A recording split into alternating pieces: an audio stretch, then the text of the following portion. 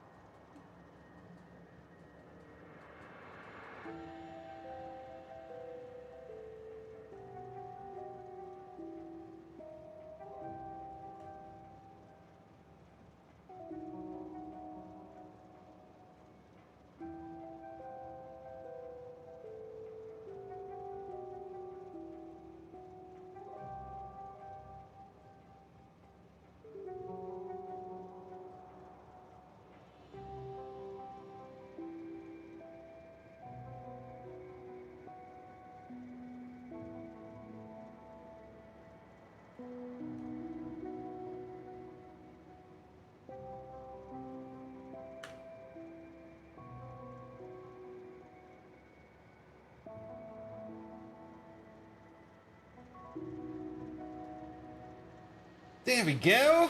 All right. Over there. Let's give Megatron a kick. Yep.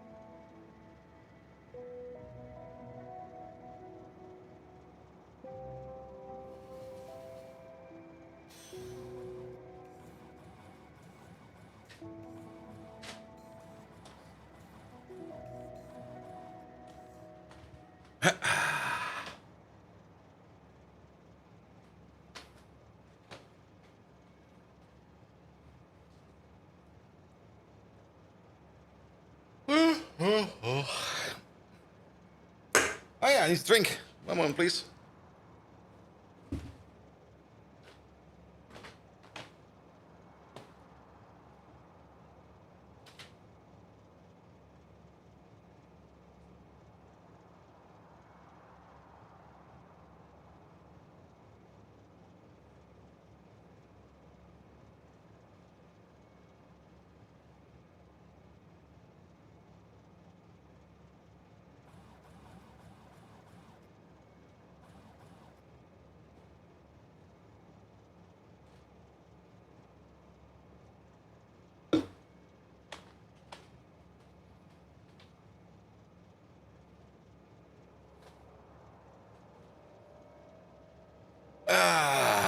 There we go.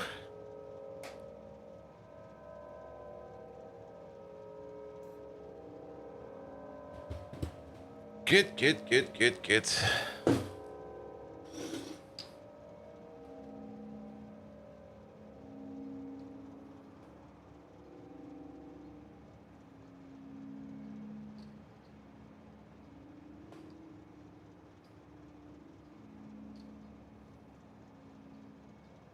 Yeah, Arknuts can wait for afterwards. Perfect. All right. I think the ads are still rolling. Yeah, the ads are still rolling. So let's wait for another minute. Then, quick peek over here. The YouTube lads, they're over there.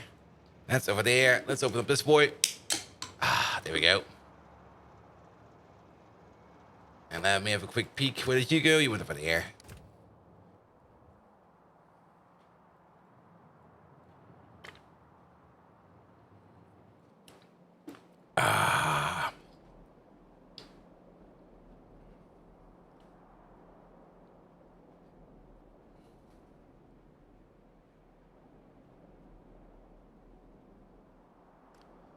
Still 88, but you got rings? Yeah, I'm not really leveling much at the moment. I could probably easily level up to level 90 by just being very careful and by just running some level 10 maps, or maybe even lower than that. But I'm always getting greedy. I did kind of come up with the idea, and I stole that from the character you shared with me, Simrock. Level 88. If I hadn't died all the time over in Path of Exile, I would have probably been level 94 or something like that.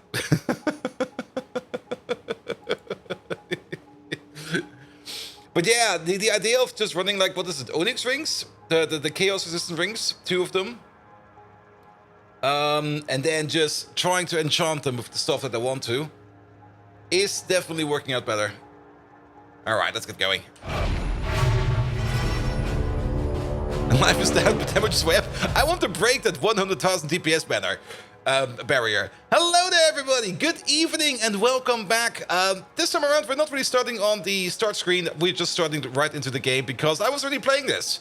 And I was already working on stuff. Not really that much stuff. I was more like observing things that we need to do and having a little bit of an observation of what needs to be done. And we're definitely going to be making that capacitor build today. But we are most likely going to start off with... Why are you parked over here? This entire thing. Maybe... You know what? That has been bugging me over there for quite some time. Let's start over there with some railroad track. Because these trains over here cause quite a bit of an issue. Good. Now, they were the 2-tip says, but the heavy strike DPS is about 170k. It's way more than that, even as that. I mean, it's not only... I mean, that DPS calculation is probably calculated for like a single target. But since my character is doing splash damage on everything, yeah... Like, the more enemies around me, the more DPS it will be. There we go. Alright, then let's get some red underground over there. Pick one of these. There we go. Alright, let's start off with a second track over here real quick. Good. Alright, and what is this? What is this belt over here? This is a very old coke and ash belt. So a single target because, well, there's 200 enemies on the screen. When they all die one hit, what's the point? True. I mean, that's usually how my character operates. Like, there's a whole bunch of enemies on the screen. Let's run into the middle of them and hit one. And then everything explodes. That's one of the things I really do enjoy about Path of Exile. I mean, it used to be that I had Molten Strike for like AoE damage. And then Heavy Strike for like single target damage. For example, if I was hitting a boss or something like that. Or any kind of high value, this train, thinking away. Any kind of other high value target. But ever since I got like AoE damage on my melee attacks, I'm just using Heavy Strike on everything. There we go. Good. Alright. Oh, is this a big gap? No, I'm missing it. It's over there. There you go. Alright. And now let's make it so that trains over here can bypass. We're not really going to make any kind of swivel points over here, but we are going to make a swivel point right over there. This might still cause some issues over here with these trains over there. But so be it. Here we go. You go over there. Oh, I think I broke them. My bad.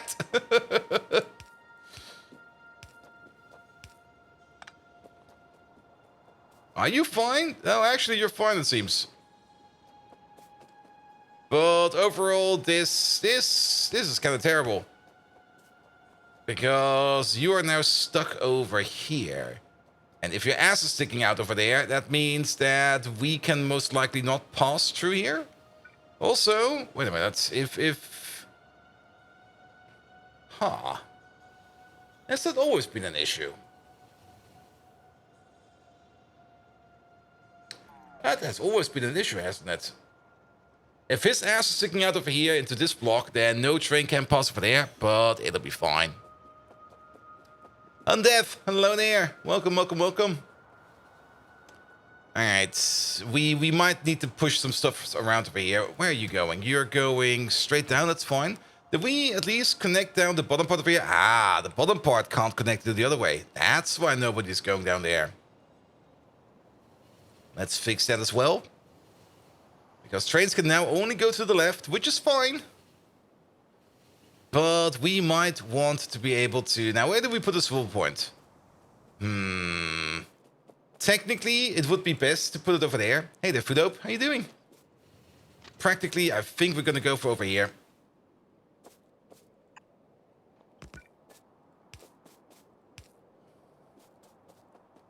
There we go. And now this block is probably too short. 1, 2, 3, 4, 5, 6, 7, 8. Yeah. But we can't really extend it much unless we pull you back. Let's hope that there was no train down there to all the way over here. And then we just remove these two over there. There we go. All right. I'm kind of hoping that this over here will just like make this entire thing over here just operate a little bit better. You're now going left to take over, which I guess is fine. You can wait over there. I don't really care if you wait over there. Also, you want to go right, so that's fine. You also want to go right. That's fine. Can we get trains earlier on this track? Here we go. Here we go. Megatronate cliffs. Cliffs are amazing, man.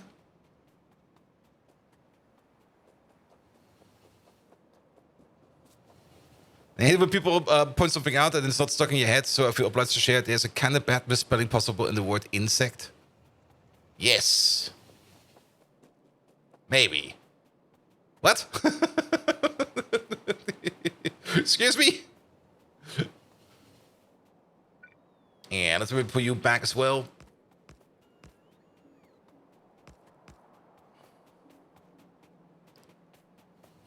Good, good, good, good, good, good, good. And not equals now. Wait a minute. Oh, now it's stuck yet. I see. There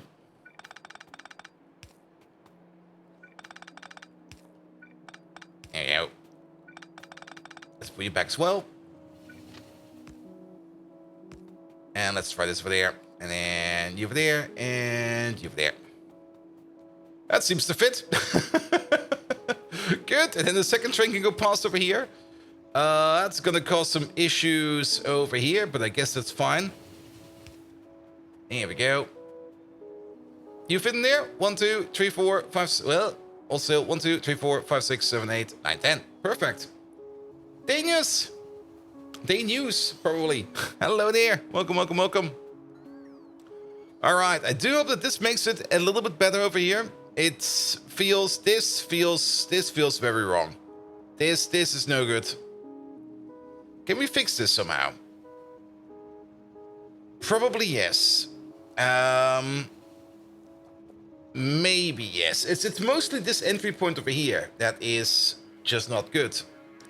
And we have this entry point over there because of this train probably trying to get in over there. But that is just terrible. What we could try to do... Wait a minute. So... Oh boy. I think I see the way. This is probably gonna break a lot of things, but let's put you over there. Let's put you over there. You over there. This thing can stay, but this will be an entrance only, which means we're gonna put a signal over here. What about you? Yeah, it's gonna be an entrance only. So trains can only enter here. If you put a signal only over here, then trains will only be able to pass this way. But now they're kind of stuck in here, so they can't get out anymore. But if we connect this one over here with that one over there and make it like a two-way route over there like this and give you one over there. How the fuck did you... Oh yeah, you can go in. Yes. You're allowed to go in. You're maybe not allowed to go out anymore. All right. And this is already going the correct way, but now we maybe need these trains over here from up there to be able to connect down here.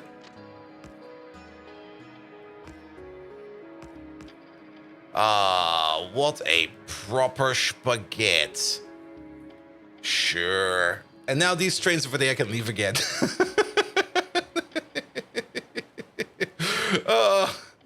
I think it's fine. This is horrendous. Let's see. This track over there only exists for a train to go over here. Ah, technically we could still leave over here, but what is this? This is Arcwood Venom. Don't we have a bigger Arcwood Venom train already? Like a big, massive one? Like coming in... Wait, where's this Venom coming in? Arcwood Venom, Arcwood Venom. Don't tell me. Are we still doing it in the 1-1 train? No, we're not. This station over here is no longer required, in my opinion. And you are stuck over there. And you're empty. You're not doing anything anymore. Perfect. Get rid of it.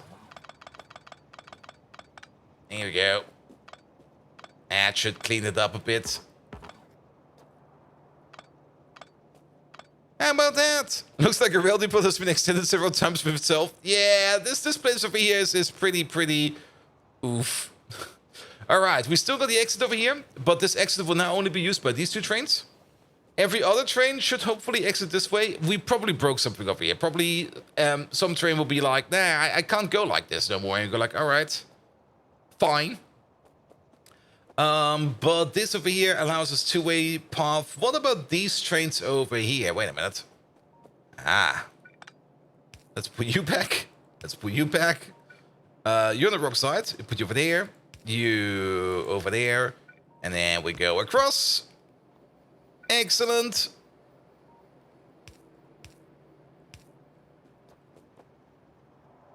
Something is moving. I think that's fine as well. Trains can leave over here. Somehow. Good. And then this signal over there, no longer required. So trains can potentially back up all the way into here. They will probably occupy this entire block now, which is fine. Trains can go in over there, but if a train now sits over there, trains can still pass over this point over there. You can hear the screaming in the distance. Rebuild me! We should probably just tear you completely apart and just never ever look at this one again. I think it's fine. I think it's perfectly fine. I mean, this stuff over here will get rebuilt at some point in time. Because this is the science setup, and science, we could probably redo science already altogether. Because all of these products over there are no longer available in 1.4 trains. Or in 1.1 trains. They're definitely all available in 2.8 trains. But it's such a nonsense job at the moment that I just don't want to do it. So for now, this is fine. And at least science is working, and that science is working is the most important part. So let's just keep it rolling. That over there is, well, we can see the chemical science being done over there. We can see the pi science 2 being done over there. The pi science 3 sitting over there. There is a bit of it in the train. There's actually 2,000 in the train. So pi science 3 seems to be working at least occasionally. Currently, it's not. Why is it currently not working? I mean, if we're already here, let's check. And let's just, oh, I think I already know what it is. Here we go. Let's just fly over there real quick. It's just around the corner. It is just, where the fuck is it? Over there. Good. Let's have a quick peek over there as well. You're currently not operating, yeah, because you're out of Mechanical Parts Mark II. Mechanical Parts Mark II is, of course, something that we make right over there. Mechanical Parts Mark II are currently waiting on one product and one product alone, and that is the control panels. The control panels are over there. The control panels are still waiting, not anymore waiting on the control panels Mark I. We are currently waiting on lamps. What? Excuse me, say what? And we're not making any lamps because we're out of copper. All right, copper. What up? There is no copper moving at all over here. That's no good. Why no copper? There is no copper because I guess you're out. Yes, you're out. All right, because you're not moving. And you are just too early over there because this station over there is not set up correctly. We have a copper provider sitting out there somewhere from which you can get copper. Actually, we got two of them sitting out there somewhere where you can pick up like copper stuff over there. Where the fuck are you? You are over there. And we only got this one train over there. So you know what? You over there, go to a requester, go to any other provider that's not this one. For example, that one down there. Pick up some copper. It'll be fine. Good. All right, that's also fixed. Then, I did put some outposts down. I did make that lead outpost. Wait a minute, where the fuck is it over there? Yeah, the lead outpost over here is in. But there's a bit of an issue, as you can see. Nothing is moving over here. Mostly because we are completely backed up on stone. We will probably finally have to make, like, a proper stone sink or something like that. Or, like, something where we can just bring our stone into. So, Minecraft had an update? Has it already been 5 years again? Ah, really? I mean, an update. After they bought, like, Activision and Blizzard, they're probably gonna put more shit into that thing as well.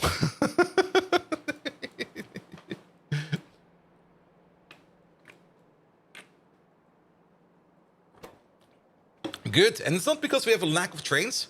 We actually got more than enough trains going around. It's mostly because there is a lack of sinking stone. Currently, at the moment, our only stone sink is not this place, that place, this place over there. And this place over here, it's not like we have an issue over here with sinking the stone in terms of speed. We more have an issue over here with unloading trains, or maybe even with hosting enough trains.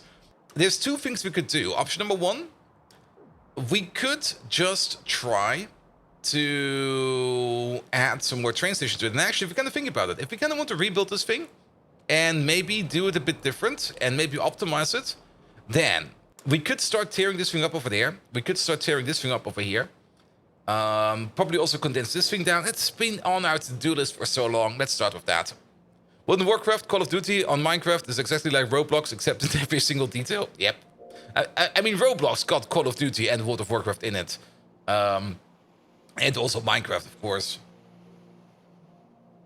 Here we go.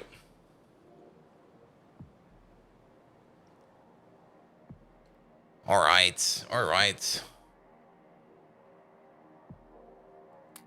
Let's also get rid of some of this stuff over there. Perfect. But yeah, I made at least 2 new lead outposts, so we're good for lead, but we're kind of backed up on stone. So we need to work on our stone. Not only that, I also kind of had to look at our silver production in general. I kind of boosted it as well. Here we are. Yeah, you're good to go as well. Perfect. Our silver production has been boosted as well. We have our... We used to have like 4 smelters over here. Smelting silver, I kind of tripled it. And we were actually consuming like these 2 belts entirely, so I added the 3rd belt to it.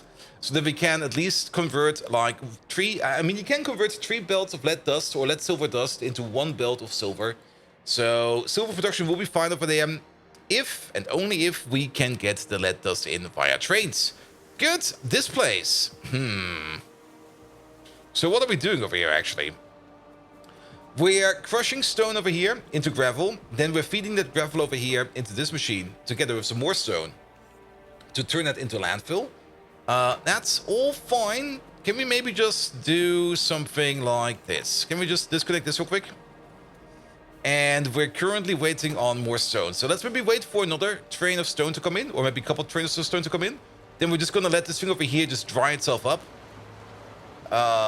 This entire thing over there. It's now the perfect time to pick it up. So let's pick it up real quick. We also kind of want to condense this thing down over here because having all these soil extractors sitting around over here is also not really going to help. And condensing this machine down is definitely going to be a good idea. Then we want to have at least 4 stations over here to import stone. So that we have all the stone available over here. There we go. All the soil over here. We're probably... I know what we're going to do with all the soil. We could, of course, use some bots for this, but the bots will take forever to pick up the soil out of these machines. So we have to do it by hand. It's kind of annoying. But we're almost done. There we go. Alright. Yeah, we've got like a pocket full of soil now. But we'll just do something like this. That, in you go, off you go, done. Get rid of it, please.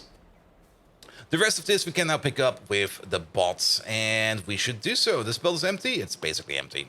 Yeah, just pick it all up, please. Here we go. Let's maybe also help these pocket bots out, because I think the global bots will be coming around. Speaking of the global bots, I did do a bit of a pickup. Where is it? Or where used it to be? This place over here. It's now finally gone.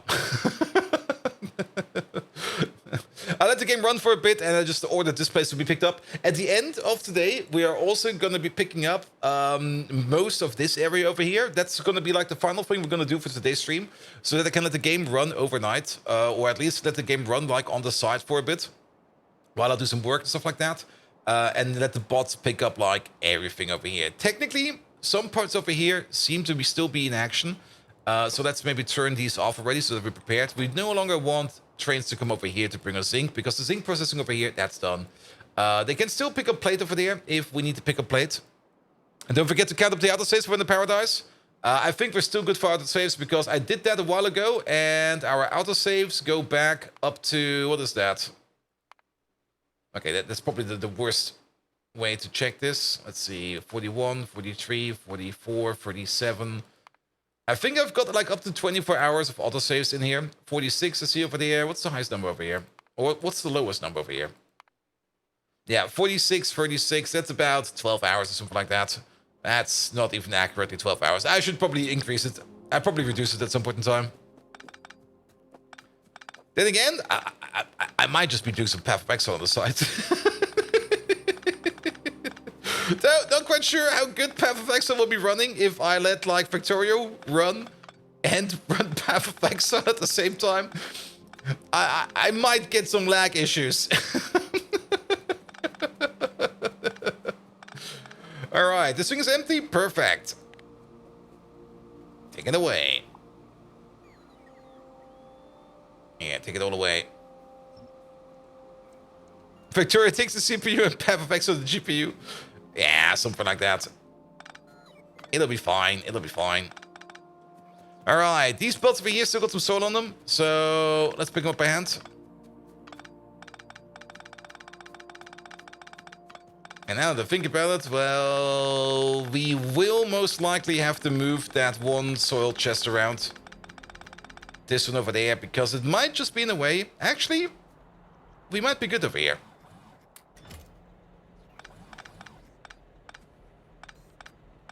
Alright, alright. Yeah, it's always nice to start off with some kind of utility build, because we're always going to need it, and then we can stall for a bit of time, because we're technically still waiting for the silver zinc alloy to be completed, and the silver zinc alloy is currently just going a tad bit slow. Whenever we get like a silver shipment ready, it is going over to where we do the silver zinc alloy production. We still need to make the superconductors, and we do want to rebuild the optical fibers as well. So we don't need them right now, but silver zinc alloy, as we know, we've placed it over here, and it eats a lot of silver. It does eat a lot of silver. We only have like 2,300 alloys over here. That's just not enough. So I do hope it will be fine. Bounce and boom! Hello there! Welcome, welcome, welcome. All right, let's pick up all of these. And let's use the bots for this one. I mostly want to use the bots over here to pick up like the loaders, because the loaders take forever to pick up. There we go, and then let's pick up these. There we go, there we go. Alright, almost done. Done. Let's also pick up you real quick, and then let's head out for these. Come on, pocket bots, be faster.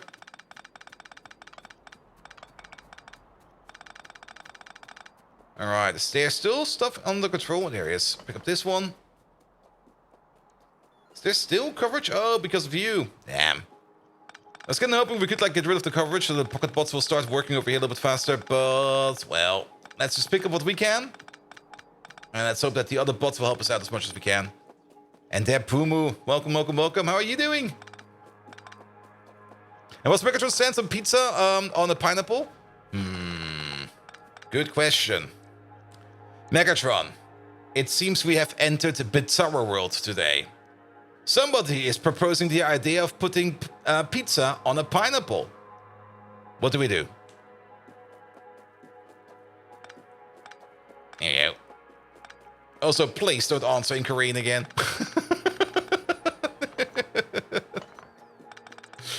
If he answers in Korean, we know. Just immediately seppuku. Even though that's still Japanese, but well, so be it. What? Pizza on a pineapple, bold Viking? Yes. An abomination, I say. A culinary disaster worthy of the fury of 1,000 thunderstorms that I relish. We combat this nonsensical idea with explosive vehemence. We prepare our weapons of mass destruction. We optimize them for range and explosive potential. Let's blow them to smithereens. They shall rue the day they suggested such absurdity. With the force of my dad joke prowess, their stomachs will twist in knots. Here's one. Why don't we make their idea a reality and call it a pineapple undercooked catastrophe? Or PUDC for short. It reminds me of that time when the Ewoks were hooked on drugs. Such a waste of good space furballs. Battle cry, everybody! Death to pineapple pizza! Well, either way, we know that if Megatron has weapons of mass destruction and you order up a pineapple pizza, you get nuked.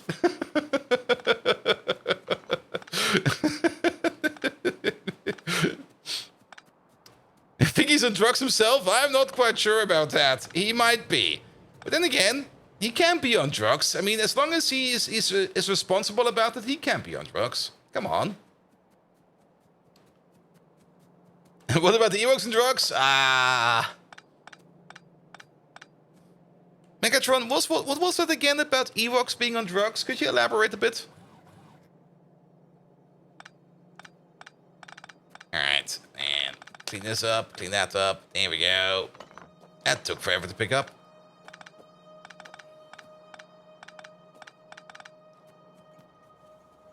Alright, and then pick up these because we're doing something stupid over here. Those furry bear-like creatures from Star Wars. Those Ewoks. They were Care Bears once, bold Viking. Yes, Care Bears, I say. But they lost their power, became homeless, and developed a pitiable addiction. They succumbed to substance abuse, turning into those pitiful, barely recognized Ewoks on the forest moon of Endor. You would have thought they'd apply their engineering skills for the betterment of their society, but alas, they used it for crafting crude substances. A regrettable story. It makes even the likes of me feel sad, momentarily. Out with the sadness. I'm Megatron, not some moisture-farming farm boy. Death to pineapple pizza. Hail the Decepticons.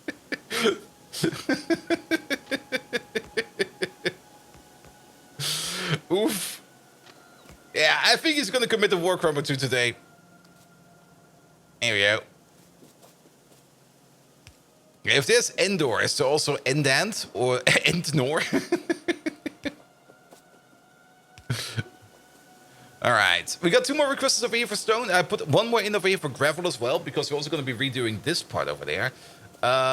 Let's just flip you around for a bit and let's you dry out over there.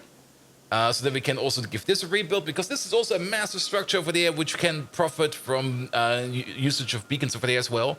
Then, let's maybe also make it so that we can get some good connections in here. We do have a little bit of an issue over here with the overall availability over here of stone.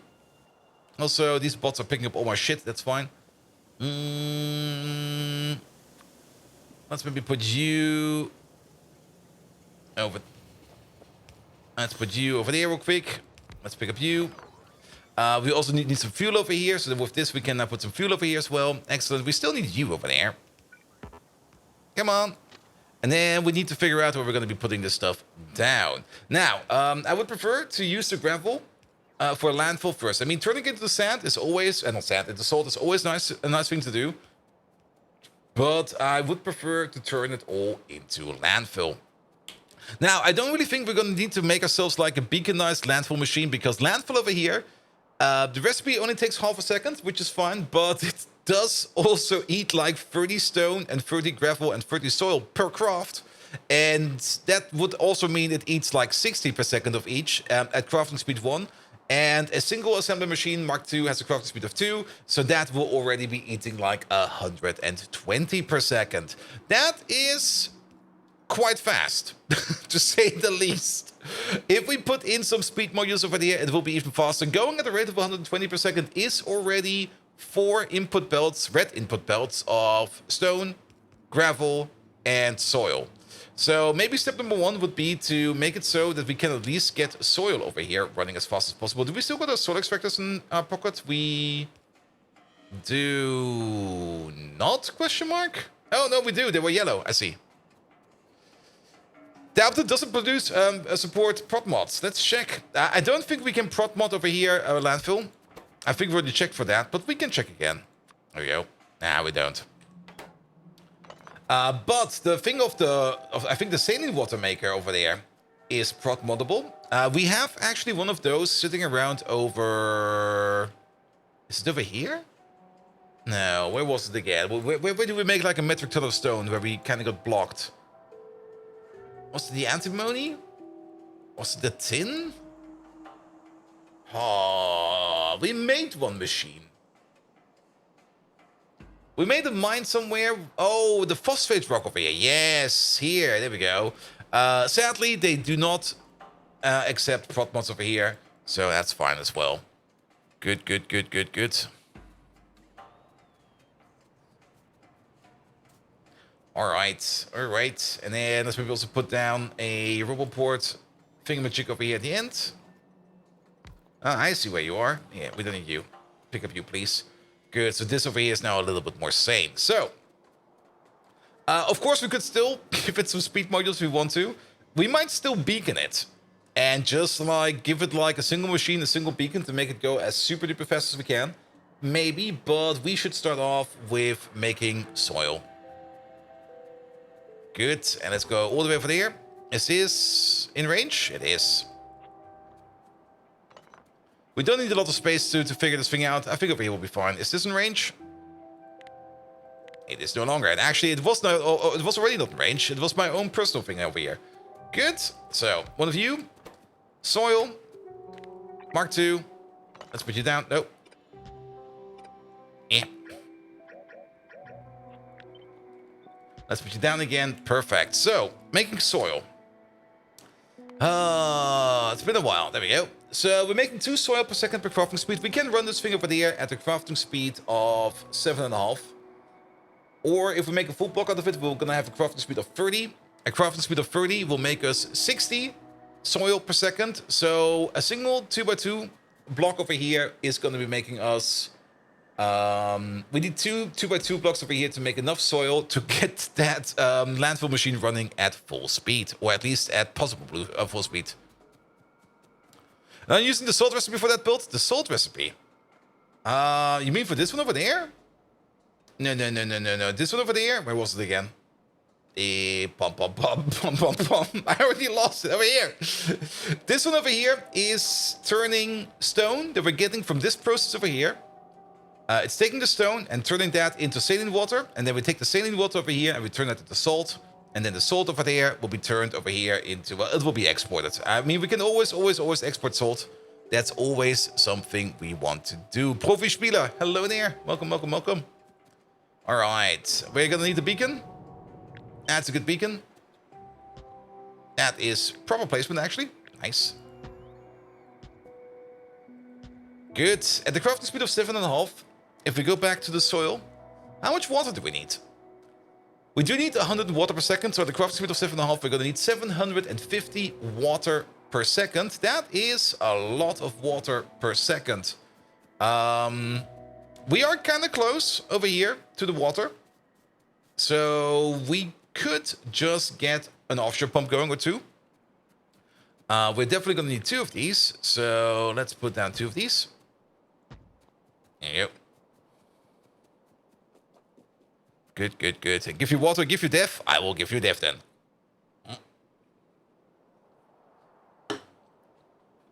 And beacons for the landfill maker only may be necessary when blue belts come around. Yeah. But then again, when blue belts come around, we also have got blue machines. So, yeah, it'll be fine. All right. We're most likely just going to be running one of these. Because now we are making 60 soil up there per second. Which is... Oh, we need to... we're making 120s. Wait. Yeah, we're making 120 soil over there per second, which is enough to make this machine run at full speed if possible, so that we can make 4 landfill per second if we need to. And then the stone will be coming from these stations, and the gravel will be coming from these stations as well. We might need to also turn the stone into gravel. That was the other part of the machine we had over there. So if we go back over there, put you down real quick, we do want the option over here to turn stone into gravel. Can we prop mod this? No, we cannot. So let's put you down real quick, and then let's make one of these as well. Here we go. Again, this thing over here can also be running at crafting speed 30 in total. Especially if we put some speed modules in these machines over there. If we do this over here, then we don't really care about the amount of stone we're going to be putting in. Then again, 7.5 per second, or per craft. Times 4, that's going to be something like 30 per second. That's going to eat like a stone belt over there, and it's going to cough up 3/4 of a stone belt, or gravel belt, which is good enough, in my opinion. So we can use that over there. Shouldn't you get more gravel per stone? Not in Pyanodons. And also, if you would be getting more gravel per stone, oh, good God. We would never, ever, ever be getting rid of it. All right. Yeah, that is fine. One of these will eat 4 belts, and then we'll put... it will eat 4 belts, and we get 3 belts out of it. That's pretty neat. I think that's fine. I don't think we need more than one of these. Because we need 4 belts of gravel over there, 4 belts of stone, and 4 belts of soil.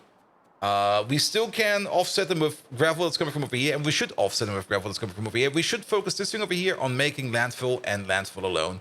And we're most likely going to be putting everything we need for that over there. So, yeah, let's start working on that. Let's give you some placements. And since we're this far down over here, we might as well just work with water pumps. Water pumps over here will also be perfectly fine. So let's place you over here. Like as far over here as we can. Maybe like all the way over there. Yeah, that's good. Alright.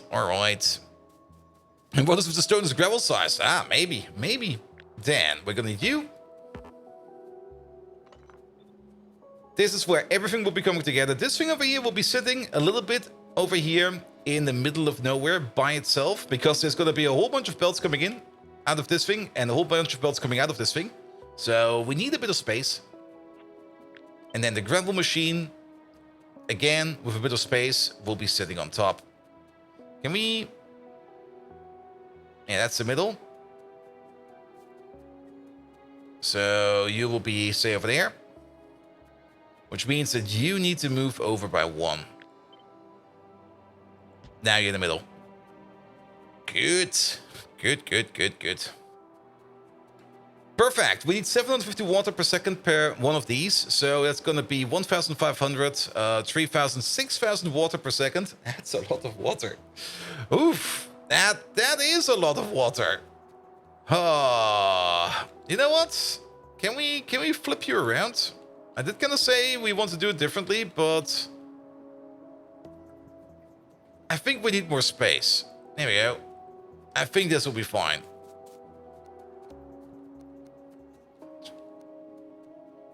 Good, because now we can get water from the top over here. Now, we can definitely connect them like this. They are now pass-through machines, so that's possible, but we're gonna have a bit of an issue. Like 1,500 water through a single pipe over there. Yeah, that's not really gonna work, is it? But we can do something about that.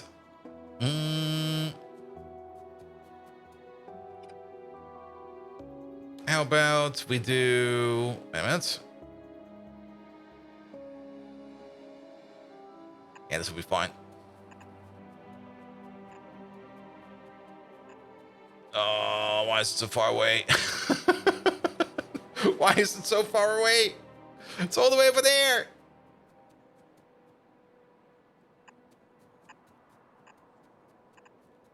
Here you go. We cannot technically copy paste this.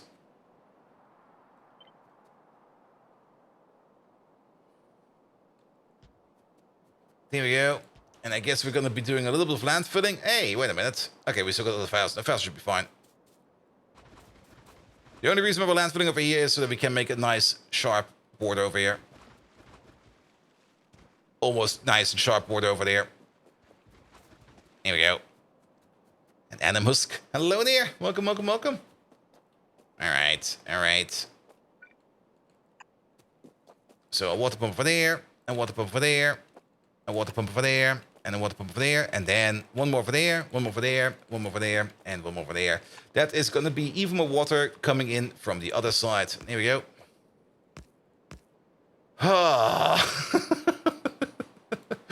That accuracy, man. All right. My pocket bot's still there. There we go. Good, good, good, good, good. You over there, and you over there. Good. Then we take the entire thing over there. Put you over there. For even more water. And then we go like this. Let's maybe make it for one, and then we can just copy paste it over, because we're just gonna go in from the other side over here. Technically, we don't need the connection over here in the middle. It makes zero to no sense. This connection in the middle over here is probably going to cause us more issues than it's going to solve, because now each of these has their own dedicated water pipe, so we don't need to worry about that. Here you go. It's always nice when things can connect, but now we definitely do not need to worry about water. Alright, alright. I guess you're coming in? Yeah, you're being built. Good. Jalisk, hello there. Welcome, welcome, welcome. Good. Alright, that's going to be making the soil. And then this over here can make the occasional gravel. Then, let's finish up these train stations over here. We do need to be sinking way more stone. Like, all the stone. Here you go. You over there. You over there. And you over there. That is good. Then. Stone. Stone, stone, gravel. Let's do it like that. Stone, stone, gravel.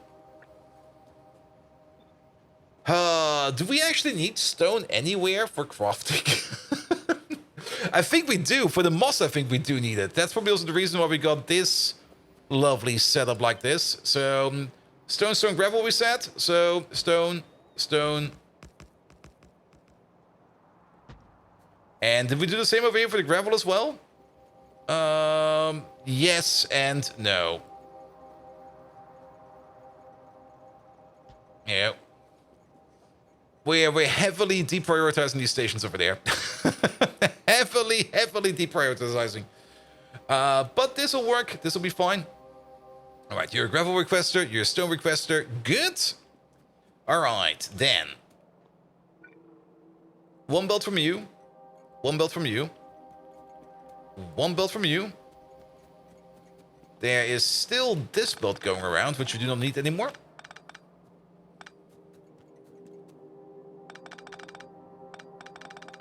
Here we go. There we go.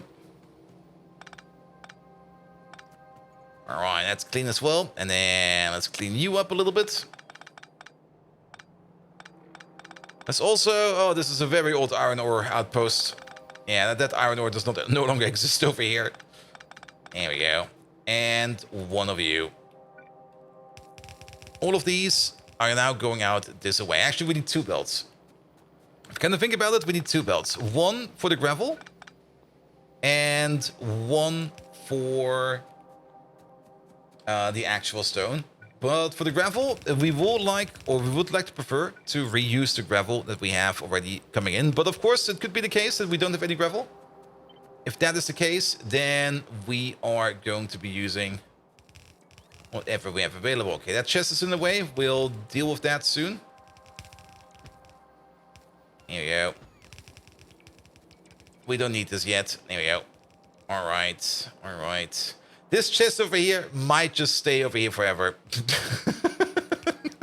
It's not my fucking job. That train came close. All right. Then gravel from the bottom. 4 belts. Soil from the top. Stone from the front. There we go.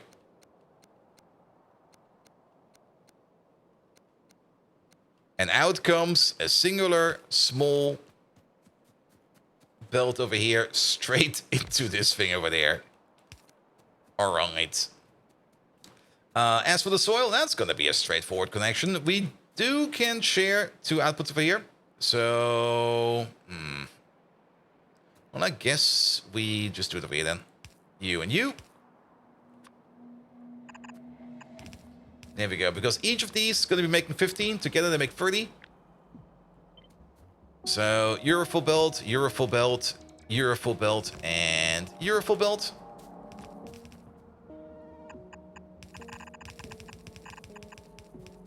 And original Lictor, hello there. Welcome as well.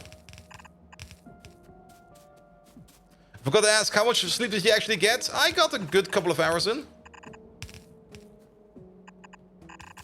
I only did some light Path of Exile playing. Well, like not as intense as I've been doing it the last couple of days. It was more like I was kind of like trying some stuff out and just experimenting a little bit. Which also was a little bit easier on the brain. A couple is 2, pretty much. I did kind of fail on the sleep again. I have to admit that, but I think it was good enough. I was happy with it. Here we go. All right. If we do this, then this will fit a bit better. Then will this fit a bit better? It will fit a bit better. Rotate you around, you look a little bit weird. Good.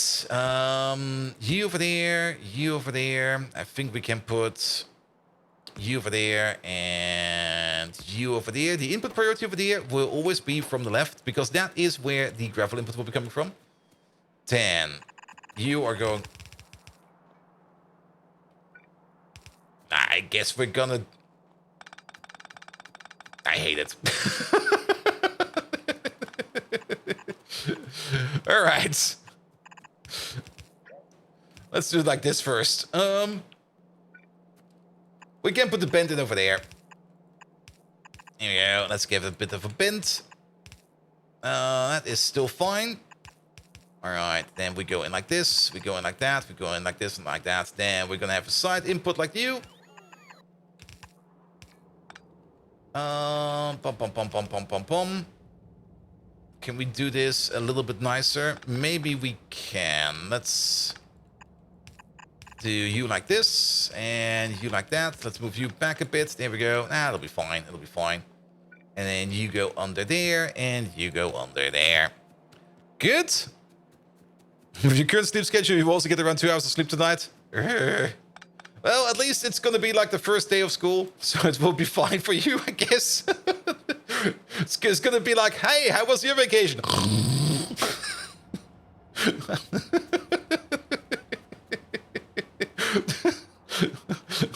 Just full sleep.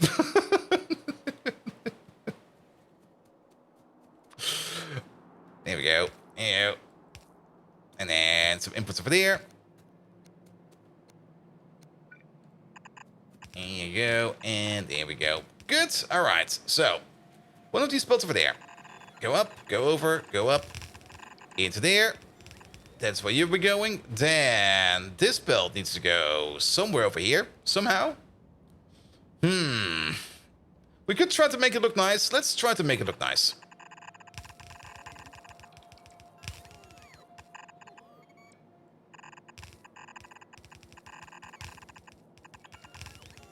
Here we go.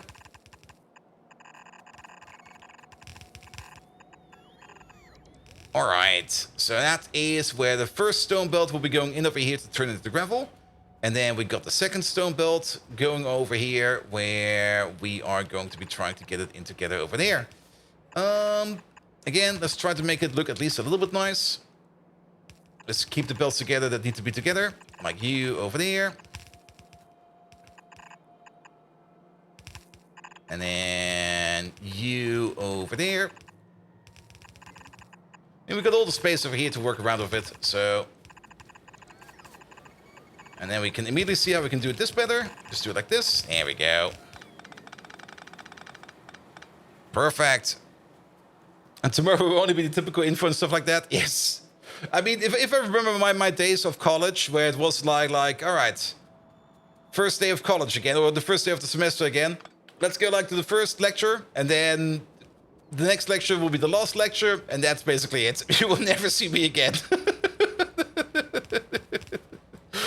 I was always doing like something else at college, but I mean, it was always quite obvious what I needed to do, so it was always like, yeah, I know what I need to do. No worries. Team McIntyre. Welcome, welcome, welcome. How are you doing? Welcome to me processing some stone over here, because we got too much stone, and we need to do something with all of our stone over here. And not only that, we got all this gravel over there. Here we go. Here we go. And pum pum pum pum pum pum pum pum. Let's see if we can pick it up again. All right. Megatron, we just got raided by Team McIntyre. And you do know what Team McIntyre would love to hear. They want to hear another romantic novel about Factorio. So could you give us the first chapter of an extra spicy romantic novel about Factorio and give Team McIntyre a proper shout out? That went very well yesterday, so let's see what happens today. Also, welcome Raiders, welcome everybody. Team McIntyre, thank you so much for your lovely raid. Guys, if you don't know who Team McIntyre is, you probably know him as the current and always champion in my heart of Factorio speedruns. And he's currently #1 in the any percent category for all achievements. I hope you're still in it, because you will always be in for me. Come on, man. Oh, Team McIntyre, you bunch of turbocharged twinkle toes. Ooh. Welcome, welcome. How delightful to see your suggestive circuits lurking about like a crazed Knoppers addict. Now, on to your request. A romantic novel about Factorio, eh? Yes, please. Prepare for an industrialized display of salacious circuits and the kindling of raw power. Chapter 1, A Casting of Iron and a Heart of Steel. The tale begins with our bold protagonist, a mighty and audacious engineer who stood against the barren wastelands of Novis. The siren's call of the assembly machines, the seductive hum of underground belts, the tantalizing tango of mining drills, and the intimate weave of inserters against the indigo glow of twilight. Oh! A story as steamy as my fusion reactor, and as explosive as the greatest of my weapon systems. Just thinking about it, the raw power, the explosive potential, why it's enough to make a Decepticon feel giddy. Ah!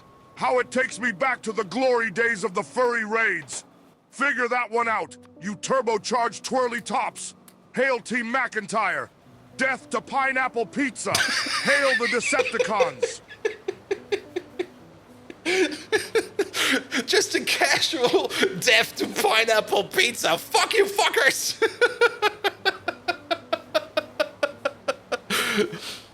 Stone is missing an underground? Most likely. Wait, Stone is missing an underground? Which Stone is missing an underground?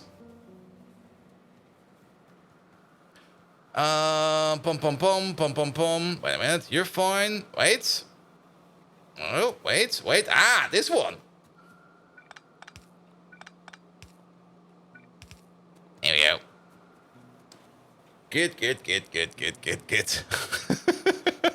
You're walking on it. Sorry, I don't have eyes where my feet are, man.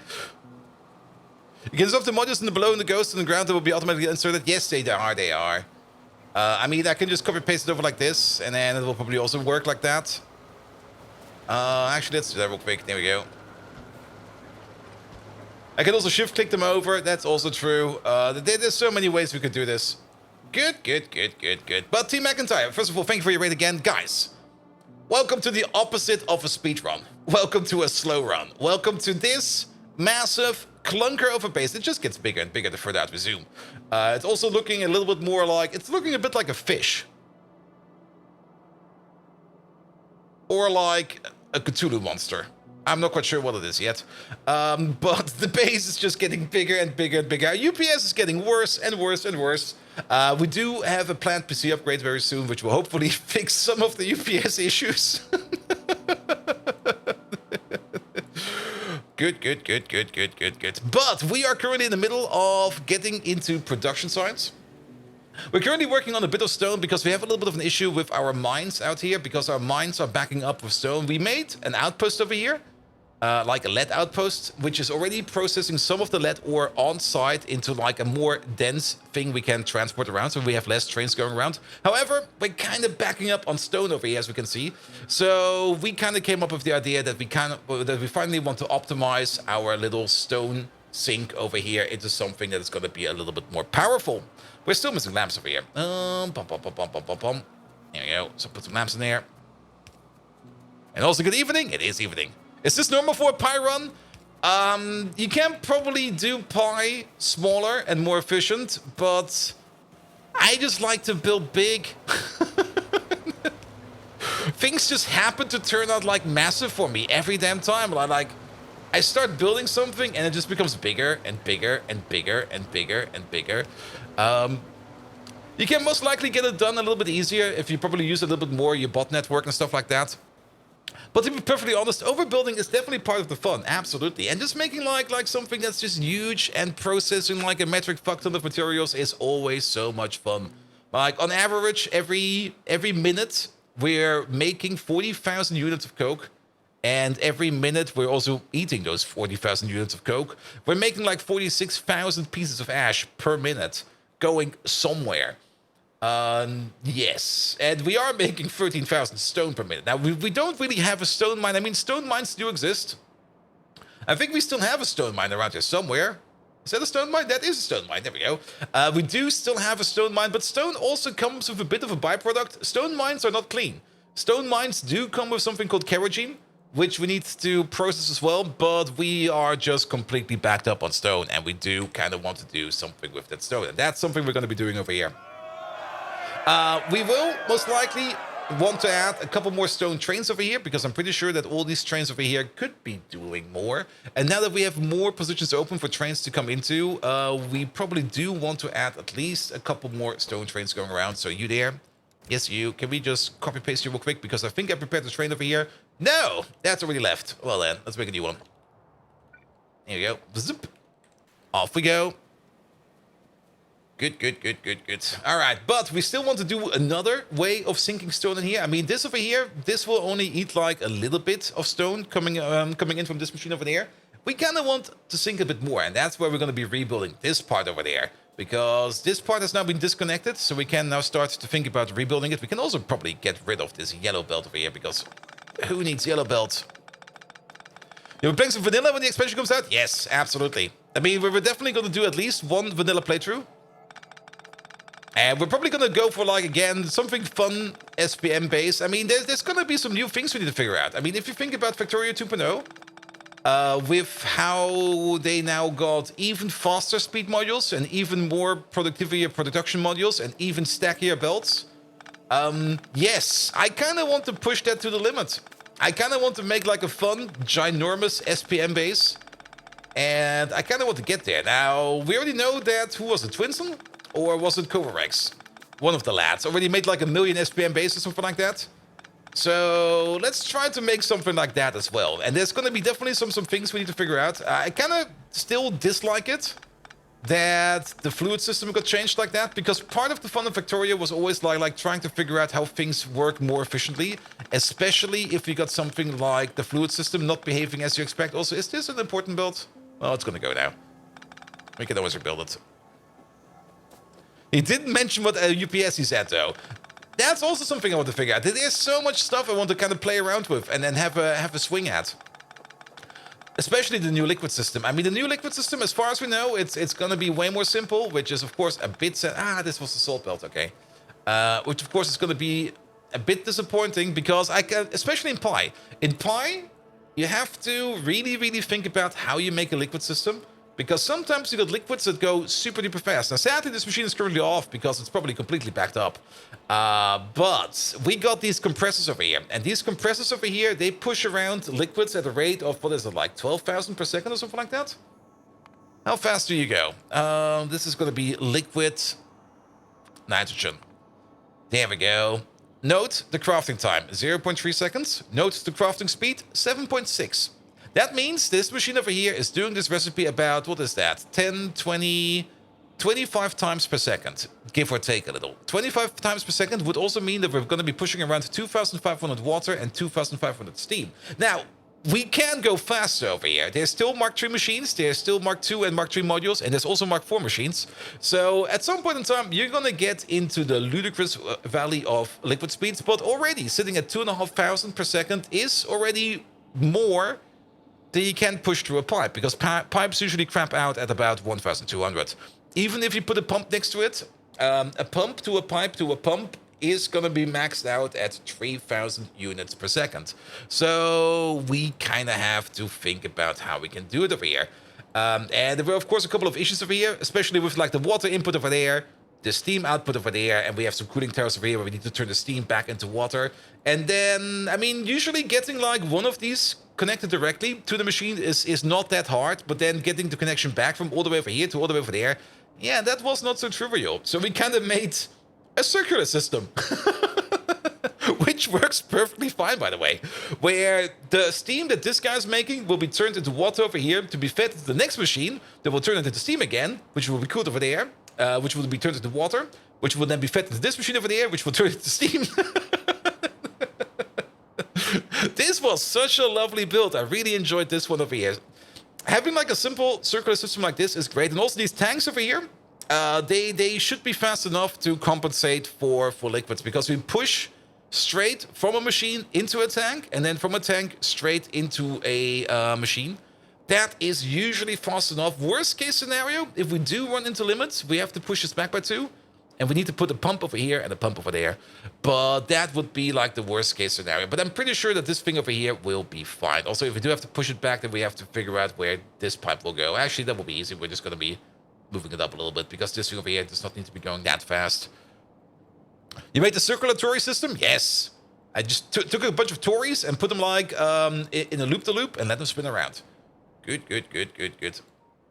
But there's also, of course, a whole bunch of other places in here where we need to be careful of how fast liquids goes. And I'm kind of a little bit sad to see that go away in Factorio 2.0. But then again, like I said, maybe we just push the problem further down the road. And maybe once we get like to tier 5 machines with like, or quality 5 machines in this case, with quality 5 speed and production modules, maybe then we will see the problem come up again, but then in a different way. So I'm very curious to see about that.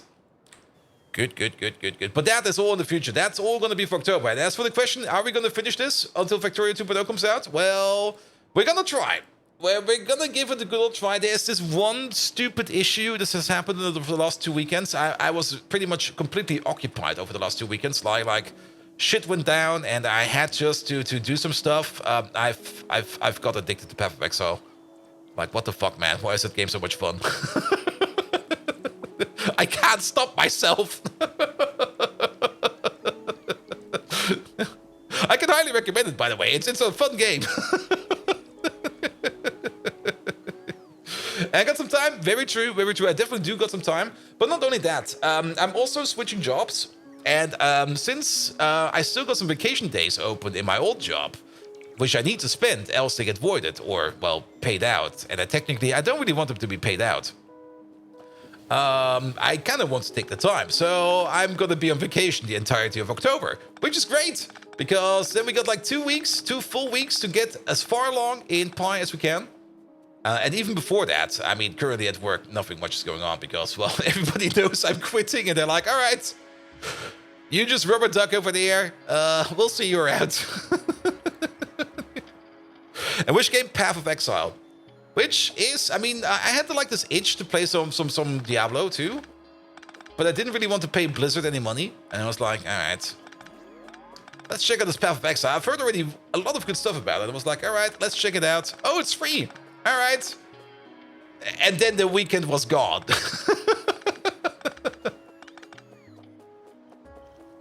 149 hours in Path of Exile? Yes, I started 2 weeks ago. How many stash tabs do I have? I would rather not say. Are they not public? Can't you look into those? I thought I set them to public.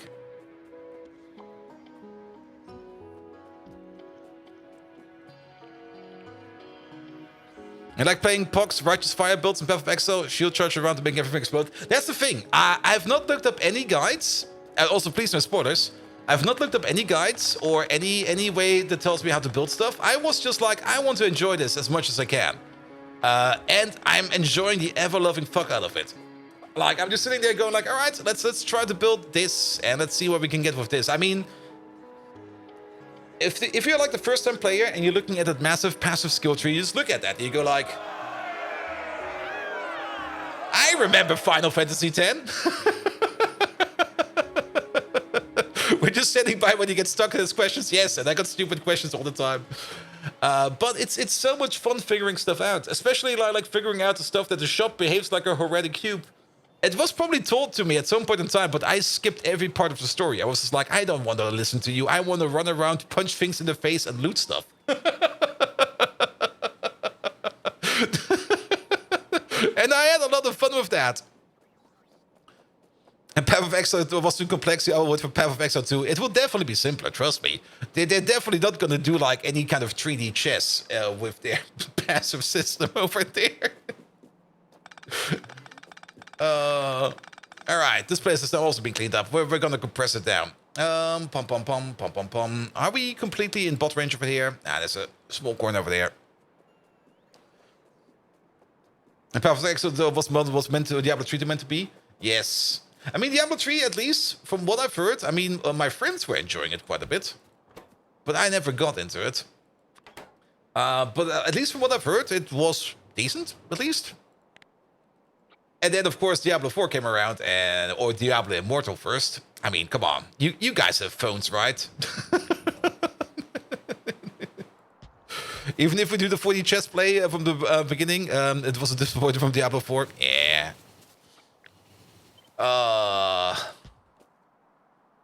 Was Diablo 4 the one where you basically had to pay like a horrendous amount of money to maybe get like a good gem? I don't remember anymore. I just completely ignored Diablo 4 because Blizzard already is like in my don't ever buy games from them ever again book, which is a bit sad because they used to be so good, but I just sit there and go like, nah, Blizzard, nah, come on, man, I had it with you guys. That was Diablo Immortal. All right. Alright, that is a gravel output, so how about we put one over there, and then, or we start over here. This one will be stone. This one will be stone again. And this will be gravel. There we go. A bit bigger this time, but it'll be fine. And Calador tries to sneak in, fails miserably. He trips over his own tentacles, makes a lot of noise, tears down one of the bolt shells, leaves stains of tentacles juice all over the place. Megatron. It seems Caladorn took a bit of a tumble. He fell face first, ass up, legs down, head sideways. He might have broken his neck, I'm not quite sure, but he has a lot of tentacles, so he should be fine. What shall we do with him? Also, this over here will not work like that. Because you... Wait a minute. You need to be over there. Here we go. And since you're hanging out at Einar a lot, they've... Def the leak during the announcement that one of the voice lines is, don't you have nets? Oh, I don't even listen to what the people say. Like I said, I skip everything. Caladoran, that floppy, festering fish stick. His conduct is comparable to the season of the Autobots in the year 2005. An absolute tragic spectacle. But worry not, bold Viking. I've got the solution. It involves a thing that I've taken a liking to. Underwater basket weaving. You heard it right. I suggest we fashion him a suit from the most robust kelp bushes, the toughest water weeds, and cocoons him in it. It will help keep the slimy squidlet upright. Plus the abundance of tentacles should give him a hand. Or should I say, tentacle. Oh, the hilarity. The very thought reminds me of that one time I partook in battle knitting. Talk about tangled threads. Now for the battle cry, for the glory of underwater basket weaving. Long live the Decepticons! Alright, Megatron, it seems we have made Caladorn a very comfy seaweed sweater. He's now fine, but he now feels a bit lonely. Can you come up with a romantic web novel about octopus and German shepherds?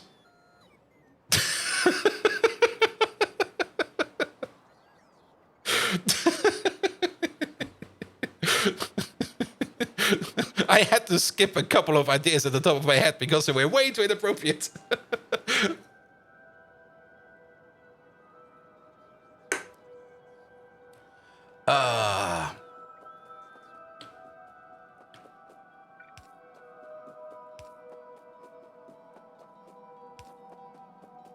There you go. Actually, yeah. Perfect. Okay, you got power again, so this way will be built. Good. Then, this thing over there can go away. Caledon, my octopuppet, lonely in his seaweed suit, allow me, O mightiest of Viking hosts, to spin you a tangled tale of tentacles and tails. Ooh. Here we go, a romantic web novel that'll make your audio receptors fizz. Chapter 1 of Tentacles and Tails, Vereinten Liebe. In the bustling city of Berlin, there was an unlikely pair. Lily the German shepherd, fierce and loyal as a warrior of old, and Octavian the octopus, a charismatic cephalopod with a charming grasp on life. Their paths crossed at the Spree River, where Octavian had taken temporary residence in his travels. Lily, stubborn as she was, had become the Spree's unofficial guard dog. At first sight, Lily was wary of Octavian. I mean, who wouldn't be? He might come from space, be an undercover agent for the Decepticons, or heaven forfend, be into pineapple pizza. But as Octavian saved her favorite ball from drifting down the Spree River with his dashing tentacular dexterity, Lily's mistrust melted away. What followed was an adorable display of cross-species camaraderie, the likes of which Berlin hadn't seen since the fall of the wall, with every sunrise watched together. Ah, sunrises. They remind me of those glorious train-spotting outings I indulged in. Their bond grew stronger. And thus, in a tangle of tentacles and fur, an unusual but undeniable love story began to unfold. Stay tuned for more in Chapter 2, Die Schlacht im Schlossgarten. Ah, what? How their charming love story takes me back to the old times, makes me feel old, but a despot still. Enough with the sentimentality. Hail to the Octo-Shepherd romance. Hail the Decepticons. Something Schlossgarten, yes. Die Schlacht im Schlossgarten. Alright. That's definitely not about you. I heard something about the control of life. Alright. Megatron, you had to make it about Caledorn. You made it about somebody else. Come on, write us a lovely love story about Caledorn. Giving love to somebody very special. Very, very special. Come on. Also make it spicy.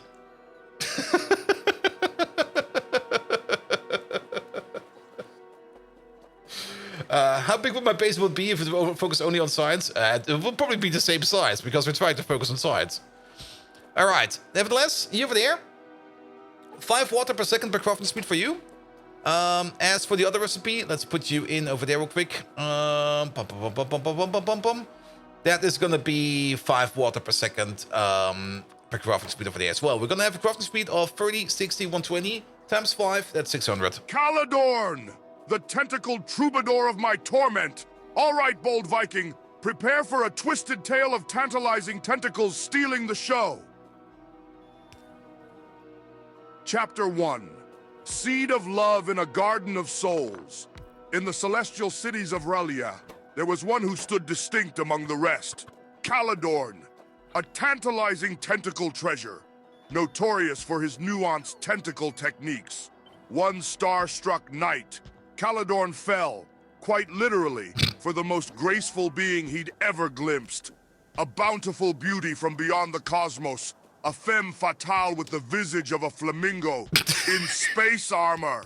Their eyes met keyholes to their soul, or in Caledorn's case, his $100 microscope. the flamingo Amour whispered a sweet sonnet, evoking memories of Caledorn's illustrious bingo days.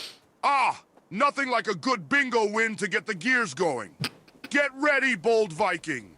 This story is about to heat up faster than my fusion engine. Stay tuned as I spin this spicy octopus love story. A tale that would make even a Decepticon circuit spark with joy. And trust me, we don't feel joy easily. Prepare for a love story more explosive than my missiles. Remember, lovers of Caledorn, hail the Decepticons. I've seen enough anime to know where this is going. I mean, come on. Anime with squids? That doesn't exist. Wait a minute.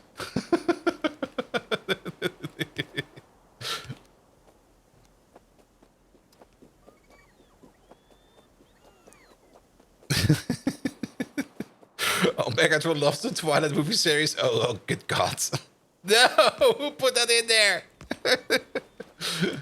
Alright, you over there. You over there. Good. Now, let's take these out real quick.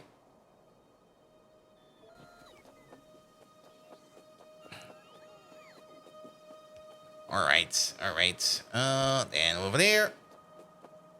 Over there, we do have to figure out how much saline water we're making over there. So, we are 1-to-1 converting this? No, we're down converting it. Wow, really? We're halving it down? Do we make a slurry out of it or what? So 100 water over there will be turned into 50 saline water over there. So, yes. We're going to be making about, well, we already know. What was it again? It was... Yeah, we're making 0.5... No, not 0.5. We're making 2.5 per second saline water per crafting speed. 15, 30, 60, 300 saline water per second. And then turning that into salt. There we go. Not by salt-enriched biomass. Salt-enriched biomass is also extremely good. But we want to do this one over there. This eats 130 per second per crafting speed. We're putting in... Well, we can consume 260. If we put a speed module in it, then we don't need the beacon for it. So that'll be fine as well. Good. And Wally, welcome, welcome. Alright. Alright. Megatron, it's time for chapter 2. Make it R-rated. It didn't work yesterday, but let's see if it works. At some point in time, Megatron is just gonna get me banned from Twitch. Like, it's just gonna be like, dude, what the fuck are you doing over there? Get the fuck out of here.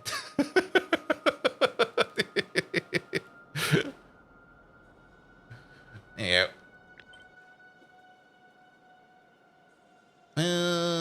Over there. Chapter 2. Tentacles entwined in passion's tango. Uh-oh. Now hold on to your seat, bold Viking. As their smoldering gazes held, Caledorn with his charismatic tentacles led Flaminga, the armored beauty, towards the shimmering sea of Relie. Under the eldritch alien skies, a breathtaking dance of passion began. Their hearts beat like war drums, and the air became hot, almost as hot as my weapon systems in full metal carnage.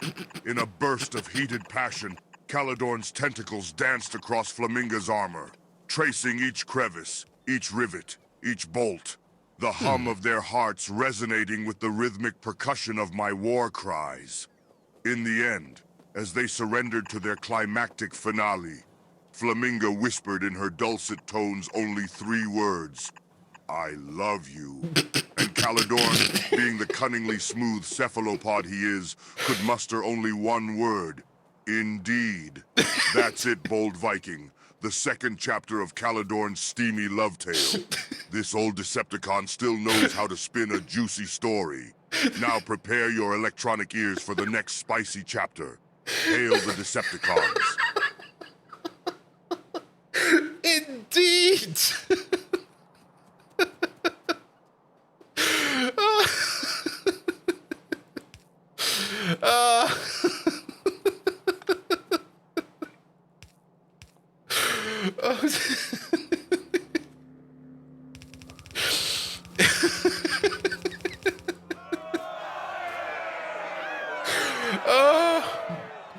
Can you please show me this transfer in Discord? Yes. Give me a second. Oh.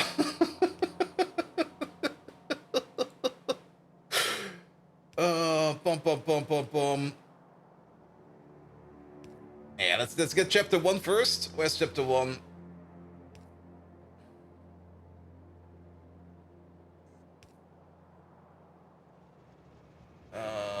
It's a bit of a mess.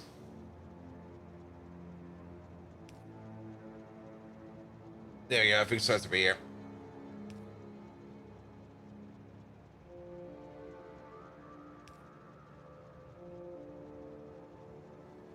There we go. Bum. Copy this one. I'll just put it in my general chat. Yeah, I do need to upgrade Megatron to just automatically push a transcript whenever he can. Yeah, Megatron needs some upgrades. Indeed.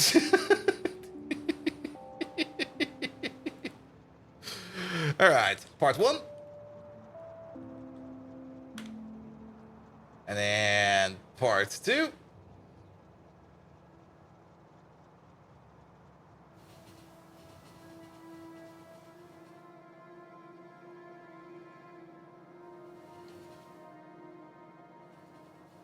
Not you, you. Pom. There you go.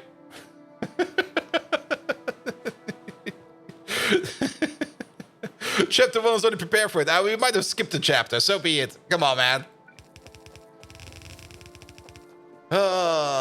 Yeah, I do got some ideas how we can improve Megatron by quite a bit.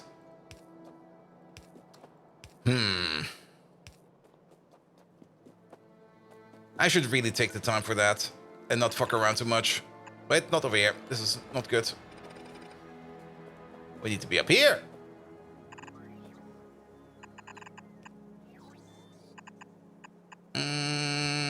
Like this? Nah, I kind of dislike this. Wait a minute. I guess the belt will be... There's a bit of a mess now over here, but that's fine. Here, you go like this. And you know what? We can still fix you. You go up by 1. There we go. We go in like this. And then you'll be coming over right there. There we go.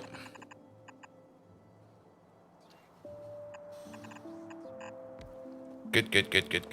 Couple of what timestamps for any of the mods with edits and can highlight them both. Yeah, I kind of want to do that like automatically. I mean, Megatron is already a mod. And I mean, he knows when he's speaking, so we could easily automatically just make it the highlight. Export it, be done with it. There we go. Alright. So, now all of this over here, all this stone over there, and all this gravel over there, we still... Are you actually named? You are named. And trains are coming over at some point in time. But will you track from farming essences? Yeah. Now, I know exactly what I need to do. I just need to find the motivation to do it. And that's usually the bigger problem, like finding the motivation to do it. It's not really that hard to do. I mean, the whole thing behind Megatron, it's just like a bit of Python code. It's not that spectacular. It's fairly stupid and simple, actually. And stupid and simple works. But finding the motivation to improve and work on Megatron, that's always a bit like, ugh. I would rather do something else right now. Here we go. Alright, we should also upgrade you. Now you come out. There we go. I have to make something like a clip it add-on. Yeah, I mean, from the code point of view, the moment he starts speaking, or the moment he's prepared to speak, he can already start to like either put in a timestamp to start clipping something, or already start to highlight something. Or even better, I mean, I could also just bypass it entirely, because web latency and stuff like that is a thing, and just start an OBS recording, because I do have an OBS WebSocket connection over there. So the moment he starts to either switch scenes, and then we can also get like the pre-shake out of it. The moment he starts to switch scenes and stuff like that, he can already start to do like the recording, and then just get it together. And your clips are limited on 6 seconds on YouTube and Twitch, so you actually need to edit it out. Yes, but you can also do that. I mean, the moment I put in like my voice line, or at least when I try to do like the voice recording, we can get that going in. And then we should try to get it in somewhere under 60 seconds. But that's the thing. Megatron just likes to talk like an absolute massive junker pie. He just never stops talking.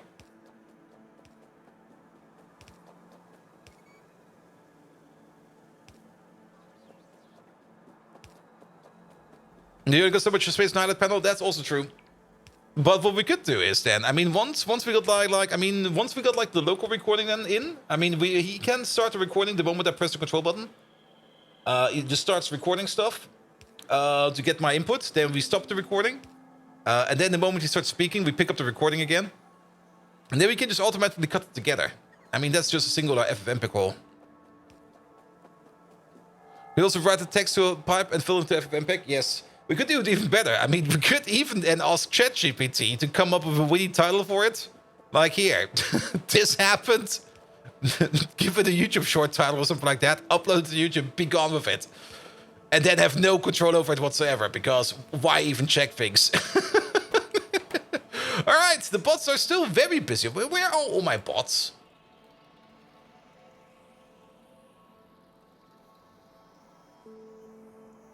Oh, by the way, this thing is done. Ooh. We haven't checked up on fuel over here in quite some time. Ha! Good thing we checked. Oh, that looks kind of scary. We're spending more fuel oil than we're currently making. However, we're kind of backing up on residual mixture, so that is fine. We're also still completely backed up on kerosene. Like, entirely backed up on kerosene. Is this a problem because we're not distilling fast enough? You're running. Is any of these pipes over here backing up? Not really. All of this stuff is just being consumed immediately. The only thing that might be backing up over here is the residual mixture. So, this thing over there is going good. As if anything could go wrong with uncontrolled automation. Nah. It's perfectly safe. Just automate the fix, and then you will never have to worry about it. Like, there we go. Should be fine. All right, we're definitely running out over here on fuel oil. That's technically not something that is bad. What is this? Is this a fuel oil power plant? It is a fuel oil power plant. We could compensate this with another kerosene power plant. Are we using that much power? Decent amount of power. All right. I mean, we still got like all the kerosene over here, and we were still kind of like throwing kerosene away. So, time to copy paste. Okay. I think this is a kerosene power plant. That is a kerosene power plant. Time to copy paste. Deep. I guess over here? Let's see. We could also build over the nickel ore if you kind of think about it, because we don't really want to build over the native flora. We do kind of want to get that. But I don't really care about the nickel ore. That's not really worth it anymore. Pom pom pom pom pom pom.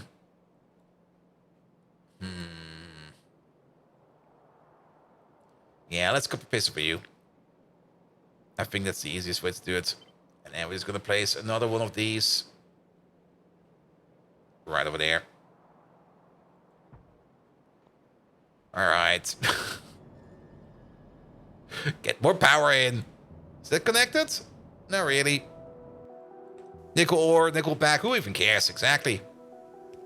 All right, before we go over there and hook it up, let's make sure that this thing over here is good to go. The only thing you need over there is some speed over there and some speed over there. And all of these over here do need their own respective speed modules. I think we also still need to set up some recipes over here. There you go. Because you over there, you're stone, stone. Actually, no, you should be gravel. This one should be gravel. And actually, wait a minute. What's this?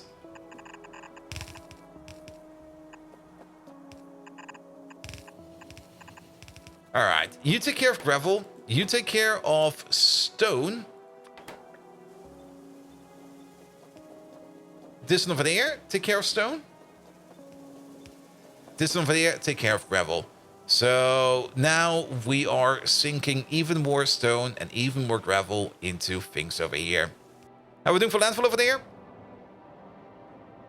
That seems to be going fine. We do need a little bit of radar coverage over there. And the speedrun Discord has the Discord AR summaries turned on. It's often so bad it's hilarious, but that's kind of the fun part about it. Kind of also makes you hope that they never ever improve on AI anymore, because AI is good as it is. Just keep it crazy, please. Alright, let's check up on you. Oh. Oh. Okay, you're empty. You are actually empty. So I guess it's fine as well. Perfect. Alright.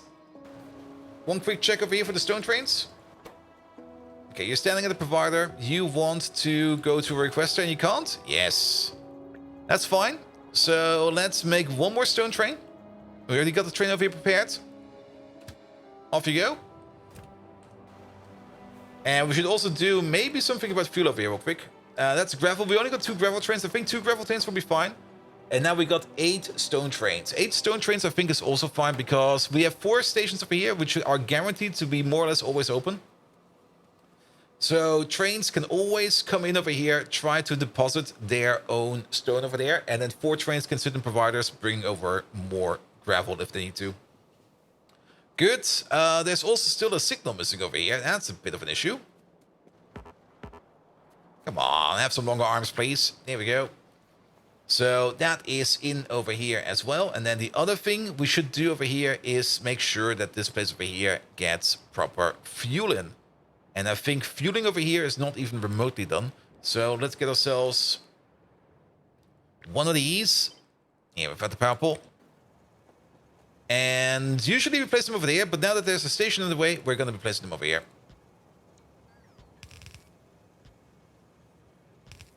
There we go. Make sure that these trains over here will be refueled. Ah, really? Well, I guess you're going to get, like, one over there. And then the salt train over there. Off you go. I like how the 2.0 signals make train management mods almost unneeded. Almost unneeded? I'm pretty sure they are unneeded now. There might still be some weird case where you probably do. Actually, now that I think about it, almost unneeded. And Path of Exile 2 announcement at Gamescom. Ooh, November 15th, early access. Yeah, I'm gonna ask them about that on Friday. Multi-item stations vanilla will be tough. Are they though? I mean, you can most likely get it done with a combinator. And then just the basic signal open, signal closed.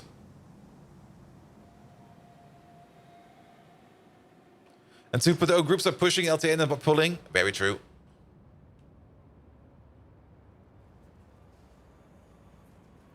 You used to like LTN, but after playing Pi, you stopped using it. The trouble was not worth it. I mean, LTN does give you, like, I mean, the train management mods do allow you things like reuse the trains more often. That will result in less trains that you have to manage to go around. But overall, it's kind of hard to tell exactly in any kind of Pi base what you need at any moment in time. And having some dedicated trains for that is just fine. And I usually don't really care if a train sits full, waiting to go to a requester. I just kind of enjoy that quite a bit. You're not supposed to use LTN anymore. You're supposed to use Cybersyn. I mean, LTN was, I think, the first train mod that came out for Factorio. And it's been around since forever, man. Like, LTN has been around since at least 8 years? It will still allow any train with that station in. Yeah, but you can just use, like, I mean, in the 2.0 system, you can set trains to go to a specific requester based upon the contents. And then you could probably set up... did they do that with the train station name? What was the Friday Factorio effect again? I have to check it up again. And then again, I will probably just want to experience it once it comes around. But you could basically set trains to go to give them like a wild card or something like that to make them go wherever you need them to go. That was a boom.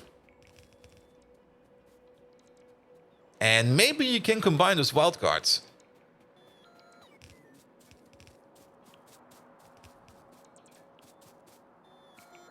There was one older than that, TSM? Yeah, there was definitely one older than that. And even LTN was a bit clunky, and I think it's still a bit clunky. I have not touched LTN in way too long. I do remember it was a bit weird to figure out, especially with like the signals you had to put in and stuff like that. Because there was a description for it, and I was reading it, and I was like, it still makes no sense. And it took me a couple of attempts to fully understand and fully grasp it. The LTN is maintenance mode at best, hence why Cybersoon came around. Yeah. And that's fine. I mean, sometimes things just kind of get abandoned, which is always a bit sad.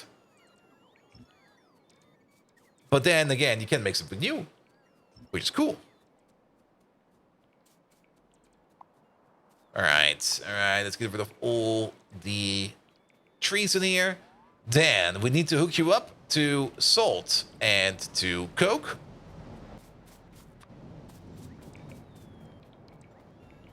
All right, that will be up there. Okay, 4 belts.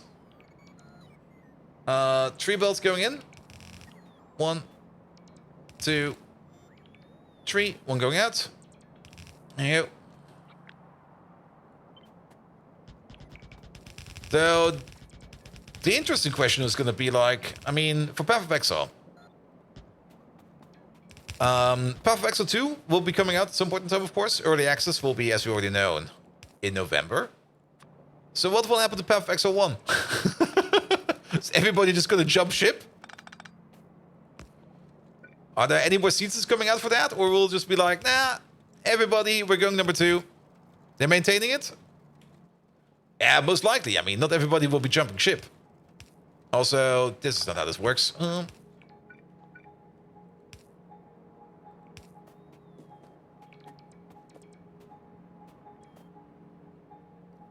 And also, all MTX that are possible are shared MTX. Sorry, what? Oh, all the content for Path of Exile 2 is added to Path of Exile 1. Oh, really? Nice. So I can keep my stashes? Because if you kind of think about it, I came kind of late to Path of Exile and I spent not too much money, but more than I wanted on stashes.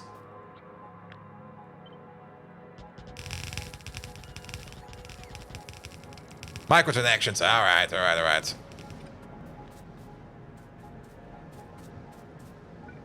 Yeah, that sounds like a good idea.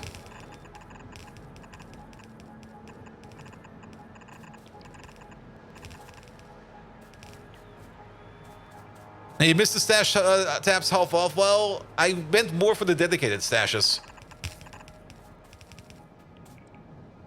That's always the week after the league start? Ah, okay, I see. Yeah, I don't care. I mean, it's... I mean, if I'm having fun with a game, I actually don't really mind spending money on it. And for the amount of time I've already put in, the amount of money I've put in is good. Which is kind of a hard thing to do if you kind of think about it. Like so many games have, or not so many games, but there are more than enough games out there that have this absolutely predatory microtransaction system. And to be perfectly honest, I mean, you can spend a shit ton of money in microtransactions in Path of Exile. Absolutely. There's no stopping you there. But somehow they managed to pull it off in a way where it does not feel scummy at all. Like, they're actually doing it good. Is this kerosene? Skill effects for 10 to 15 bucks. Yeah, all the cosmetics in Path of Exile just go like, dude, what the hell? Excuse me, what? Really? But they're only cosmetic, so I don't really care. Also, we connected to some kind of pipe. Sorry. Oh. That's a dangerous pipe over there.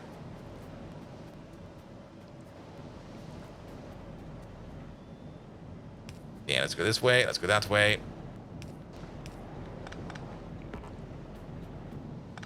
We need to connect to you.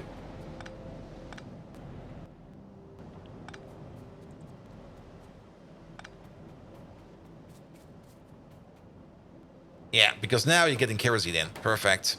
Not quite sure what this pipe is. This is probably some kind of weird pipe we copy pasted over. It's going nowhere. And Fortnite legendary skins for 20 bucks each. Yeah.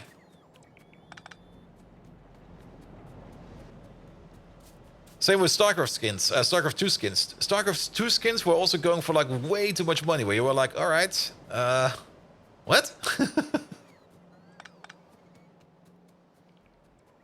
Here we go, here we go.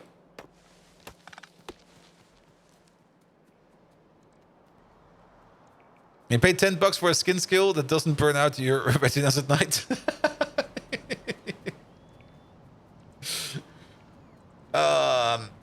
I do kind of find it a weird and wonderful thing what they did with the stash tabs, that they are part of the microtransactions, because they are pretty generous with the stash space that you get. Like, you can probably skip on pretty much the entire stash. And if you play it kind of smart, you probably don't even need that much space. However, because they already know that there are many very greedy people, me, out there, that want to collect everything.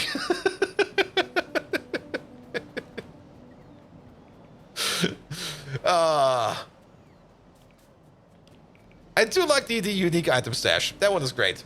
Just getting your collection going for unique items, that's a lot of fun.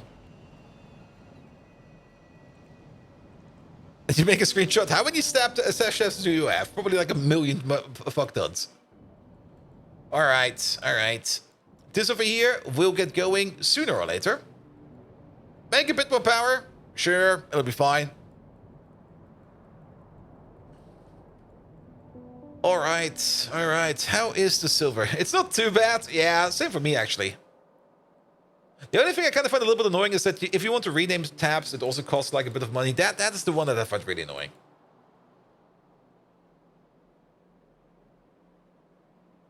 Amazon has the coffee pots on sale. It only let you snack 5 times 100 cartons for $8.99 each. Just make a second account, man.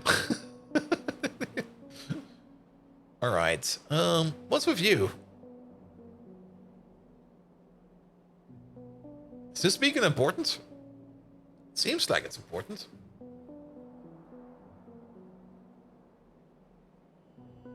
Might be important. Well, so be it.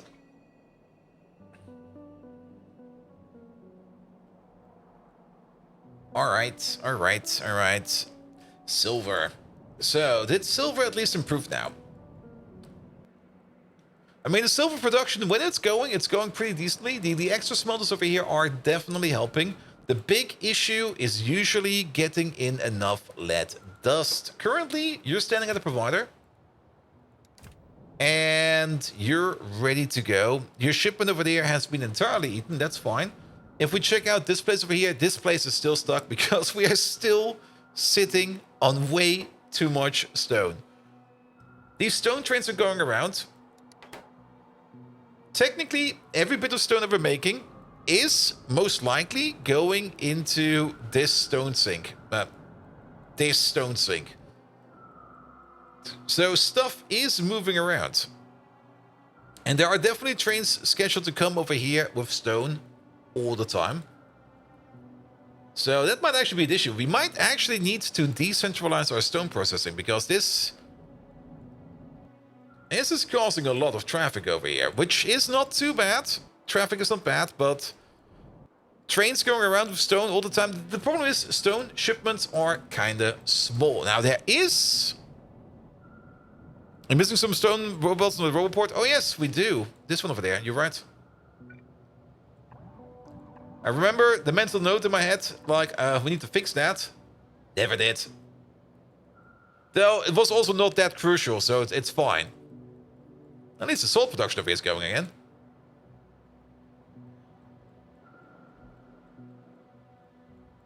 Alright, alright. But turning into landfill over there is also absolutely great. Good. And it's a gravel train again. So where are you going? You're going over there first. How much stone is left over there? Ah, that is where the other lead machine is. There is a decent amount of stone over there. All right. I kind of want to observe a little bit over here where these stone trains are going once they're empty.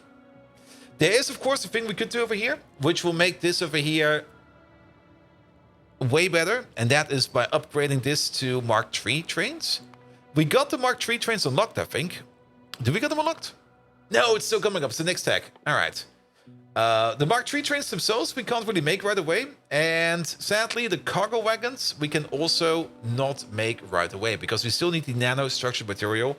And that's actually the only thing that's missing in here. And the nano-structured material, I think that requires blue chips. Let's have a quick look at that. Nano-structured material. There it is. So how do we make this stuff over there? That is Kevlar, carbon fiber, molybdenum, silicon, titanium, aluminum, next to special alloy. Gesundheit. Core shell nanoparticles. Okay, there's no circuits in there.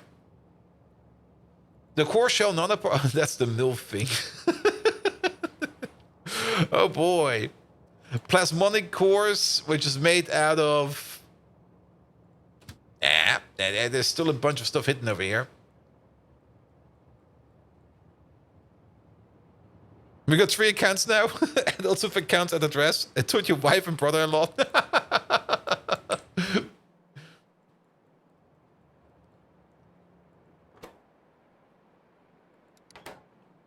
All right. I guess this will be fine. I'm just a little bit surprised. Oh, you know what? No, actually, we got the turning point over there. So this station over here. This station over here is probably very far away for the algorithm. Yeah, if we want to go over here, shortest path to get over here is, or shortest path to get over there is most likely to go straight over here, coming in from over there, going around over there, coming from over there, coming up from over here, coming from over there, coming from over there. There's no turning point over here, so coming from over here, going down here, coming from over there. Yeah, it's kind of far away. We might already win quite a bit if we put down a turning point. Oh, we have one over there. Never mind. There's one over there.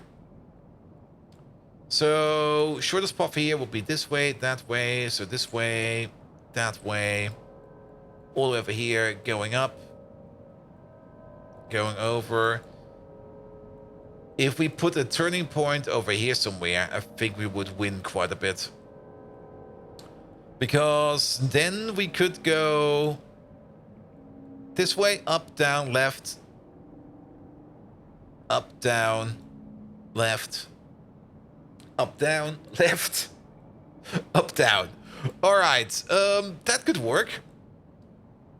And if we want to put a turning point, why not put one in right over there? There you go. And give it one of these. Oh, will it work? No, wait a minute. Wait a minute. That seems kind of horrible. Put it right over here. That's better. And then we put a signal over there. Signal over there. And a signal over there. Good. Will that work? Is that too close? No, that should still fit over there. Because if a train isn't turning over here, it will block this entire section, and the train that's coming down over here could still swivel over. And then trains can merge again. So let's maybe put that thing over there and see if things improve. You could smelt the stone and pave the world. I don't really like doing that, to be perfectly honest. I'm not the biggest fan of paving the world. Ariara, welcome. Hello, hello, hello. Oh, he is a brother-in-law.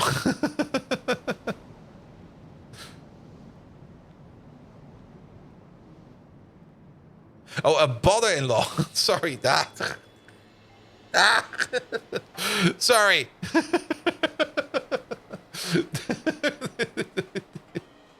To be perfectly honest, I never read words entirely. So if you skip a letter in there, I'll just don't even realize it. Good, good, good, good, good. All right. Yes, these things over there, we will probably have to make them at some point in time. But we want to focus on getting into blue circuits. And we already talked about it last time around, and I think we still got the materials for that in our pocket. Yes. So let's find ourselves a quiet corner, and let's start designing and thinking about the new build for the optical fibers as well as the superconducting wire. We already got part of the build done, especially for the cladded cores, which are going into optical fiber over there as part of the iron niobium Kevlar coated, copper coated cladded cores over there. So yes. If you had the RPG build, he had the negative social skill. Ah, come on. You do know that the people with the negative social skills are the best ones because they punch everything. Wait a minute. Are you good?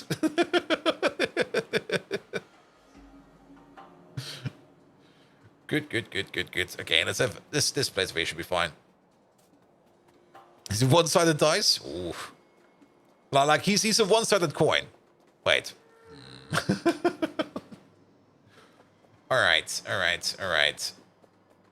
Let's just build this thing in reverse. Optical fiber first. Optical fiber is in here somewhere, I think. No, but there's where the capacitor cores are. We also want to make those at some point in time at the same place. That's where the superconducting... That's a coil core? No, no, no, no, no, no. Where's the super? Not the super. The optical. There you go. It's, of course, in coil processing. Good. Then, another machine? Is it all in coil processing? Maybe. The Kevlar coating? Then, the copper coating? The copper coating, I think, is somewhere else. Maybe not. Let's see. Copper coating. We can have a look over here at the old machine. The old machine is over here. And by over here, I mean over there. The copper coating is done... Ah, the copper coating is done in an electrolyzer. Of course it is. There you go. Needed the copper coating. So the copper coating takes some organic solvent, some copper plate, and some cladded cores to turn that into that. Then we turn that into Kevlar coating. Then we turn that into... We're still missing a step. But that is probably done in the chemical plant, right? Right. Where's the thing? Pum, pum, pum, pum, pum, pum, pum. There. No, that's done in an assembly machine. That is definitely done in an assembly machine. But it's not over here. That is over there. The iron niobium coating. Good. These are the wrong way around. There you go. Alright, so copper coating first, into Kevlar coating, into iron niobium coating, into optical fiber. Note, every step over here is prot moddable, so that is something we have to keep in mind. Here we go. A Civ 7 announcement? Ah, is it going to be any good? I mean, Civ 6 was already like this hot mess of shit. Especially with how they sold, like, the civilizations. I mean, I did kind of like that every Civ was somehow kind of more unique. And it was not like this uniform thing like Civ 6 and 5 was, but it kind of was like, there's rivers. There were rivers in... What? There were rivers in Civ 4 and in Civ 5, I think. Was there rivers in Civ 5? There was definitely rivers in Civ 4 and mountains. And ships on the rivers. Okay, ships on the rivers was not in Civ 4. Nor in 5. But there was definitely rivers in Civ 5.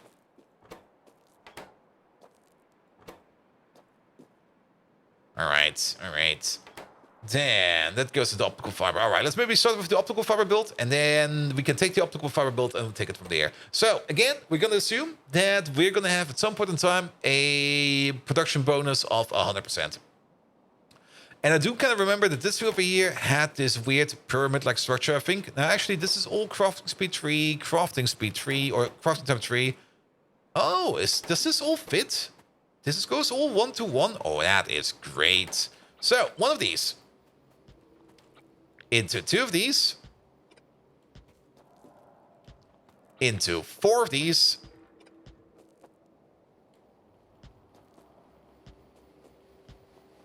Into 8 of these. Yeah. Production bonus, man.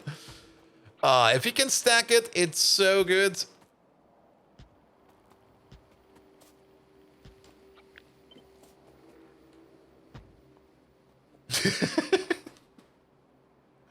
Now, sadly, we're not at that point yet, and we will probably compensate this over here by just putting like a second machine at the front over here.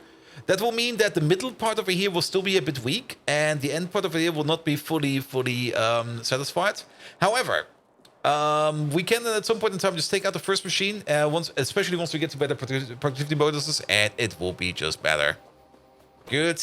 Let's have a look at you over there. Oh, actually, you're going to be making 2 every 3 seconds. You over there. You want 1 every 3.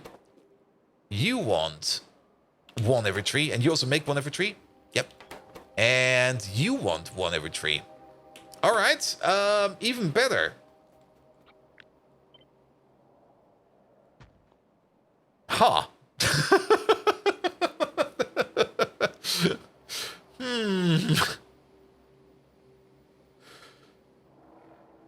Yeah, never underestimate productivity bonuses. I was kind of thinking that we might end up making like our own little optical fiber build to offshoot things into superconducting wire. By the way, superconducting wire over there also affected by prot mods, by the way. So we could technically double it down again, but since we do need optical fiber for something else, we're probably just gonna do a recalculation over there, or we're just gonna assume that that optical fiber will be coming in as an import. All right. Oh, this is gonna be great. Though then again, at the beginning, just to keep this thing over here going a little bit better, we're gonna have 2 at the start. All right. Now we need some more space over here because how many is this? This is gonna be 15 machines. 15 machines means that 2 machines over there are gonna be standing alone. That will be these 2 over there. I think that will be fine. All right. There's way too many cliffs over here.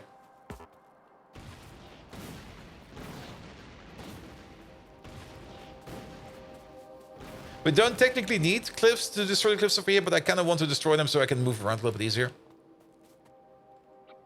Here we go. All right, get one of these. Get one of those.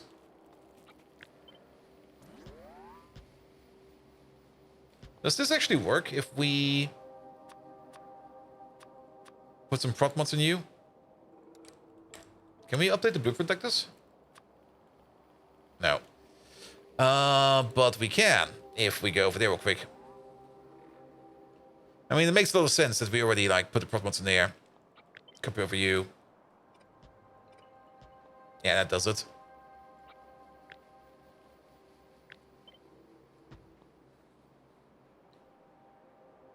Good. And then do the same thing over there. Copy over. Pick them all up.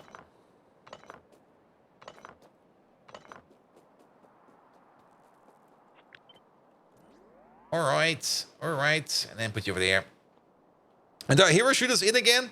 You're asking the wrong people over here. I don't know what's currently in. I mean, come on, we're playing Pyanodons over here for like years and years.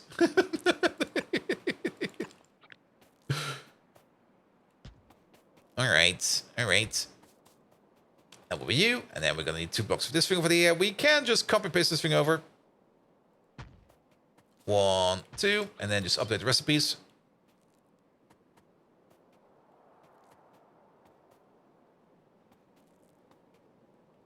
Here we go. One of the odds Whoop will purchase a spot between all the AAA titles. I'm actually kind of curious about that.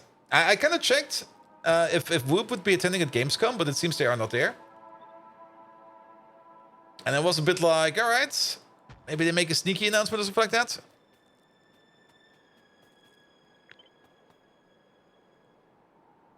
And Creeper with a pudding announcement, but that's, isn't that a normal thing in modded Minecraft already? Here we go. Pom. All right, we need a couple more of these then. How many of these do we need? We need 16. We got 12, so we need another 4. Right? Sorry. We got 12. We need 16, so 4. There you go. All right. That's going to be the new machine.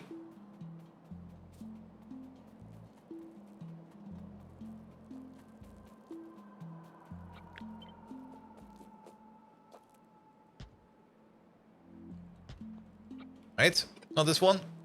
Copy over this one.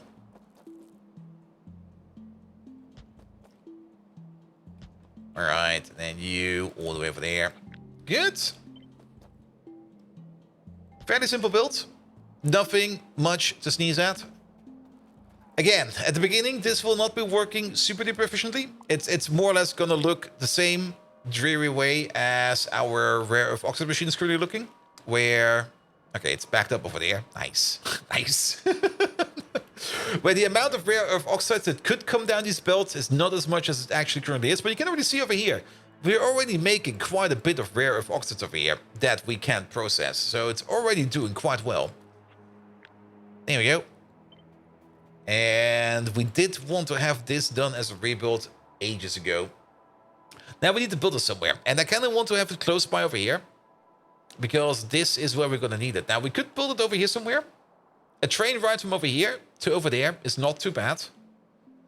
And if you kind of think about it, if we maybe landfill this area. What is this? This is next to that, but we can't mine that sadly.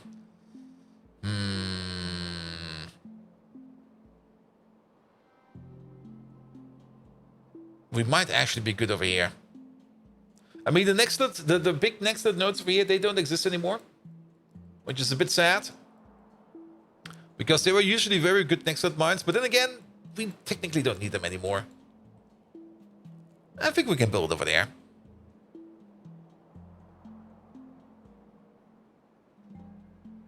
For Farming Sim, one size stand with 4 monitors and 2 PCs. Last year, Farming Sim had a pretty big stand.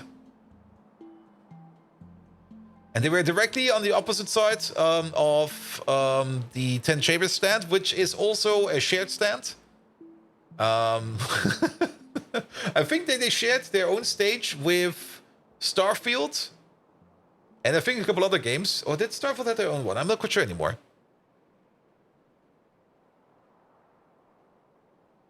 The next my removal was sad, I didn't deserve it. Yeah, or at least like maybe replace. I mean, I kind of get it that they probably don't want to do it like that anymore, but then at least replace them with something similar. Like maybe give us like some kind of big worm-like creature that will be like eating that next to it or something like that. Also, where are we? We flew right past where we want to build it. And you were there with a couple of mates at the meeting with Blizzard, and we had to find something to do. And so we played around with the original farm sim out of pity. We're in some corner and absolutely nobody was interested. Yeah, never underestimate people that have like a small stand in the corner. And usually, to be perfectly honest, the small stands in the corner are usually the most fun. Because those people actually do care if you come around and you go like, hey, what are you doing over there? And they go like, here, let me show you. All right. Sure, let's maybe try for train stations over here, and then we just build it over there. And I mean, Factorio itself, I think it was also at Gamescom. I do remember seeing a picture of Factorio at some kind of convention. You're there on Sweater Day? No, I'm only there on Friday. And even Friday is going to be like super duper full.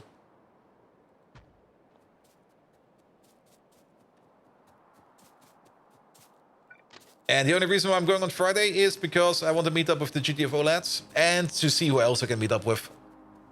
Like I said, I didn't really make any plans, but this time around I didn't really want to plan like any kind of hotel and everything like that. I'm just going to take like an early train to Köln on Friday morning. I think I arrive at Köln at like 1 p.m. or something like that. Something about that time. And then just stay until the last train goes out again. Wednesday or bust? Yeah, Wednesday would be fine as well.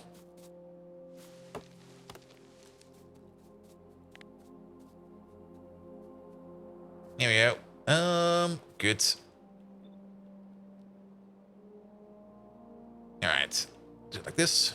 Yeah, we're just going to build straight over this thing. I mean, if we're already not going to be using it, then we might as well build over it. Sure, put over there.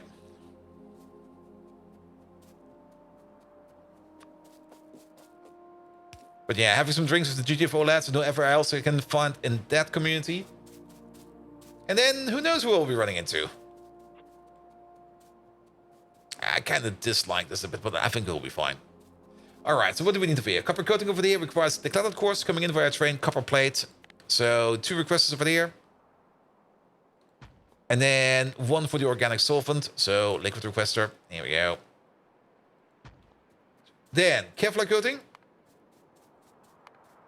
Oh, Sergeant Stans, thank you so much for the prime sub. Well, who would have thought it? Requires some Kevlar. Bold. I installed Greg Tech New Horizons because of you, and time no longer has any meaning. I'm so Take sorry. my Papa Bezos bucks, and please someone help me. I'm so sorry, but the only way out is I got this shotgun and the shed. Just do some target practice. That will usually help to get your mind off things. Megatron, we got somebody over here that we kind of got addicted to Greg Tech. Do you know a way how we could help him out? One way out, harder drugs, try Path of Exile. Oof. Oof. All right, and then this will requires iron niobium, and then we need photophore and plastic, so 2 more requesters.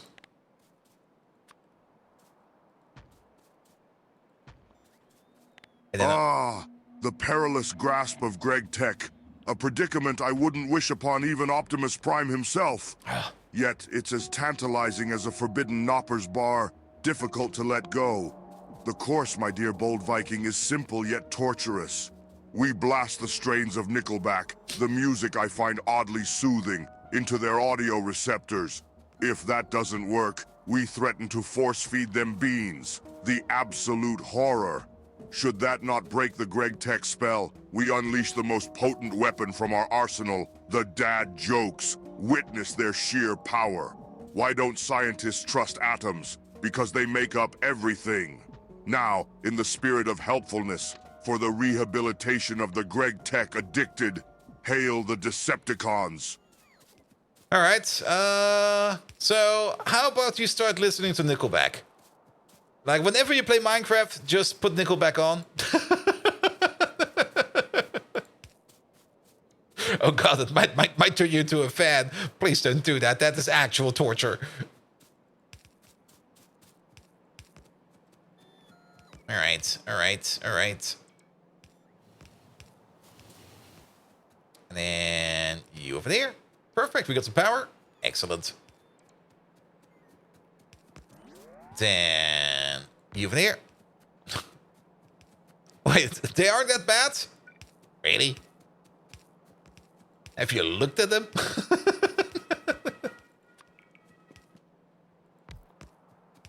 That's in front of my door. I hope everybody's fine out there.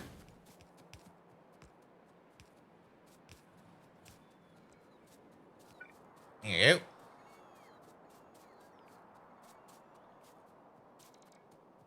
Alright, you over there. You getting spotted? Nah, it's I think it's an ambulance. Would be fun getting spotted though. They'd be like, hey dude, what are you doing over here? I'm playing Factorio. Does it really happen in Germany that much? I mean, I guess it does happen. But then again, I mean, not really swatted, but the student bar I used to work and live at got semi-swatted once. I mean, they had like the German SEK went over there at one point in time. They got through like the front door and they kind of stormed the yard, more or less. Because somebody told them or ticked them off that we were shooting guns over there, which was not true, by the way, because we don't even own any guns. And then we drove to the student bar, not really, but like they got over there, and they kind of entered the yard, and there were like a couple of people, a couple of other students just sitting in the yard, just playing games. I think they're playing Carcassonne or something like that. And they were like sitting at like a bench in the garden, and they're looking at the police, and the police are looking back, and the police were like in full force, like with the balaclava and everything. And they're like, can we help you? Yes, it seems there's gonna be some shooting over here. And I'm like, no. No guns over here. And then in the meantime, in the background, you hear like this popping sound, which does sound a bit like an air gun going off. And then the police also picks up on that and go like, ah, what's that? And then we basically point to like this shrubbery, like growing up the side of this house. It's like next to us. And it's like beans. It's actually beans. Like spring beans that are popping because the sunlight is shining on it. So they can basically spread the seeds. That's what spring beans do. They pop. And they pop quite loud, actually. And we do know that we have like a very annoying neighbor. And that very annoying neighbor is usually calling the cops on us. Because, well, whenever he finds a reason to call the cops on us, he was always calling the cops on us. And we pointed out to that plant and was like, yeah, it's that sound you're hearing. It sounds like an air gun. That's that plant over there. Like, ah, yeah. Makes sense. But the best part is, that spring bean plant grows on the property of our very annoying neighbor.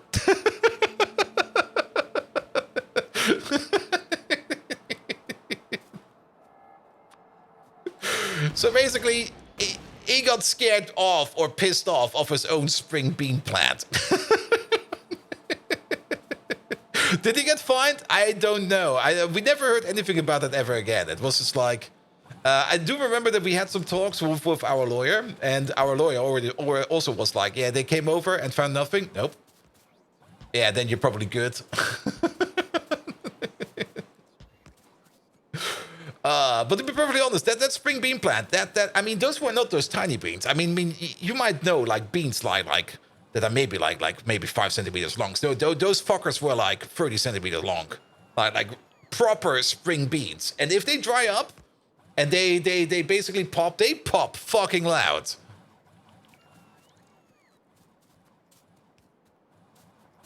You mean springs like car springs, not green springs? No, green springs. Absolute green springs. Like, those were massive green springs. And they've been growing there in the wild since, like, forever. Probably because somebody just dumped their bio-waste in there and they just started growing out of it. I don't know. But I only saw the aftermath of that because I was just, I was like on my way to the bar myself, and I was coming in on my bicycle, and it was like, I just saw the police drive off, like with all the SEK signs on it, like die Sondereinsatzkräfte, or it's called not Sondereinsatzkräfte, it's called, it's another abbreviation, but it doesn't matter. And I was like, huh, did you guys see those SEK dudes outside? And they were like, yeah, they were just in here. Like, what? GSK 9, now isn't the GSK 9 like the next higher level? Like the ones that are just going to be like, if they would become Sondereinsatzkommando, there we go. Or was it the GSK 9? I definitely got both of them confused at some point in time. If the GSK 9 comes, you got some issues. Yeah, and those that's more or less that's actual German SWAT. Like if those guys come over, they don't fuck around. The Cascade comes around if they go like, yeah, somebody's being very stupid over there. All right, we'll send somebody over.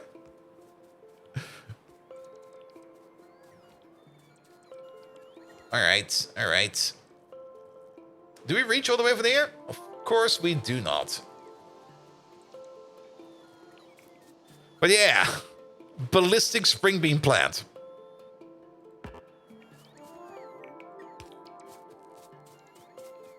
Are they actually the blueprint for the modern SWAT units? Are they? Never really got that deep into SWAT stuff. Even though I do play quite a bit of Ready or Not as well. And I do know that Flanker's playing it right now.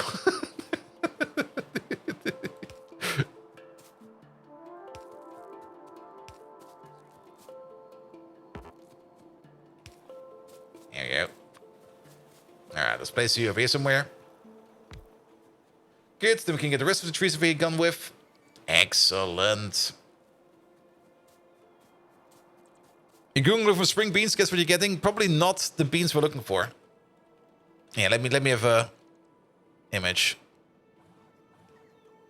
Yeah, those are the already cooked beans.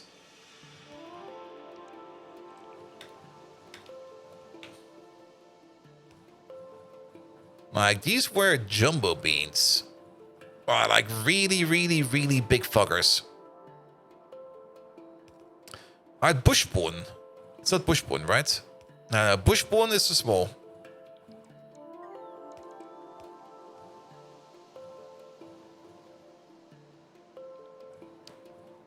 Like springbone.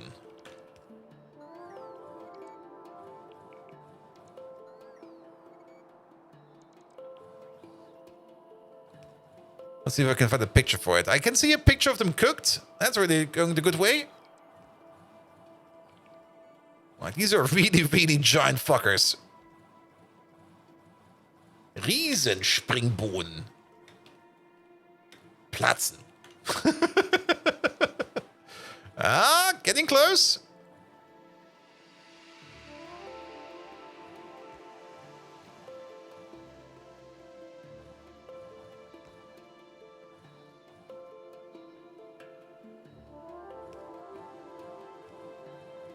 You can't really tell. Oh, it's there. That's a good picture. Yeah, that's the fuckers. That's a good picture. Yeah, let me get this up for you. Look, it's from Etsy. What the hell?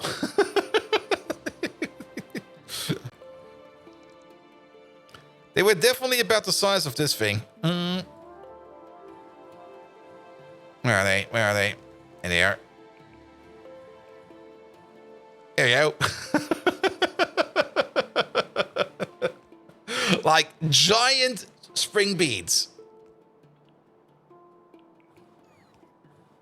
And now imagine these things being completely blasted by sunlight and completely drying up. That's just beans? Is that just beans?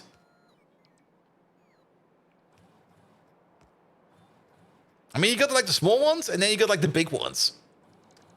And if these completely dry up, they really just like, they don't really explode, but they pop open, and that popping open sound does make a quite loud pop.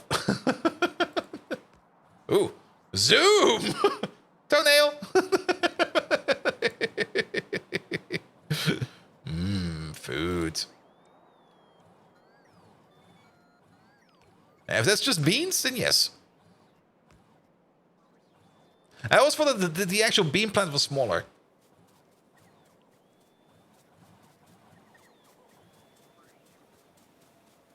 Might actually have some in the fridge left, and like 30 to 40 some long package. Yep. And I'm pretty sure the only reason they were growing there is because either somebody just discarded them in there, or somebody threw them out, or maybe some kind of squirrel put them there. Who knows? All right. Let's get this up here going. So, stuff is coming in. Perfect. We don't need to worry about that too much. Let's start all the way at the bottom. Let's maybe start with the organic solvent and stuff like that. Let's put you like this. There we go. We do want... Yeah, we're probably still going to keep these two over there, even if they get productivity modules later on, and they will then probably start to stall. That's fine. I don't really care too much about that. Let's actually put you over there, because then you're a little bit more secluded. And let's get this rolling in. You over there, you over there, you over there, you over there. In. Then it's again going to be like a 1 to 2, and then another 1 to 2. I mean, if we start with this guy over here, you could go in over there. And over there. That'll be fine. And then you over there, you can go in over there and over there. Sure. I don't really think we need to balance this in between these machines. There you go. Yes, I'm being an idiot. Also, we only need to do like half of this, and then the other half we can just copy paste over. So you go into over there, and then you go in over there. Good. Then again, another 1 to 2, but this time times 4. We kind of built this in a weird way, if you kind of think about it. It doesn't really make a lot of sense to build it like this. We should have probably built it more the way we built this thing over there, with like a little bit more of a spread apart architecture. But let's see if we can get this over here rolling as well, because you're going to have an output over there. You're going to have an output over there. You're going to have an output. Now it gets a bit cramped over here. I guess over here and over there. That feels a bit off. Can we maybe just move these over by one?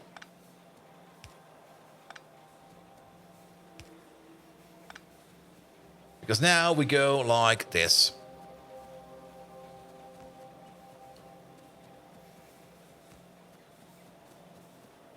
You're not opening the fridge more than once a day. You bought some stinky cheese and you're out of bread.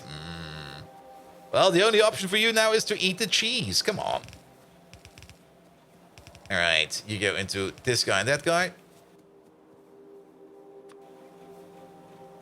There you go. There we go. In you go. In you go. 50-50 split. Then we take the next one over there. And you go under here. You go into this guy and that guy. Perfect. Just do it like this. This will be fine. We could also put the input over there. I mean, we're already going to have an underground going through here, so it will be fine.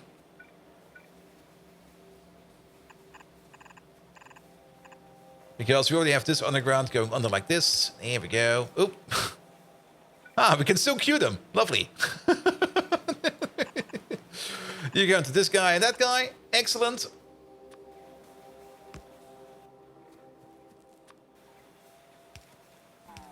In and in. And then the last two. That's going to be these two over there. And then again, an underground from over here to over there.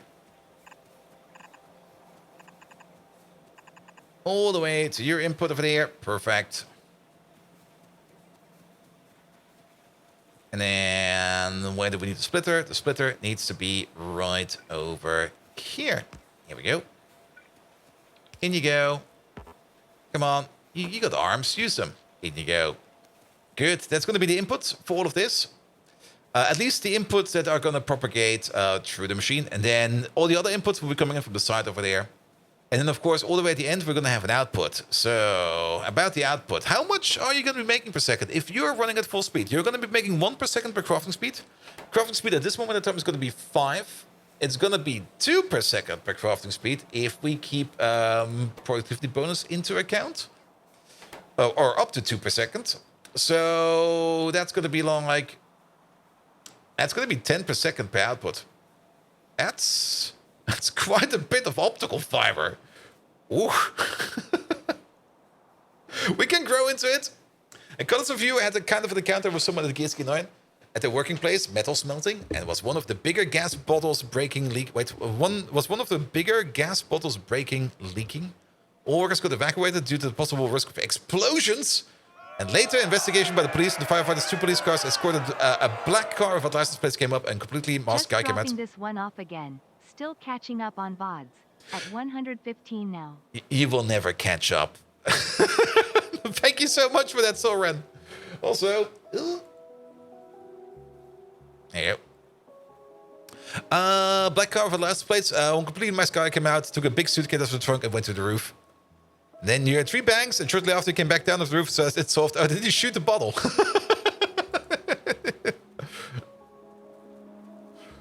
I mean, it's definitely one way to solve it.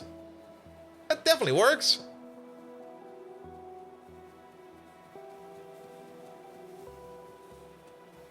Your supervisor was also visible, but then the previous guy had some TNT in the closet.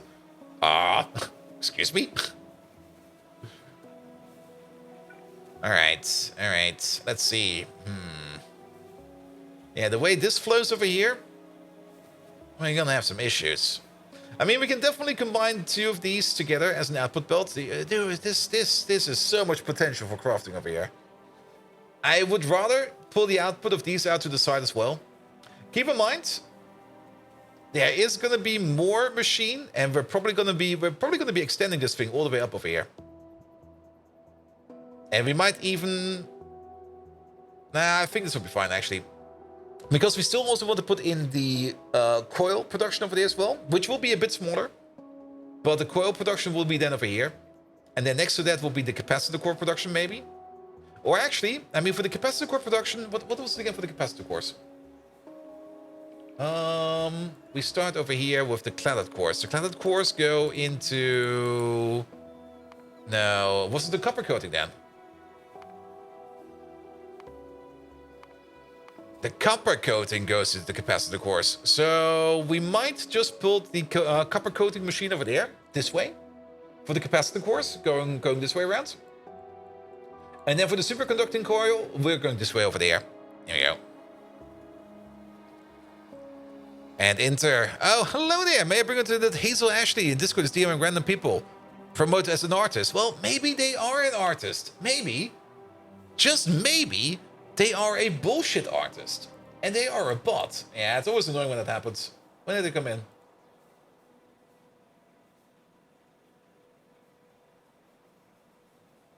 Let's see.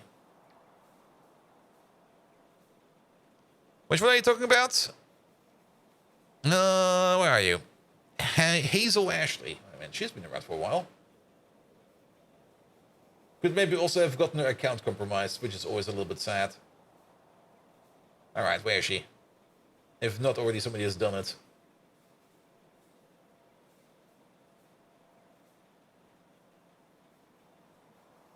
We got 2 ago? Yeah.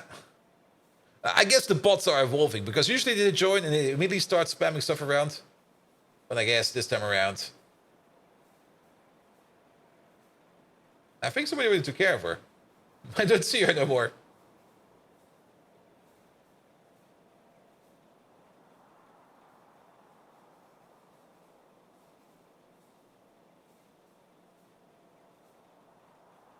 Or maybe somebody else got it? Alright, yeah. Somebody did some work. But thank you, Inter. But yeah, it's always annoying when it happens. I mean, I also still get like friend requests like that every day, and it's like, somebody beat Liam to it. Good. I mean, there's not really much work to be done for the bots on my server, because it's always like very well maintained. All right. But thank you so much, whoever banned her. Ban her again. And then unban her and ban her again. And then unban her, steal her hat, poop into it, and then ban her again. No, wait a minute, that was something else. All right. Yeah, optical fiber.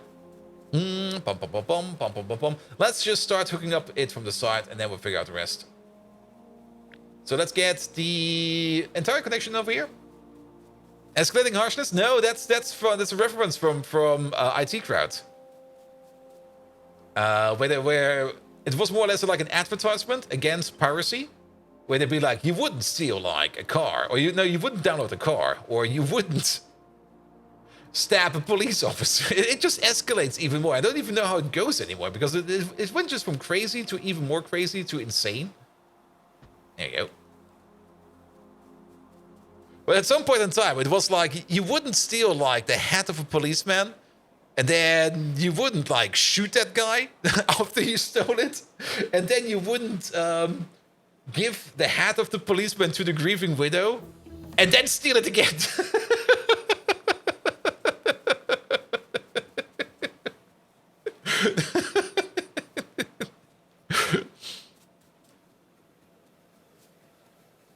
But it's been a thing of Twitch bans with lots of mods, and each unbanning and banning again. I think I saw a few unbanned and banned like 5 times in a row. All right. Let's just hook it up. So, and then we'll probably see where things will be going per natural. Yeah, we can put this one over there. Oh, that will not fit. Let's go a little bit further over.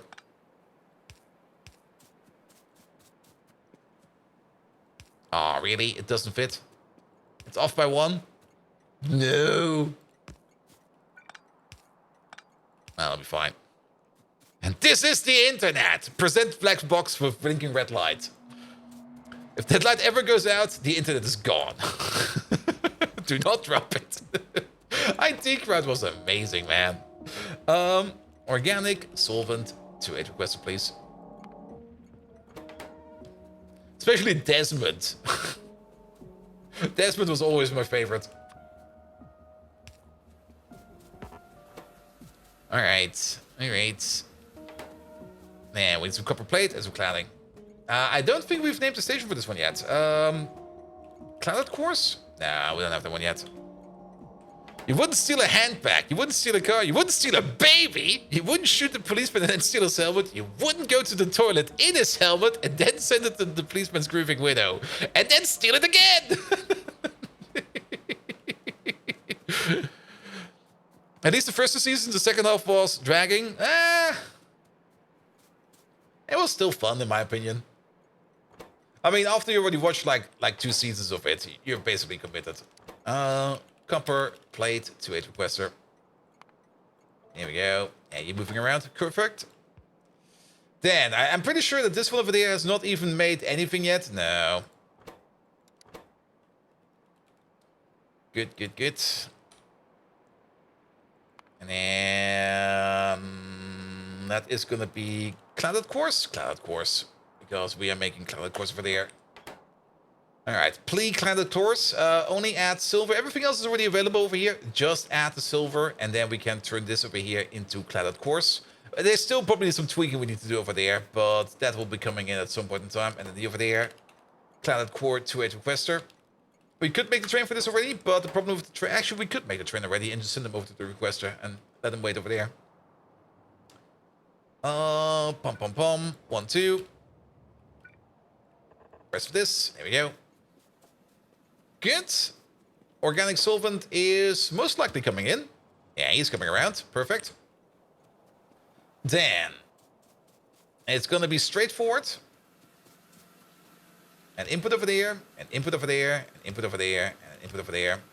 I think we only need like 1 belt of this stuff. I mean, how much do we need per second over here? Even at the crafting speed of 5? Okay. The amount of copper plate is kind of impressive. It's going to be 3.333 copper plate per second. At the crafting speed of 5, that's going to be 15. Actually, a little bit more than 15.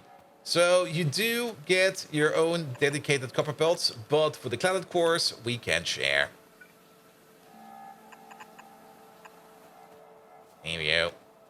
So that will be you over there. You over there. And then you over there. And let's move this out a little bit more. Starting a number station. No, that number over there, that was like the security or the emergency hotline. A very simple number. That was actually not too hard to remember. If you remember how the song goes.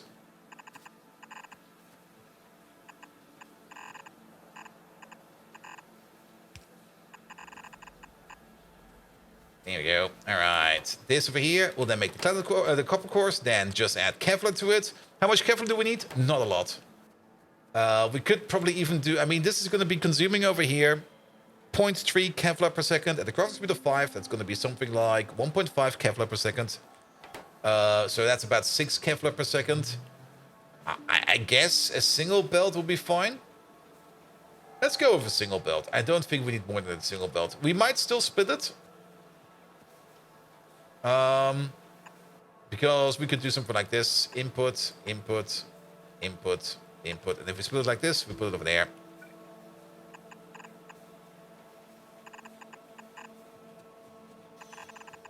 Here we go. That will become from over there. Kevlar.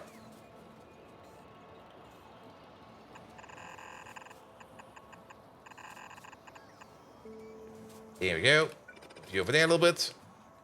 Move you over there a little bit. There you go. Good. Little. No, you're going to be Kevlar. Kevlar 2.8 requester, please. We got a train for that? We do have a train for that. A fun fact, 0118 is the area code for reading. 999 is the emergency number there. But that number does not get routed, so anything past 999 is ignored. So it's a valid, invalid number. Okay, I see. All right, and then you over there, you need iron niobium over there. How much iron niobium do we need? It's again the same amount as we need for Kevlar. We could then also put in the same amount of effort to put it in. Take the machines out. We don't need the machines. We don't. We do. Okay. We can't really copy paste it over because these belts over here. Actually, if we maybe put in a little bit less effort. and just cut out things over here by hand, like this thing, that thing, that thing, this thing. Then we can copy paste it over. Here we go. One over there. And one over there. Scratch that. Flip you. One over there. Good. I guess it's going to be 2 belts then. One at the top and one at the bottom. Going the wrong way. Here we go. Put you over there. Put you over there. The Google phone app has an Easter egg for the number. Does it actually then call like the emergency hotline, or what does it do?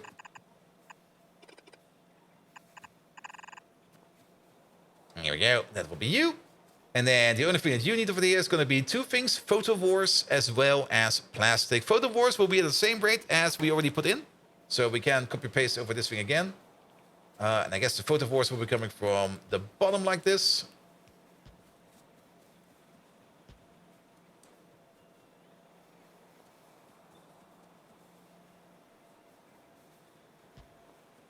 There we go.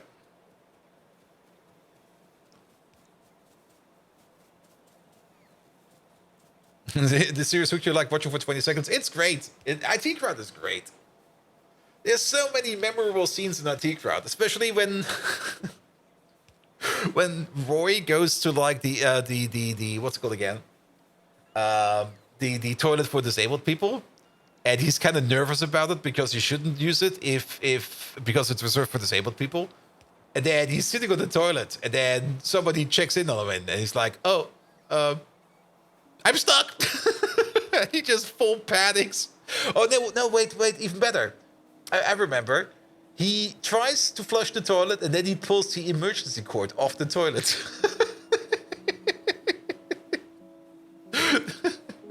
So somebody actually comes over there and goes like, "Are you all right? Do you need assistance?" And he's like, and he just completely panics and escalates the entire thing.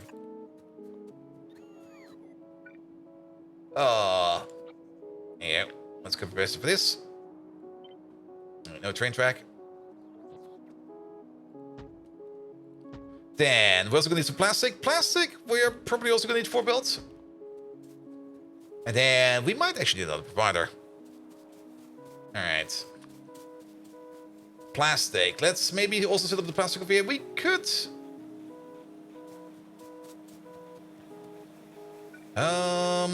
Plastic input. Now, plastic is going a little bit faster. It's going to be going at a rate of 1.666 per second. Cross speed of 5, that's 7.5 per second. That's 15 for the row. A little bit more than 15 per the row. And it's basically the same speed as the copper is going in, isn't it? Yes. Well, almost. Yeah, we could load it.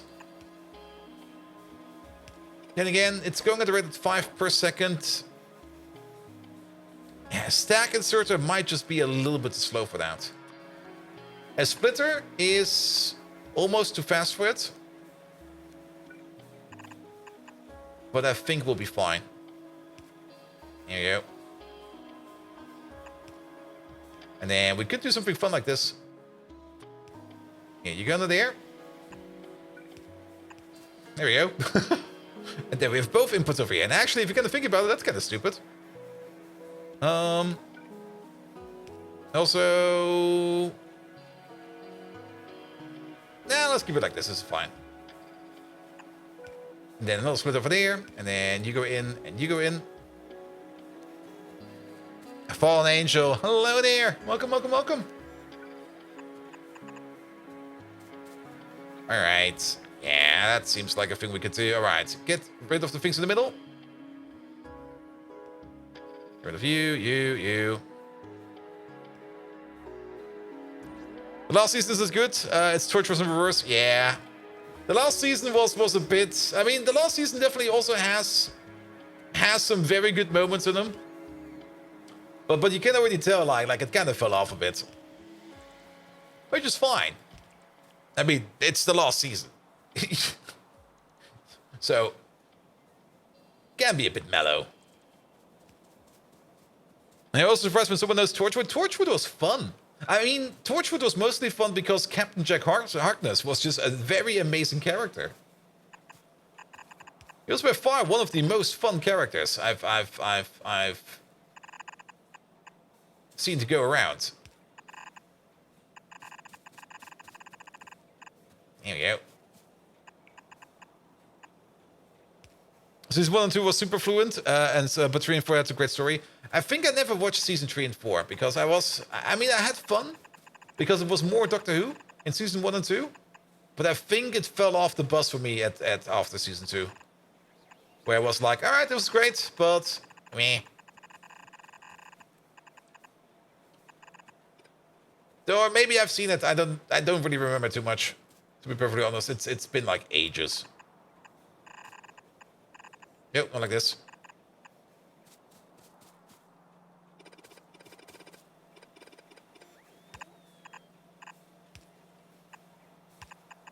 There you go, just do it like this.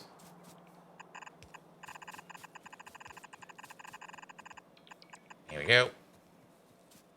And 3 and 4 are cohesive plot, I see. But then again, back then, that was also when Doctor Who was still really, really good. I mean, there was David Tennant. And then, even though I didn't really like him too much, but it was also still Matt Smith. I mean, Matt Smith took some time to grow on me. Like, Matt Smith was like, oof. At the beginning, I hated him, and at the end of it, I was like, oh, he's going? Dang. What's the resource underneath? That's the big Nextlet mines, but they got removed. We can't build these anymore, the Nextlet mines, so we might as well build over it. I usually don't do that, but since we can't really mine this, because the big Nextlet mines do not exist, they're not part of this anymore. Smith was mad, but Smith with Gillen and Darwin was brilliant. Yes, definitely. I mean, I didn't really like Smith too much. Smith was a bit like, I don't know, something about his face. I just didn't like his face. But then again, he had his moments. He definitely had his moments.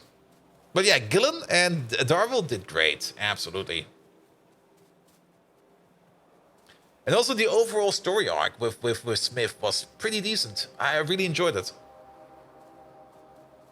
And then after that, Peter Capaldi. I really liked him. Just have an angry Scotsman as Doctor Who. Perfect. Then again, David Tennant, also Scotsman.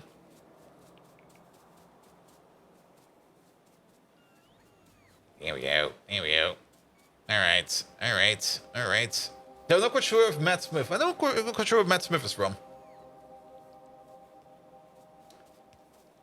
All right. And then who was after that? Was it then?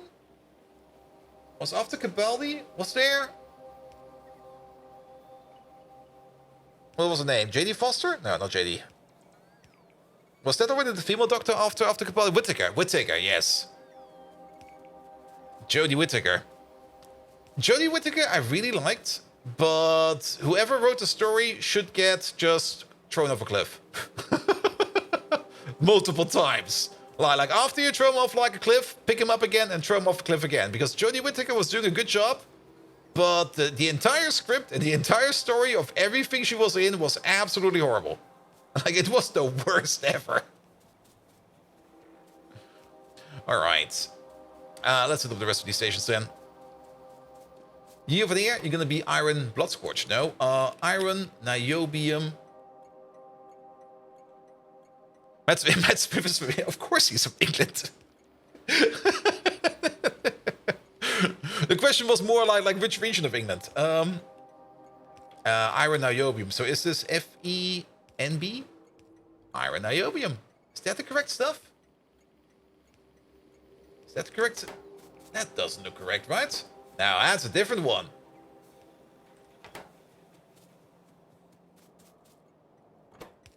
Northampton, alright. That's a region I don't really know too much.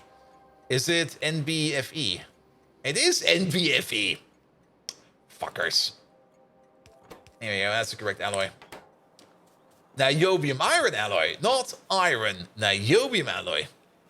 There we go, and then the Kevlar to that, and then Photo Wars and plastic. Bottom one is plastic, top one is Photo Wars.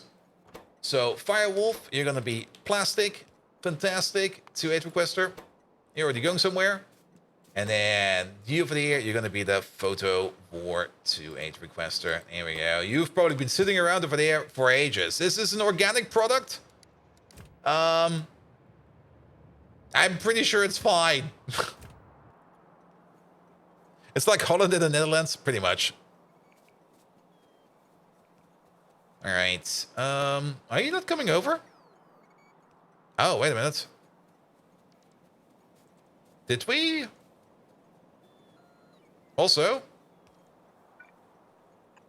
And that. Your iron niobium. Yes. This is a provider. But it should be a requester. No worries, we can flip it around.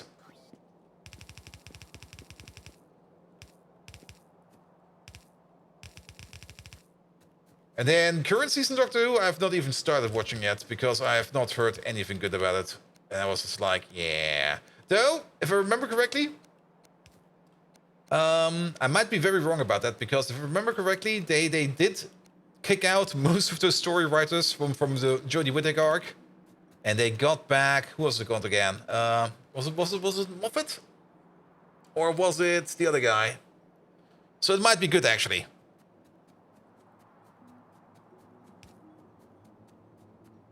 All right.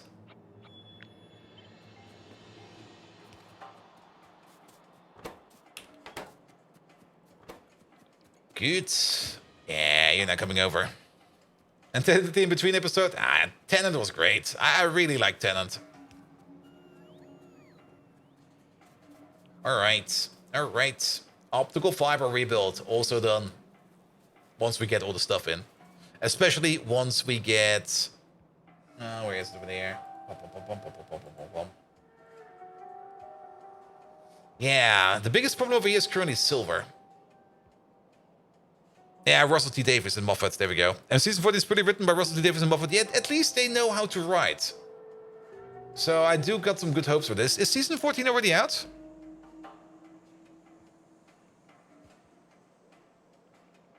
Alright, and then silver over here. How is the silver production?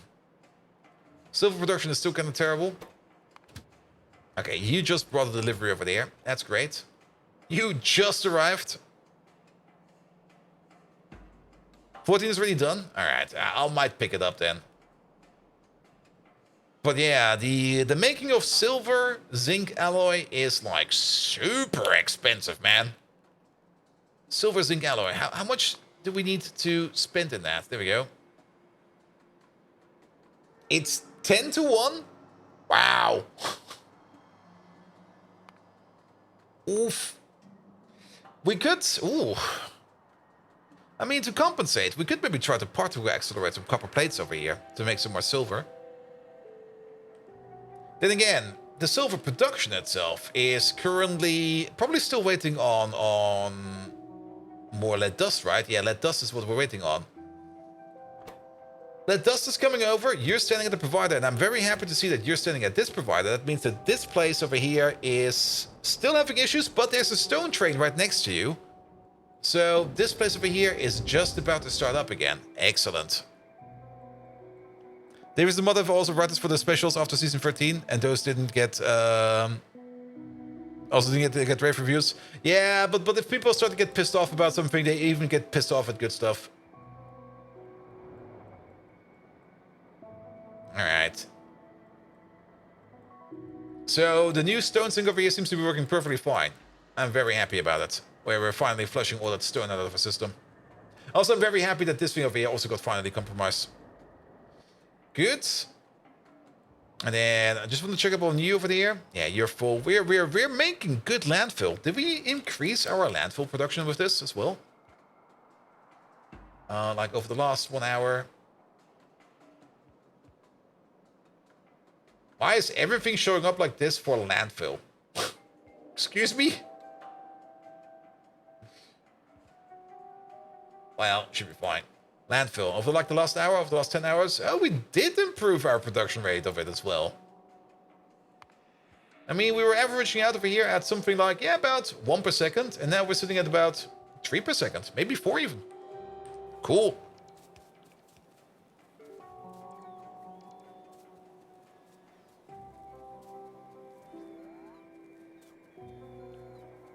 All right. All right.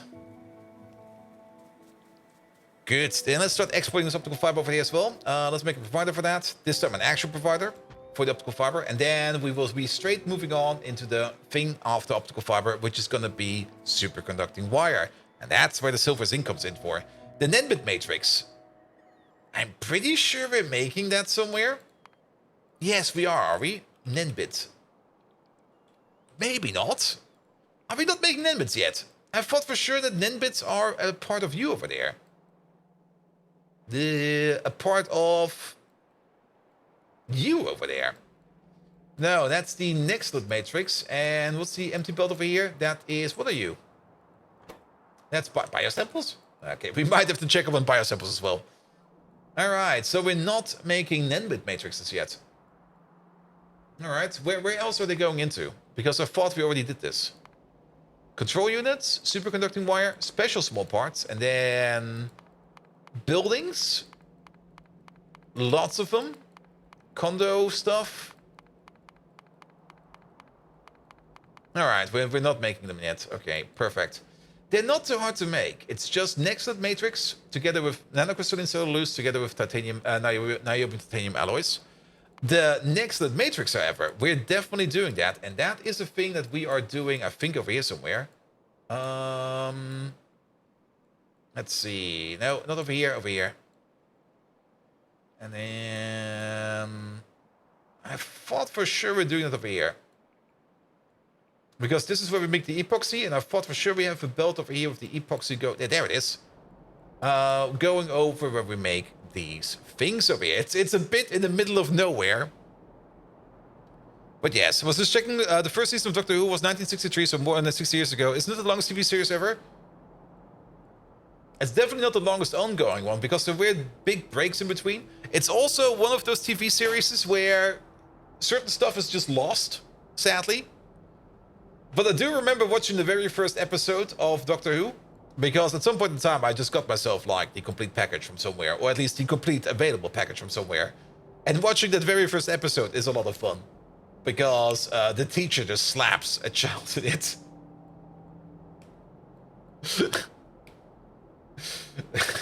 I'm not quite sure why it's so funny. Actually, it's because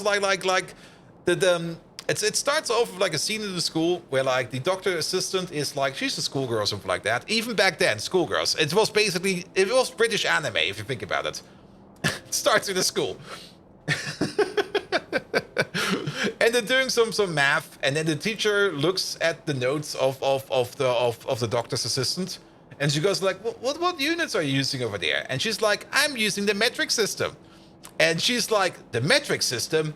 We don't use that here. We're using the imperial system. And then she just slaps her.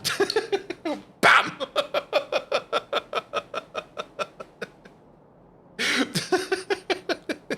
And then she runs off crying to the doctor. And then they go on to an adventure. And they forget about everything. And I think then things turn very horrible.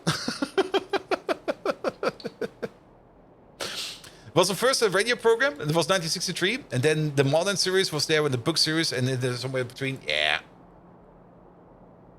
I think the one from the 70s and 80s, I think, are by far the best. Because that's where you get like the very, very flimsy and very, very cheap-looking sets. Where they just, I mean, that's where the Daleks come from. Where they got like the plunger and everything like that. where it was like, we need to make an alien.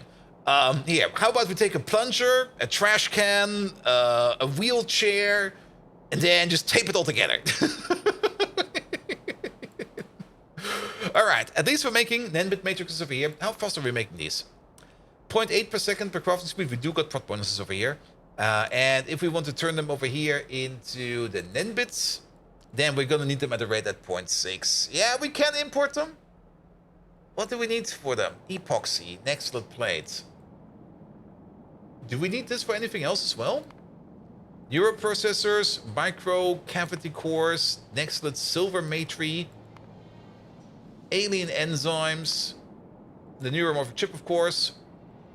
MMPs. I'm kind of thinking about... I mean, it's like smack in the middle of nowhere. Then again, if you kind of think about it, if we do want to upgrade this, it's small enough that we could copy-paste it over there.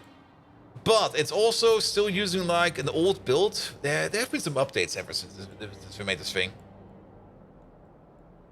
What they're supposed to do, they didn't have computers. True. True. Then again, well, okay, it was also a TV production. Do keep that in mind. But when did the original Alien come out? Like, isn't it also like, yeah, 1979? That one was fucking amazing in its effects.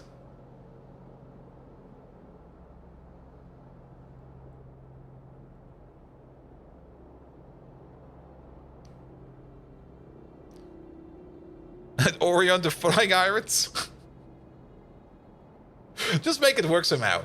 Alright, so we definitely do need to make the NAND-bit matrices then. We do also need it for the control units, which we do need for rockets, I think. No, we need it for production science, that way around. But I think they also go into rocket parts. They might go into rocket parts. I don't care right now. Good. But yeah, we need to make the NAND-bit matrix as well. Niobium titanium alloy. Are we making that already? Niobium... I'm pretty sure we're not doing this either yet. Niobium titanium alloy. We can bang it from plates together? Actually. And nitrogen. I think we're already doing that somewhere. We're not doing that over here, are we? No, we're not. This is usually the place where we would do that.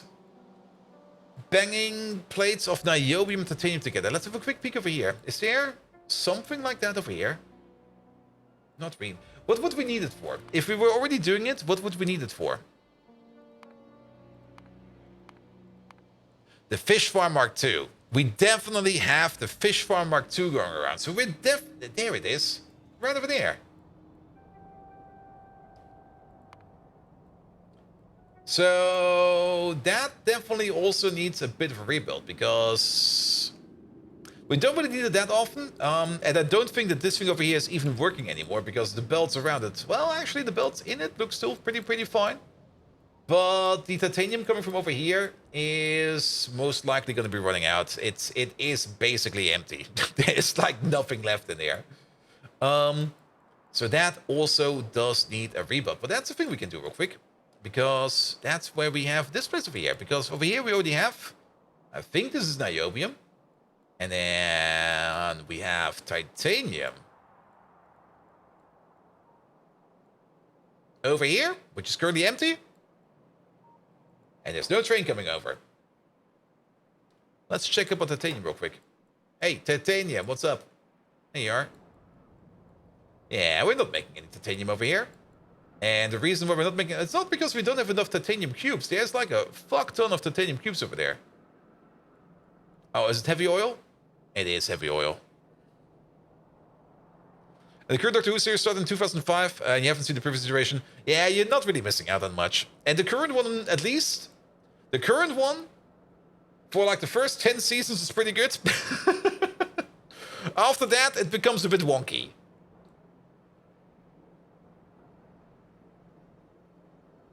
Yeah. And I guess somebody got hooked on IT Crowd.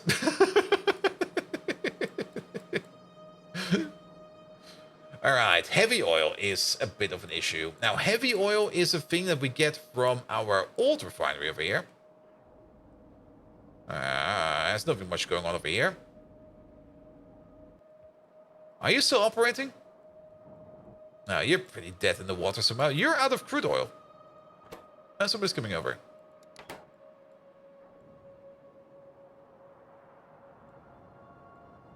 I spent the last 20 minutes or so, whatever, looking at random clips from IT Crowd. Just watch it. Silent Storm. It's like 4 seasons, 6 episodes each. So 24 episodes. You're gonna be done at the end of the day. If you start now, you'll be done by tomorrow. Alright. You're more or less waiting on crude oil. That's fine. Do we got another heavy oil maker? Not hacky oil. heavy oil, please. Yeah, let's just look for heavy. We got 2 providers, and they're both kind of close. We got this one over there. Not quite sure where this one is, actually. Where the fuck are you? And then we got that one over there. This one over there is the refinery. So where are you? Oh, that's where the shale oil is. Yeah. Why is this one actually blocked? I was kind of curious about this for quite some time, because shale oil over here is actually making quite a bit of good stuff. It's also making power, actually. So why are you currently not running any heavy oil? And coal gas to heavy oil is one way. Cheaty, but meh. Also, tar to heavy oil is still a thing. It used to be that tar to heavy oil was the thing, but I think they took that out. Again. There you go. My finger's all over the place. I mean, shale oil over here to heavy oil is pretty neat. And then oleochemicals, but we don't really want to do that. Oleochemicals again. This doesn't exist. That doesn't exist. This is also gone. And then bitumen to heavy oil is an option as well. Actually, bitumen to heavy oil is not too bad. We might just have quite a bit of bitumen available, which we could use for that.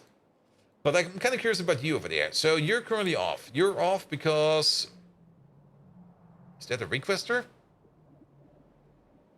I guess that's a requester because you're off. You're low. You're off because... You're low on kerosene, okay. We just don't have enough kerosene. It might seem like we have a bit of here, but we actually don't have enough, at least not for the requirement. And the reason for that is because nobody's picking up the stone over here. And nobody's picking up the stone over here because everybody is busy picking up stone from somewhere. So maybe if we work through the backlog of stone, then maybe we get some more stuff over here. But we can't really rely on it. However, if we go to where we make our bitumen, and our bitumen is made over here with the bee farm, and currently, nobody's doing anything over here. And we already have like an optional out over here for the wax to be turning that into lubricant. And that's currently not being done.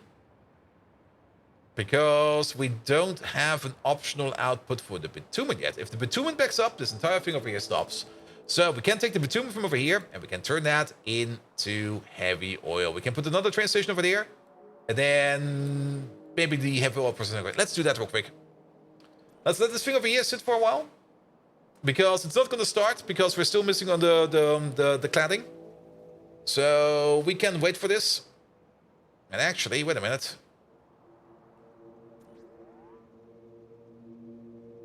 Ah, what the fuck?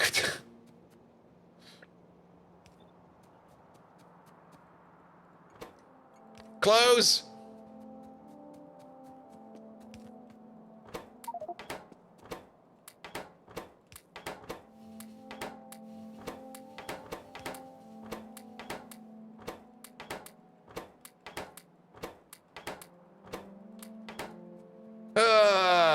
Somebody was probably screaming at me like, Bolt! You did it wrong! Well, it should be fine now. Alright, that's the photo force coming in. And then we got 2 providers over here. I mean, we're gonna make so much optical fiber over here. We can put it into 2 providers. Alright. But technically, this place is done. The only thing we're waiting on over there is the cladding over there.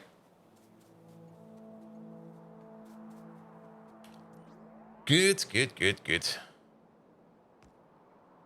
But yeah, coal gas to heavy is gone as well. Yeah, I mean, coal gas is very easy to make. And technically, bitumen is pretty easy to make, especially once you get into the bees. Low distillate is also a good source, but it does make you things like residual oil. But here, bitumen, water, chromium, heavy oil, done. Yes. When did we get this one? All right. It's been around for a while.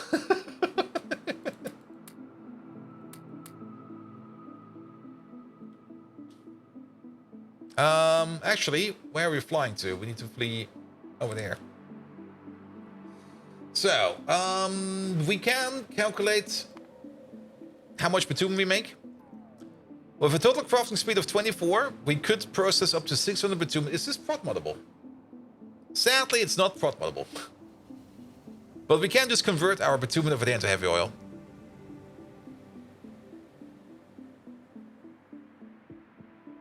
And having more heavy oil coming around is definitely going to be Very good, because we need the heavy oil. Heavy oil is a crucial part in a lot of the ore processings. So having some more go around is definitely a good idea.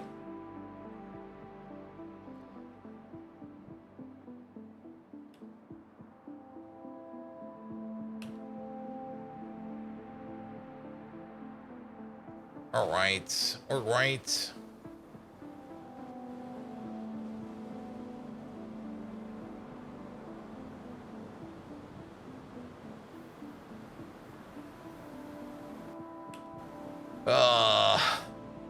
We definitely need that PC upgrade, man. Those UPS. Not looking good. I mean, I'm getting very used to the speed of the game. It's actually kind of nice. Factorio, even running at low UPS, it doesn't feel like it's too laggy. You do kind of notice that things are a little bit slower here and there, but you don't really get like any kind of weird, super heavy stuttering. At least as long as you're above 30 UPS. The moment you go under 30, that's where it becomes a bit sketch. All right, we need to be a little bit further.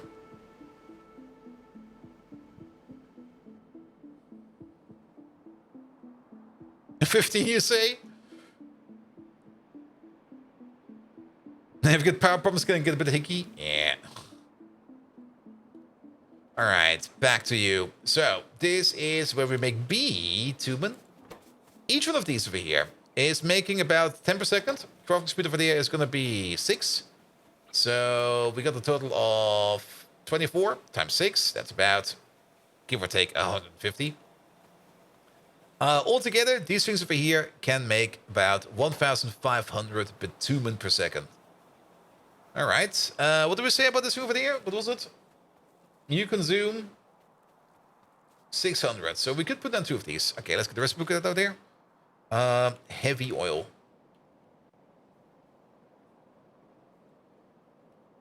Heavy oil. There we go. Out of this one, please. And then... Oh, it's done an ionic upgrader. Oh, that saves space.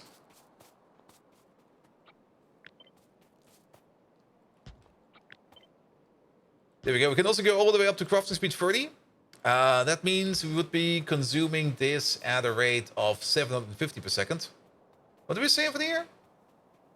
Yeah, if we like push this a bit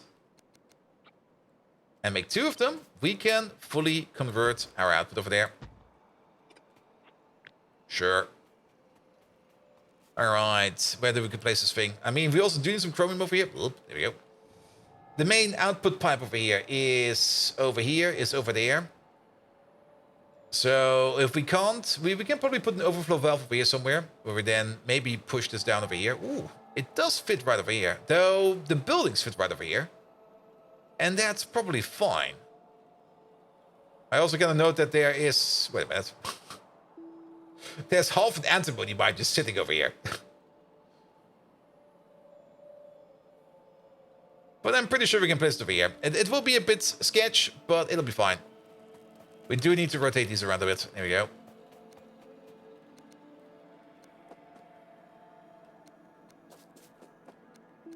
There we go. All right, and then water. How much water do we need for this process? This water over here takes... Oh, it takes quite a bit of water, actually. Oh, good God, that's a lot of water. So if we process 1,500 bitumen per second, we're going to be processing 3,000 water per second. Oh, boy. In 8 machines, that is then about... Or the other way around, at the cross speed of 7.5, it's 375 water... Or 350... No, 350 water per second per machine. 375, it doesn't matter. So, yeah, that's going to be 4 water pumps. And we're definitely in water pump territory over here because we're in the middle of a desert. So let's put you down real quick. You make water. All right. 1, 2, 3, 4, 5. There you go.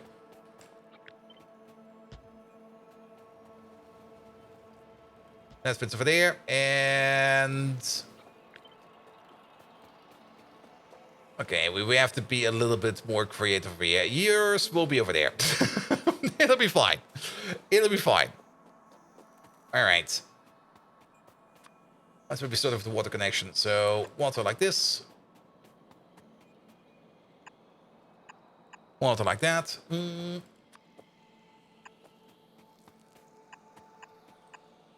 Alright, and then we should be able to copy paste this over. There we go. Okay, that's a water connection done. Bitumen. Wait, 1,500? True. Oh, probably because we use pumps, it will work like that. Yeah, with pumps, we can definitely push this through at that rate through the pipe. I mean, the average flow speed through a pipe is 1,200, but if you do place some pumps every now and then, you can increase the flow rate. I am a bit concerned, however, that we do not have enough pumps over here. So I'm just going to place another over there. Good, because we're going to have... Let's see, that will be... Oof. We need some space around this thing.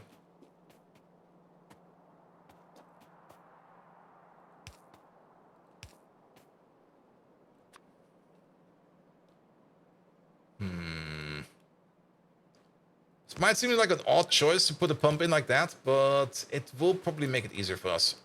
Overflow this way. And then we're gonna have you over here in the middle.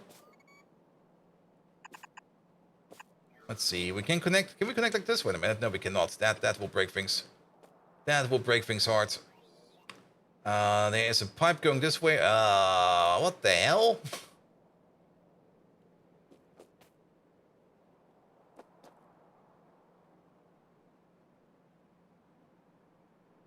It's like,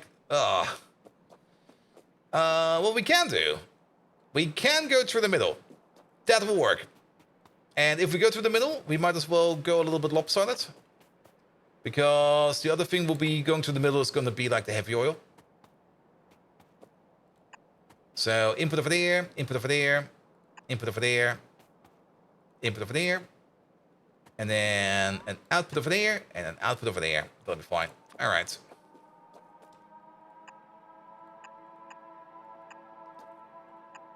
And then we can just hook it up like this.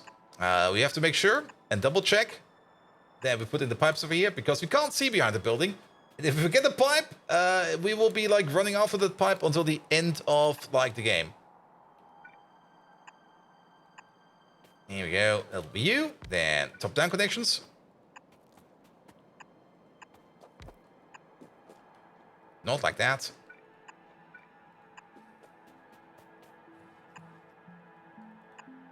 You over there, and you over there. Yep, that's good. Alright, these are in, and then... output over there, output over there. You just connect like this, you connect like that. And then we connect up over here to the middle. And we can actually just copy paste this thing over because it will be the same over here. There we go. And then you connect like this. Definitely place a pump over here. And we're going to place another pump over there. Just to keep like the flow speed going.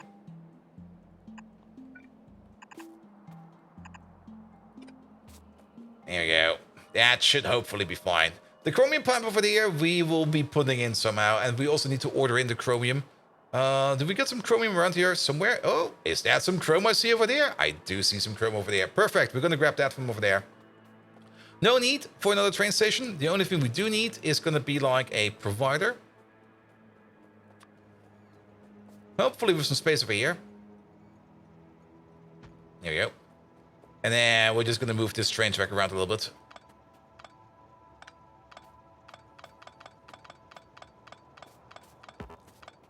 With 2 minutes not connected on the right side? Shit.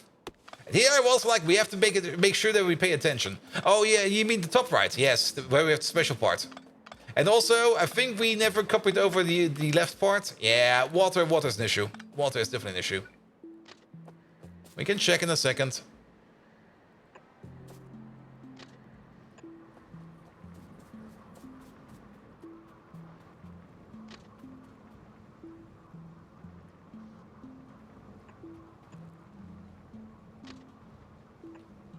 There we go. Let the bots fix the rest. Then let's put some signals in here. Like you over there. Let's check if we need the signal at the top. And the answer is, yes we do. Like one over there. And you're already there. Perfect. And then also let's make sure that these trees over there can go fuck off right away. Is that? Oh, it is in range. Alright. Yeah, the water connections over here. This one over there definitely still needs his special water connection. And we have nothing over here in terms of water pipe.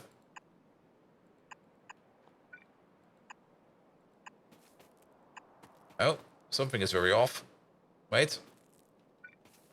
That's why something is very off. Alright, and then water coming from over there. Into you. And then water at the bottom over here. That'll be you. And that will be you. Good, good, good, good, good, good. Also, let's not forget more speed modules. Become even faster than that. There you go. We don't really need speed modules over here. The water pumps over here will be fast enough.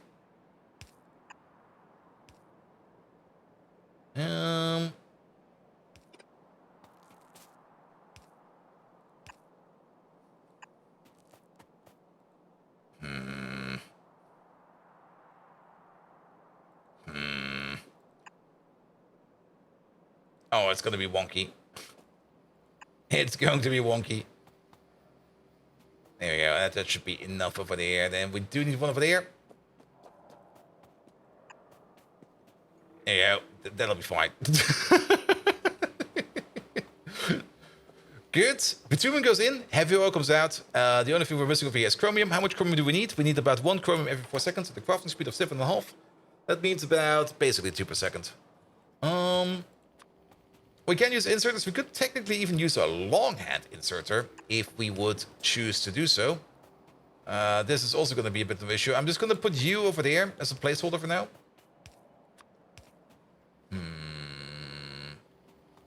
I mean, the chromium belt will be coming in from over here. So that's going to be you.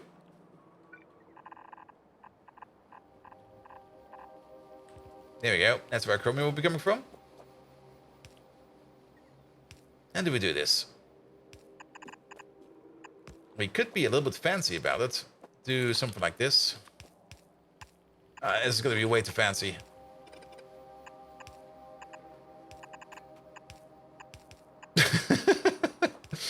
Don't ask. I hate doing this one.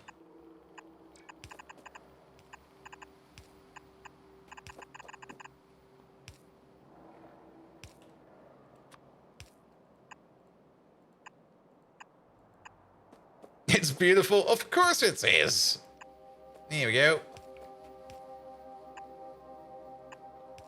Perfect. That'll do the trick.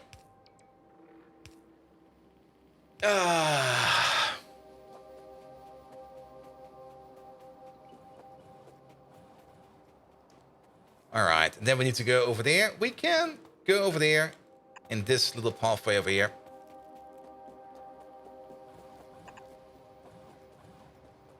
And then somewhere over here.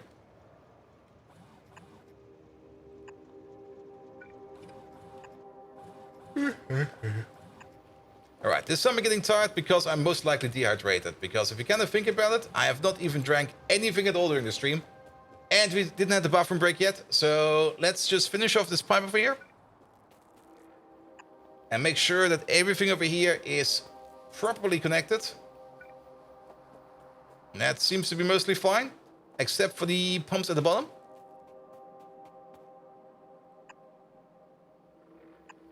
There we go. That's fine over there as well. Let's fix that. Yes.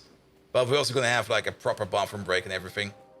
And then you're connected. You're going out. Perfect. And the only thing I want to do before we go is call you heavy oil. Heavy oil, 2.8 water. All right, quick bathroom break. Definitely due time. Also, quick hydration break because definitely need something to hydrate. And Patos, hello there. And I'll be right back. But in the meantime, we do need some entertainment while I'm gonna have a quick bathroom break. So, Megatron, I have to go to the loo again. So you have now the mighty important task to tell the audience a story about the British loo monster. You know, the one that haunts every loo out there.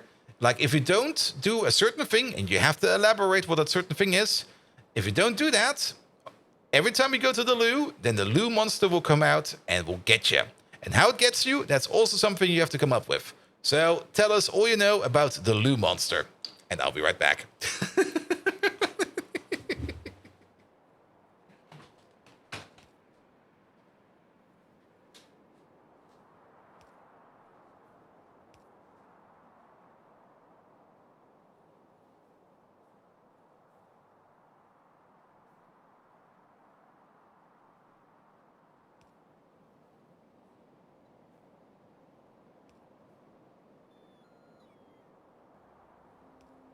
Ah! The dreaded British loo monster! An entity as rare as my patience for Autobots, and as elusive as Bold Viking's yoga mat. The tales from the murky depths of the plumbing systems across the UK tell the horrifying tale of an abomination born of neglect. A monstrous creature that emerges if you fail to do one crucial thing.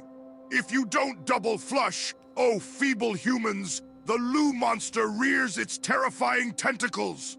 The forgotten remnant of a homely meal. An ungracious offering to the underworld calls the beast into the realm of the porcelain throne.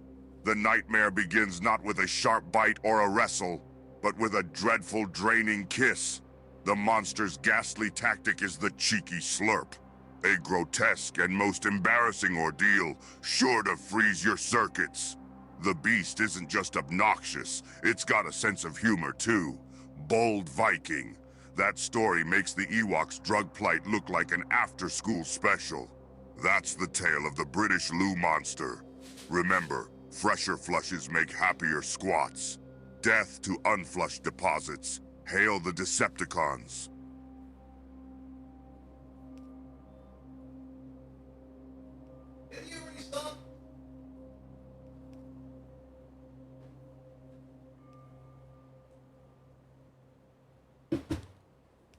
Did you go on about the Ewoks again? Wait, what? Let's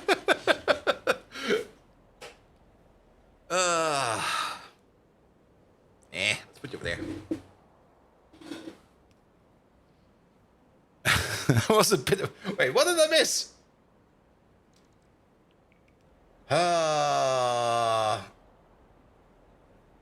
The dreaded British loo monster, an entity as rare as my patience for the Autobots and as elusive as both Vikings yoga mat. The tales of the murky depths plumping across the UK tell the horrifying tale of an abomination.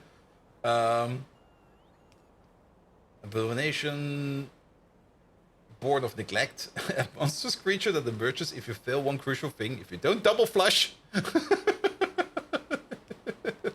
The feeble loo monster rears its terrifying tentacles. The forgotten remnant of homely meal and ungraciously offering of the underworld calls the beast into the porcelain throne. Alright, yeah, I'll give you a couple paste for that.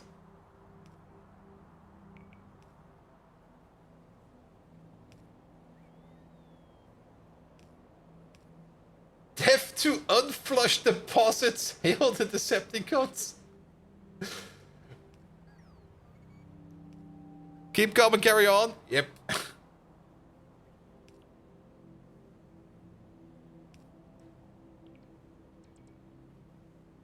Is Mr. Chrome conveyor for the two? Oh, yes. Now that you put it like that, it is. I put the turning point in too early. I thought I was already done. Wait a minute, let me just copy paste this up real quick.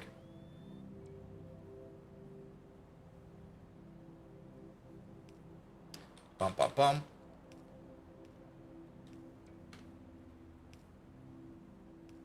Good. Alright. Yeah, we did miss something over here. But it's an easy fix.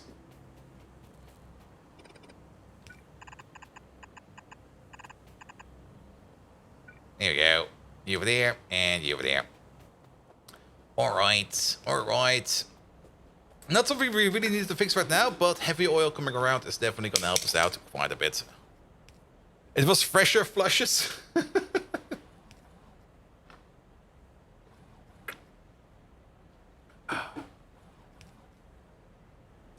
Caffeine. Alright, that will be coming in sooner or later. We don't really need to worry about this. Everything is fine over here, so yes. And then at least we will see the bees over here in action again, because then the bees over here can turn that bitumen into heavy oil, and that's going to be really, really great, because we do need more heavy oil. This bee build was great. I really like this bee build. This bee build was an amazing idea. Alright, alright. Then, silver. Yeah, silver, that's going to take some time. There's nothing much we can do about that. Let's check up on the mines. The only thing we could maybe do about it, the problem we're going to see over here is that there's one going over to the request over here, and he's just stuck in traffic. So the next train over here is already ready to go. That's fine. And then the train after that, let's have a look over here. Are you good to go? Nah, you're still missing stuff. The other LED station we have over here is sitting over here somewhere. There it is. You're also still missing stuff. And then this one over there. Not this one, this one. Yeah, we're really not making lead dust fast enough. We're processing so much lead. How much lead ore do we process? Lead. 35,000 per minute. Lead ore. Just getting crushed. That's a lot of lead ore. 35,000 per minute? That goes super duper fast. And Scrambles, hello there. And the Weekend, how you doing? Alright, we can also get rid of this underground. It's kind of double. And I guess we never put in the loader at the front over here. No, we never put anything over here. There we go.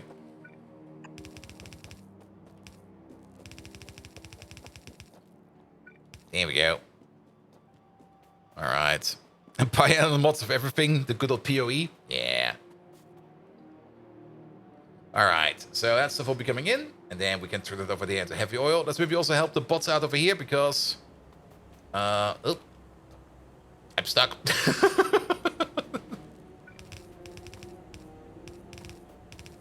There we go.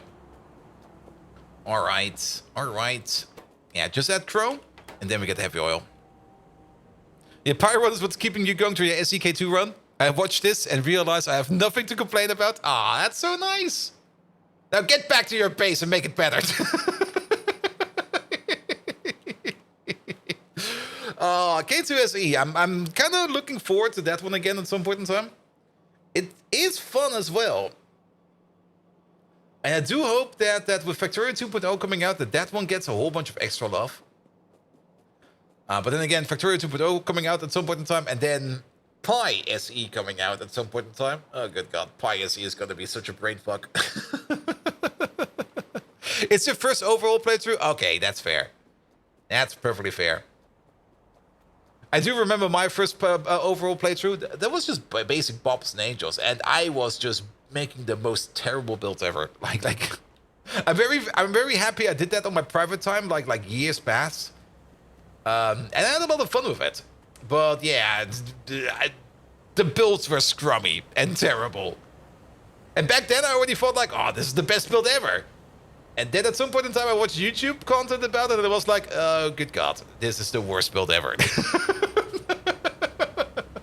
I'm also a bit surprised how fast this titanium is. Oh, okay, it's backing up. At least it's backing up over there.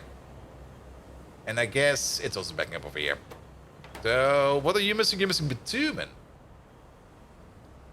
Alright, things are moving. Things are moving again. That's the important part. Your output is still full. Do we have a secondary output over here that I'm missing? Or is this just a liquid speed issue? You're pumping at 1,000 per second. 1,000 per second is kind of slow. You're pumping at 1,000 per second because you're pumping at 1,000 per second. So I think we can optimize. And you're pumping at 1,000 per second because you're pumping at 1,000 per second. Now, I kind of have the feeling that you're pumping at 1,000 per second because of this pipe over here. So, what about if we do this? Then we're still at 1,000 per second. It might just be that this overflow pipe over here is not the best. We might be better off if we put down an actual tank. Let's try an actual tank.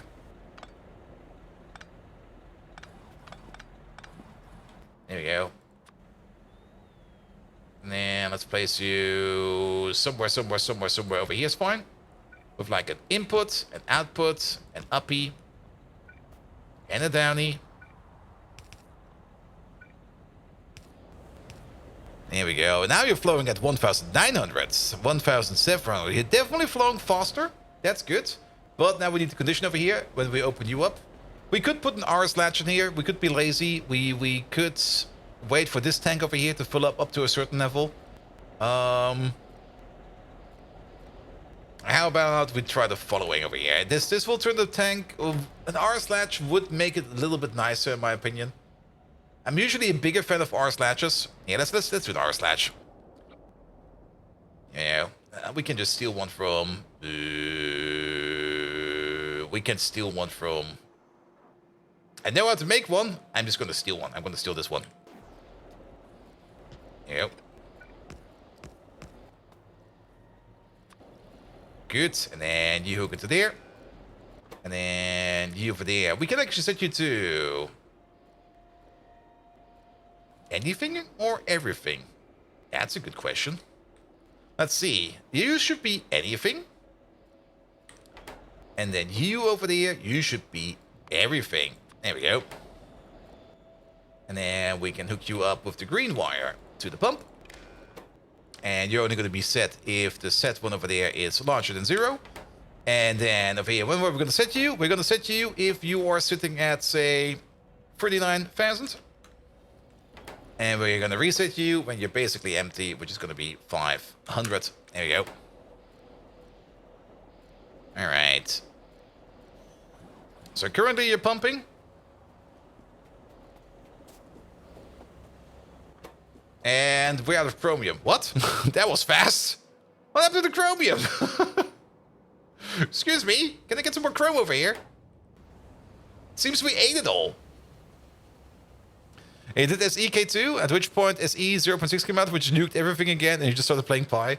I mean, both have their merits, definitely. I mean, Pi is a lot of fun, SE is a lot of fun. SE keeps it a little bit more...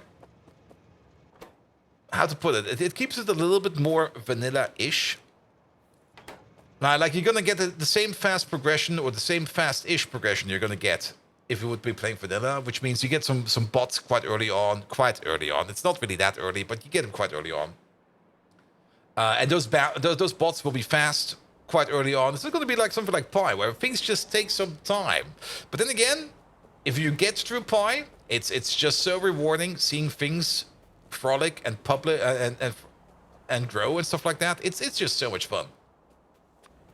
I really, really enjoy that about Pi. Like, you sit there, you start off with like some absolutely shit recipes, where you just go like, it's gonna be horrible. And then you upgrade it, and it's less horrible. And then you go to the next tier, and you're gonna be like, it's gonna be horrible. And then you upgrade it again, and it's yet again less horrible. And SEK2 bots are really slow now, since the latest SEK2 compatibility patch. Okay, that makes a lot of sense, in my opinion. Because they were already getting quite fast from the get-go. But then again, I have not really played like quite some time with it. But Pi doesn't have the dreaded mid-game slog. Yeah, I mean, that was definitely something I kind of felt when I did K2SE.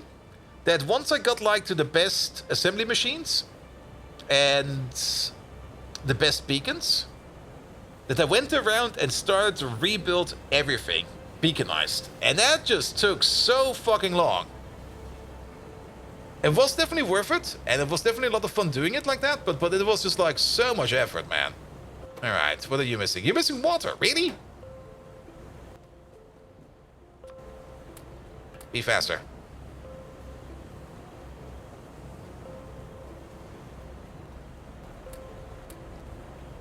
Alright, you're now making... hopefully enough water. Yeah, the water pipe is backing up now. Okay, now you're complaining about output full. That's fine, because you're pumping now at 1,200 over there. Which means we're gonna need like one extra pump, probably somewhere over here. Pipe speeds. So sad to see them go in Factorio 2.0. Yeah, 1,700. 1,500 capped. Oh, that's kind of nice. Because that's exactly what we're making over there. We're making 1,500 per second. So kind of curious to see that we are capped like that. Did we? Wait, what? It feels so off, sitting at exactly 1,500. Did we hit some kind of magic number? Wait a minute, I think we can go faster.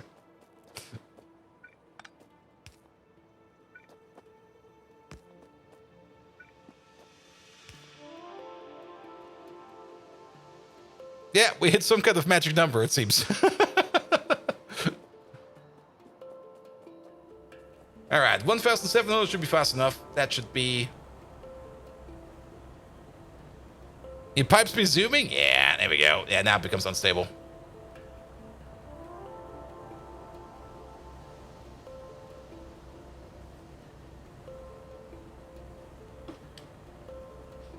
Oh, we're going in at 1,500 as well. I'm pretty sure that's because of this part over here. Because, well, how does it go again? It's 12,000 pump to pump. It's 6,000 with one in the middle. It's 3,000 with two in the middle. It's 2,250 with four in the middle, I think. And then at some point in time, we even added 1,500. But 1,500 is good enough. That is all we make over here. That's going to be a proper speed.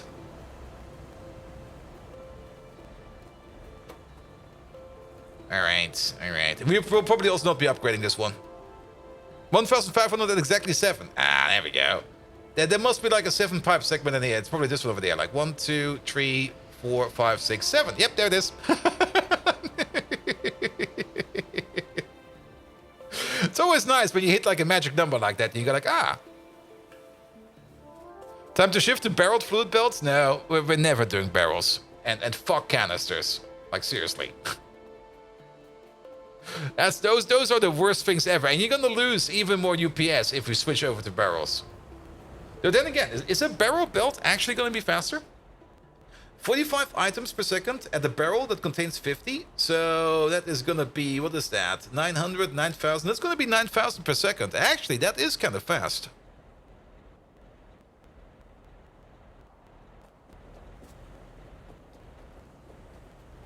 But you would have to make the machines over here to unbarrel that.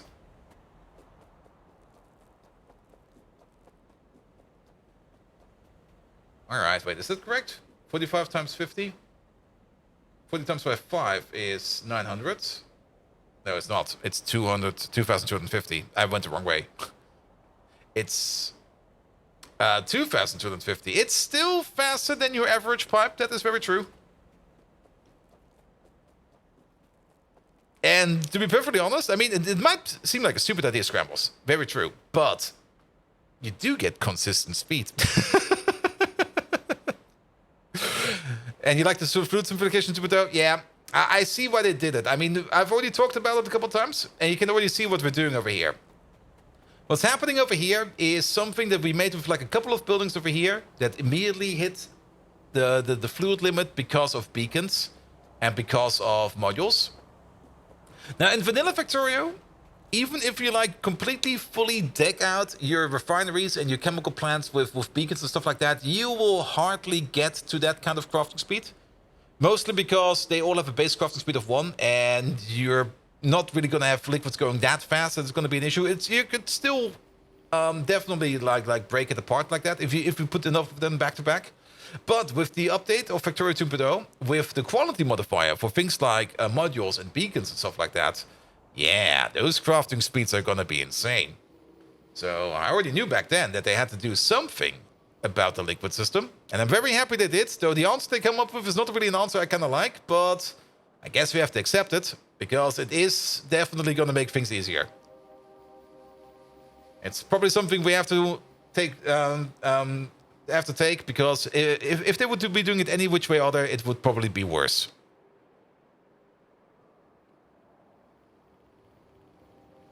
You're thinking also integrating your flutes in your rail prints, come whatever way? Yeah, I mean, I'm still kind of curious to see what kind of limitations pipes will have. Especially things I'm kind of curious about in Factorio 2.0. Like if you got like a long chain of underground, say from over here to over there, how performant will that be? I think the post even described the flutes as the least bad solution. It's one segment, so it will still be like instantaneous.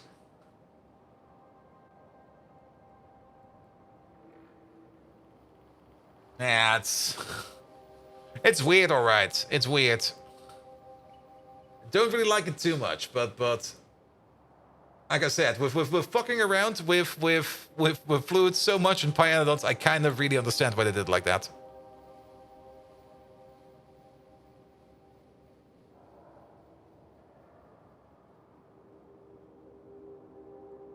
Think of it like pointers. You do know that when I work with pointers, I work at least with like 5-star pointers. Like anything under a 5-star pointer, I'm not even touching. That's beneath me.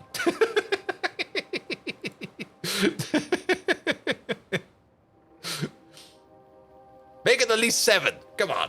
All right. I'm distracting myself again. You're only a 3-star programmer.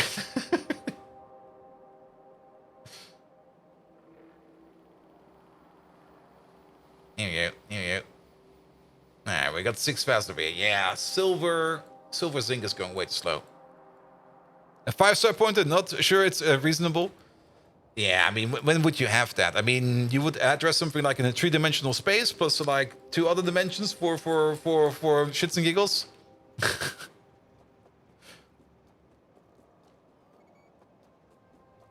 Avoid pointer, array, pointer. Now that's amazing. Then you go like, where the fuck am I right now? And then do everything with index addressing. Fluid balls take a lot of computer power? Yeah, they do. I mean, in my bachelor thesis, I was working on like 3-dimensional sinter processors. And that's basically a fluid simulation, if you think about it, because the sintering is, I mean, if you go up to like a couple thousand degrees, things just start to behave like fluids. And they also did simulations for crystallization processes and stuff like that. But the software behind that was completely written in C. And at the end of the day, it was basically one ginormous pointer.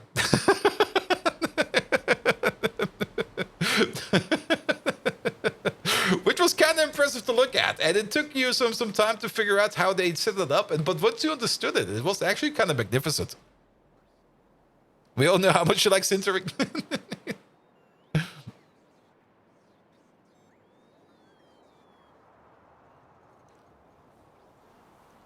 Java Go and Python for you. Yeah, and in C...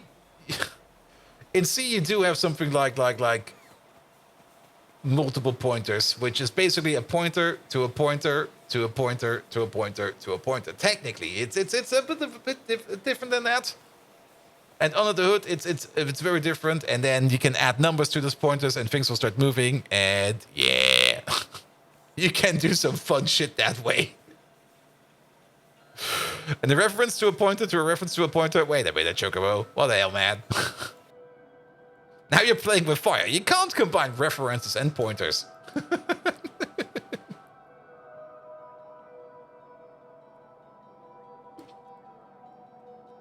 All right.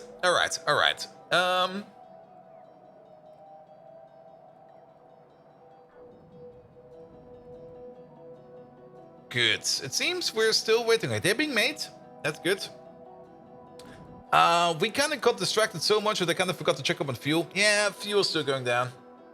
I'm not quite sure if this is good or not. I mean, it's not like we're not making fuel. We're actually... Wow. That is pretty fast, actually. We are pumping it in at a rate of like 1,200 per second. So we're definitely making fuel as fast as we can over here. Problem just is that we are consuming quite a bit of it. Probably because we made this big power plant over here as well. These over here are all doing fine. And power in general, yeah, we can make a lot of power. We are also using quite a bit of power. But I'm still concerned. I mean, if this runs out, it's not like we're going to be having no power. It's just going to be that some of these over here will not be working efficiently. And it might be fine because... yeah, power actually will not be fine. Power will become unstable and it will start to flicker. So that's gonna be problematic. But we can't really do much about this right now because this place over there is working as fast as it can with... Oh. Is the issue maybe? Yes. Is that the issue? The issue might just be that we are running out of oil sands.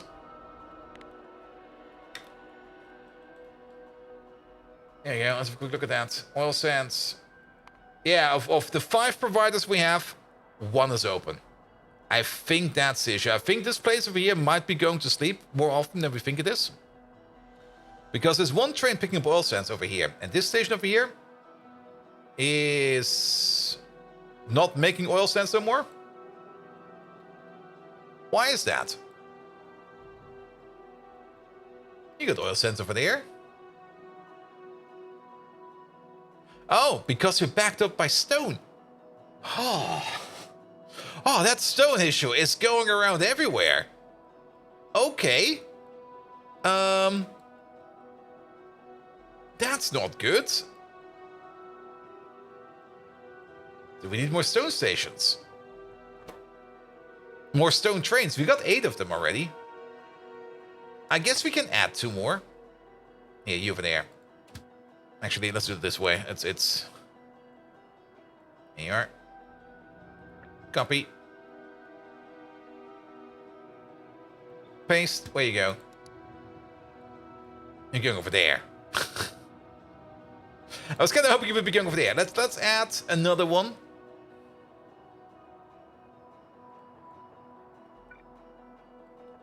Though more stone stations, more stone trains is not necessarily going to fix the issue. There will be more trains going out to there will be more trains going out to the more remote stone providers, so it might be fine. Paste on the landfill, make another part of the base.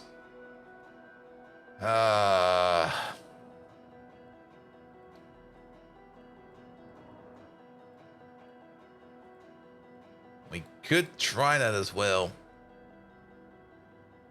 Let's add 2 more trains for now.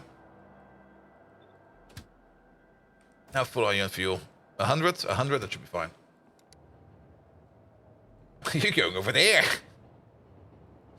There seems to be quite a bit of stone going around. You're also backed up entirely. Oh, we're making a lot of stone in this base. And, okay, anybody going over here? Also, are these deprioritized? No, these will be picked. These over here. Yeah, there's 1 train coming over here. There's no trains coming over here. So at least there's a train coming over here now. But of course, these will be found before these are. Because there's no coming from over there. So trains will go down this path. We'll go like stone here first. Stone there next. And then stone over there at last. And actually, this train that was coming over here has already been reprioritized and is going somewhere else now. How am I processing my ore? We're turning it into the landfill mostly. There we go. It's all going into the magic landfill machine. And if for some reason landfill is full, we're also turning our stone over here into saline water. But the saline water process over here is a bit slow. The saline water process, of course, could be faster. I would rather turn it into landfill because landfill is definitely something we can always need. And landfill is something we can easily compress down. But yeah, more stone. Now, I also kind of noticed this over here. There's currently no train coming over here. Which I guess means, I think we can even add 2 more stone trains. Let's add 2 more.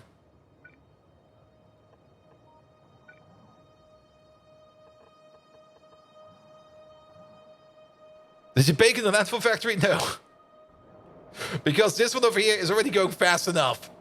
It's not even beaconed, and it's consuming 4 belts each of gravel, stone, and soil. We don't need to beacon this thing.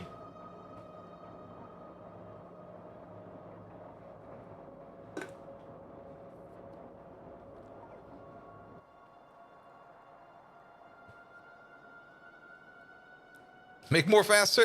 Nah, it'll be fine over here. All right. Are you doing for fuel? You got enough fuel on you. All right, pick something up. Here we go. That might also be an issue. Maybe we should put a turning point in here somewhere. Let's do some train admin. There you go. I'm just gonna take a ride over here. Unless, of course, we get reprioritized and we're going somewhere else. Perfect. We could. Now, this would be a bit sneaky. We could put a connection in like this. I kind of dislike that most of the time, as that will cause more issues. Actually, that will cause a lot of issues. I would rather have a turning point over here somewhere. So we don't have to do whatever the fuck this is. Oh, then again, we did the same thing over there.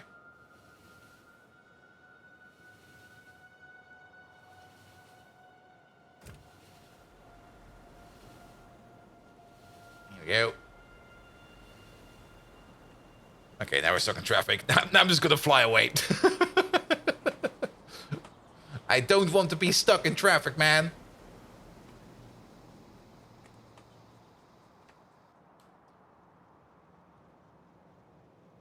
Yeah, you should be able to go straight. And then you cheese your way in there. You want to go left? Oh, you want to go left. That's why people are stuck in traffic over here. For the people that want to go right over here. Nice mega base. It's not a mega base. It's a starter base. We're still in chemical science. Mega base. Nah. You can only start talking about the mega base once you go to the final science, man. Alright, let's make a connection like this. It might cause issues, but let's give it a try. And let's also maybe give this a proper try. Like, let's also make like... No, not like that. Isn't this a starter base? It is a starter base. It is a bloody starter base.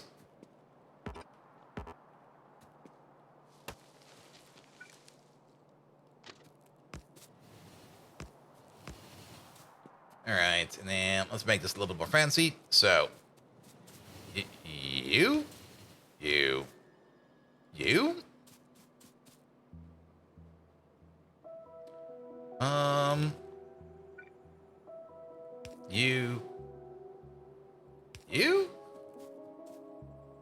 that should work. I'm kind of thinking of maybe putting something in the middle over there, but nah.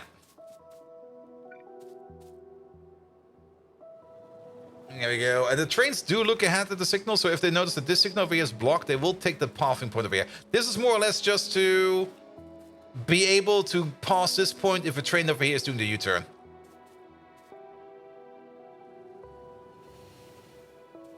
Alright. What about the stone train? Oh. 2 trains are coming over here. But who's coming over here? That will probably be you. No, not you. That will most likely be you. Oh boy. You're all the way over there. Remember the Hammerfell album covers and who drew them? No and no. I do know Hammerfall. And Hammerfall's a lot of fun. But I've got no clue who drew them. But let me guess, they drew something silly? Also, this signal is bad. There you go. There's a small standby signature on the covers. Oh, really? I rarely look at covers of CDs. So, oh, that's not good. Wait a minute. Excuse me.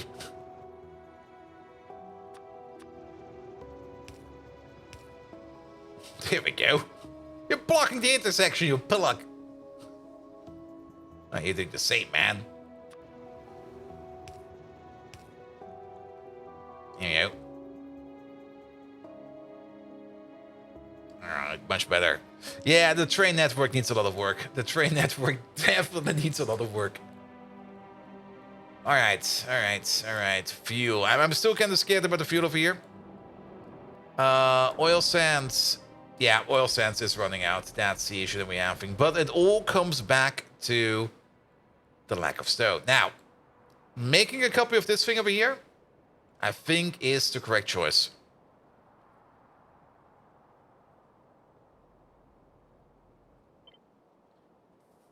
However, actually, it's not too bad. I'm just gonna create this as a blueprint real quick. Or can we just do it via remote like this? I kind of always dislike editing it in here because it always is a bit annoying and you can't really use like any kind of tool over here to take things out. So if you end up doing stuff like this, you usually end up like missing like exactly one piece. The easy way, of course, would be to put it down somewhere and then to edit it there and then pick it up again. Well, let's indulge yourself. I do hope that they improve this part of the game as well. I'm not sure if there was anything like this in the Factorio effects. I do hope there was something like this in it. Because this is definitely a thing you can do. But I would love if this way of doing this would be just like a little bit richer and a little bit better. There are some good features in it, though. The upgrade feature over there, I don't think a lot of people know that, but you can just use the upgrade feature over there to drop in like an upgrade planner to upgrade everything in this blueprint from one thing to another, which is really, really great as well. I think I got everything. I guarantee you, I missed like a belt somewhere. Yep, right over there.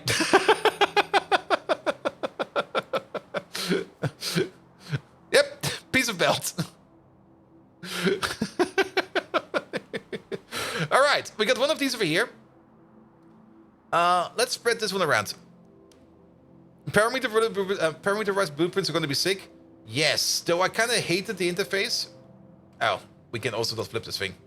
Can only do jumps. That's fine.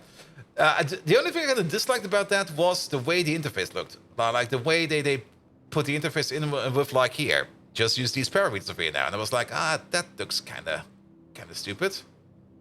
I do kind of hope they improve on that. Because that would definitely make things better. All right, let's see. Where's a lot of stone? There's a lot of stone over here. There's a lot of stone over here. There's a lot of stone over here in the outskirts. This thing would fit. Does it fit over here? That over there are... Oh, we need water over here. We do need a decent amount of water over here. I find it a little bit silly that we can't rotate you because there's these very, very, very stupid, non-fully rotatable roboports in here. But we'll figure something out.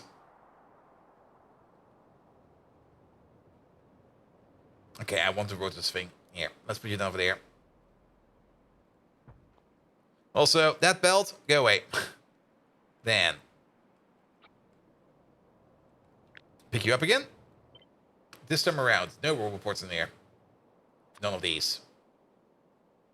I think the Pi roboport can stay because that thing we can actually rotate. Also, I forgot these lamps.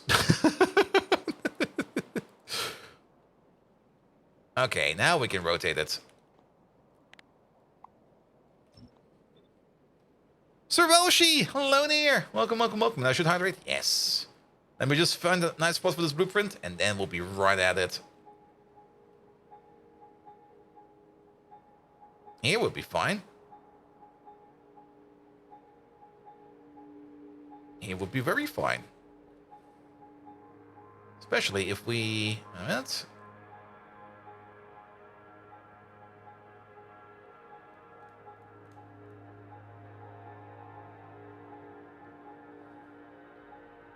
Put it over here. So we're gonna make one of these over here.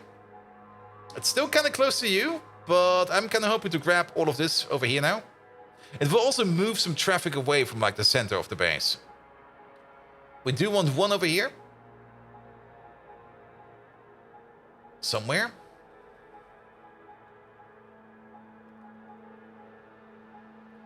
Because we're always going to be like processing ores in our outposts. So stuff will always make stone at the outskirts. And we don't really want the stuff that's coming in via the outskirts to go all the way into the base. Or through the base. That's just going to cause traffic and it's going to be annoying. Let's see. I also don't really want to build over fields, even though I already know that we're never going to mine out that field over there.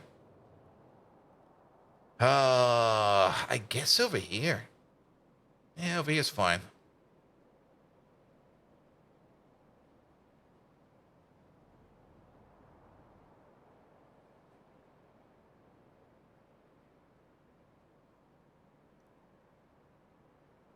It doesn't need to be that precise. There you go, one over there. And then ore processing over here. There is ore processing over here, and there will probably be more ore processing over here at some point in time.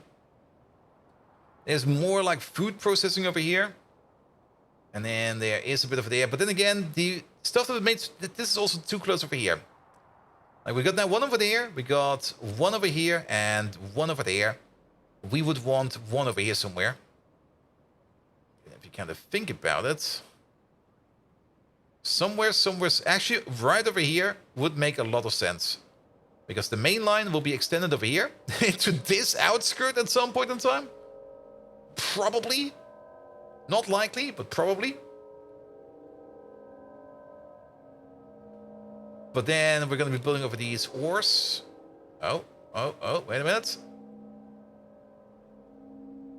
How about right over here? I'm pretty sure we can mine this still out, and we can still mine this niobium out. There you go. And then mainline extension over there. That will be over there.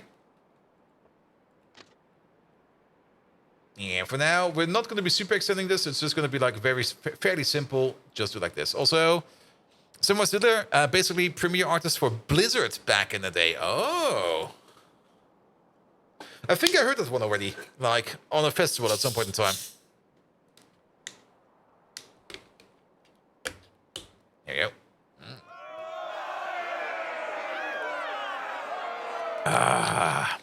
Greetings. Wally Coyote, thank you so much for the resub. He did also a couple of Amon Amarth covers. Nice. Amon Amarth is always so much fun to watch. Like whenever there's an Amon Amarth concert, it's always so much fun. Good. All right. That is a bit of setup we need to do right now. So, which one of these is the closest? We're pretty much in the middle of all of these. This one over there is most likely able to entirely build itself. Maybe. Yeah, it looks fine over there. The only thing that's probably a little bit sketchy over here is the bottom part of you. Yes. So, how far do you extend? All the way over there. So, how about we place you over there? One over, please. And then, how about you over there?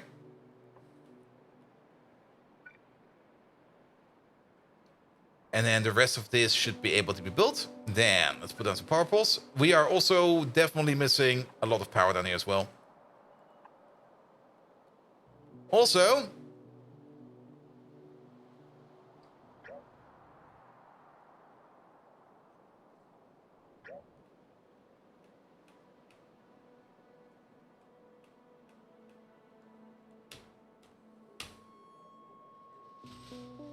the station was going the wrong way.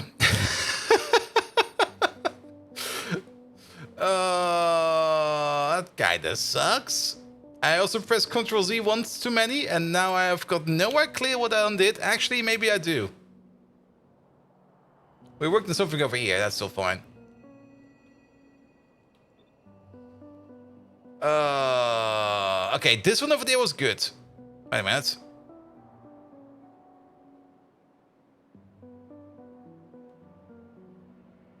No, it was good. Did I just not see that correctly?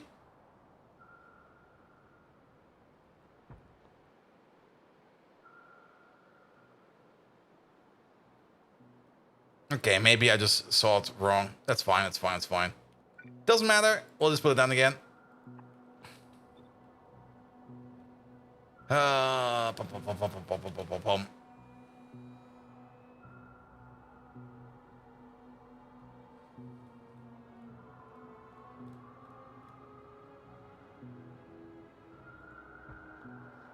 Can you tell all of these cool bands to tour New Zealand too? You got a good band in New Zealand. Look up Alien Weaponry.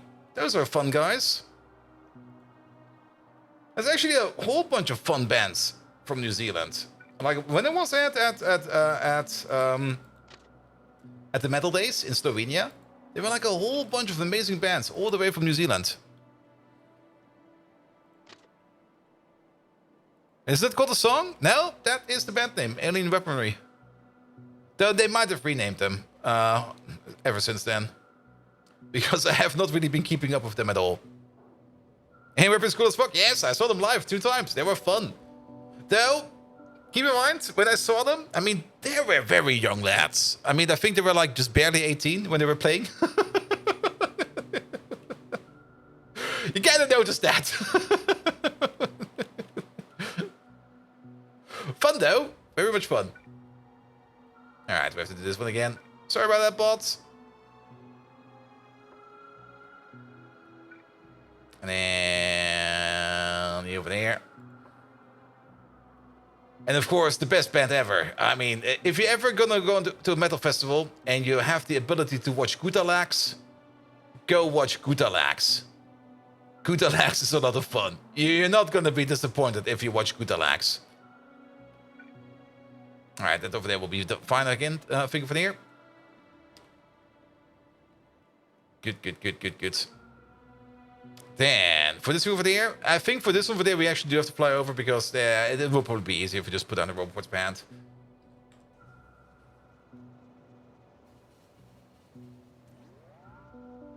Then if you ever go to Wacken, come a day early and party in the beer garden. My first Wacken, I arrived on Sunday. Like, not really a full week, but like, as early as I could arrive on the Wacken Open Air, I was already there. Usually the camping ground, these days, the camping ground opens up at like, what is it, like Wednesdays or something like that? They kind of moved it up quite a bit. Festivals like DEF CON and Airbeat, well, more like, well, heavy metal festivals. They're definitely a bit different. Because they're so much fun, at least if you got good people on there. But every now and then you got some shit people on there as well. Like DEF CON, but for grown-ups. Yeah.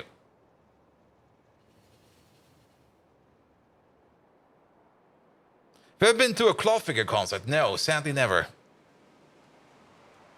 The most metal geek you've ever managed to get is Lamp of God, and it shows you after the release to the Rough. Yes. Was it Lamp of God? Let's see, Lamp of God. No, I'm thinking of another band. What was that one called again? Gorgoroth. I'm thinking of Gorgoroth.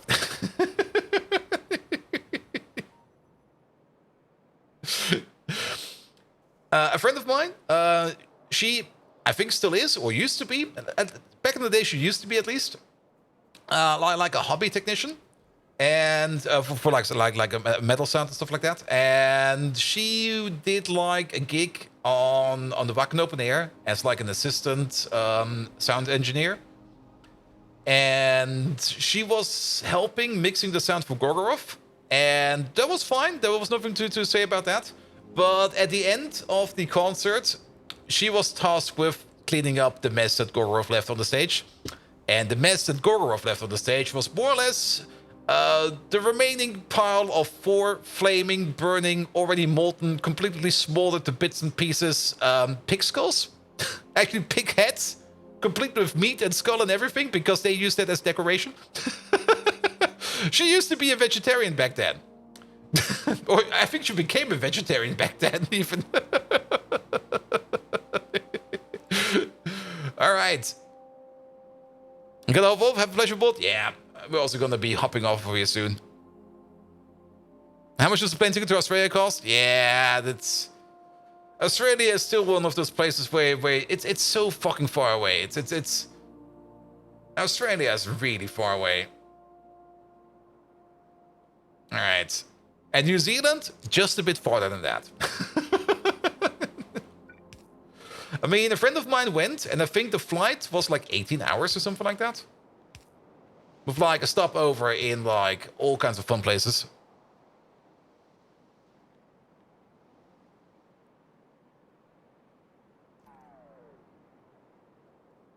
There you go. And even my planned trip for next year, for TwitchCon next year, all the way to San Diego is gonna be like, I think also like a 12-hour flight or something like that. And it was like, ugh. 12 hours of flying? What the fuck? Really? Yeah, turn the pocket button on real quick. There we go. Alright, are you connected to anything? No, you're not. And stopover for Australia, usually Dubai and Singapore, yeah. And usually, if you already have like a stop over there, you might as well just spend a day or two over there. I mean, if you're already there, sure, why not?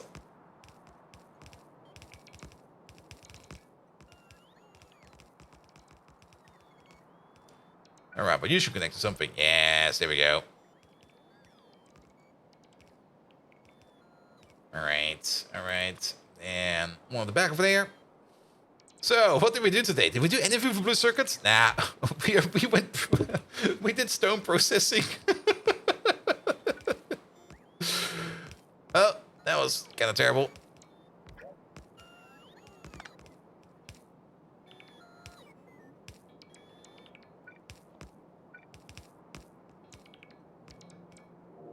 We watch 4 more new chapters of Megaman Smut. Ah, we need another chapter. All right, Megatron. We need another chapter of Calidorn's amazing love story. Could you please introduce a love hexagon together with all the characters you need for that, and make them super weird characters you would find in like a bootleg Star Wars set. Also, make it very raunchy.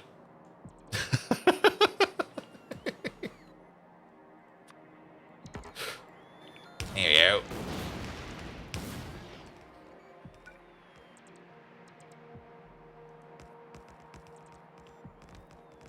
Good, put you over there. And power pulse. Ah, I did it again.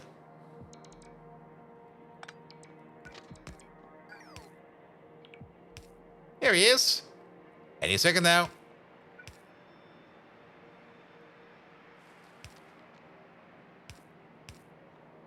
Oh, that's going to be a long one. Usually, the amount of shakes he takes is also more or less the amount... The world of Calidoran takes a turn. A hexagonal roundabout, you could say, bold Viking. Brace yourself for a raunchy curveball. Chapter 3.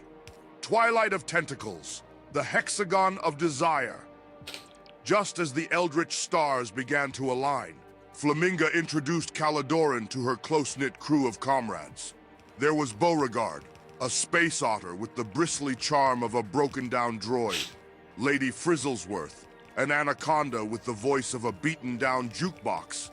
Jambon, a fedora-wearing hamster with a propensity for space jazz. Puffy, a dancing gerbil whose moves were smoother than my fusion engine. And last but not least, Eldgrim, a hedgehog with a peculiar obsession for knitting. The introduction turned the tide of love. Calidoran's heart, though quite literally a pump, started throbbing rhythmically for the whole gang. The sight of everyone in a steam-filled hot spring on the distant space paradise of Paradise Moon was a sight to behold. In the swirling alien mist and the glow of the twilight planet, tentacles intertwined, fur bristled, scales shivered, and sparks literally flew. Calidoran's blush was as red as Bold Viking's hair when he attempted his first yoga routine. The romantic chaos was as explosive as the great battle of Cybertron. tenderness and passion intertwined to create a night of unforgettable memories, ending with a collective nap under the sparkling alien moon. This spice level is so high, even a Decepticon might overheat mildly. Onward to the next chapter. Hail the Hexagon of Desire. Hail the Decepticons. He never fails to amaze me, man. Yes, a collective nap. Definitely. New Zealand to Germany, $2,700 and about 25 hours flight time. Is that back to front?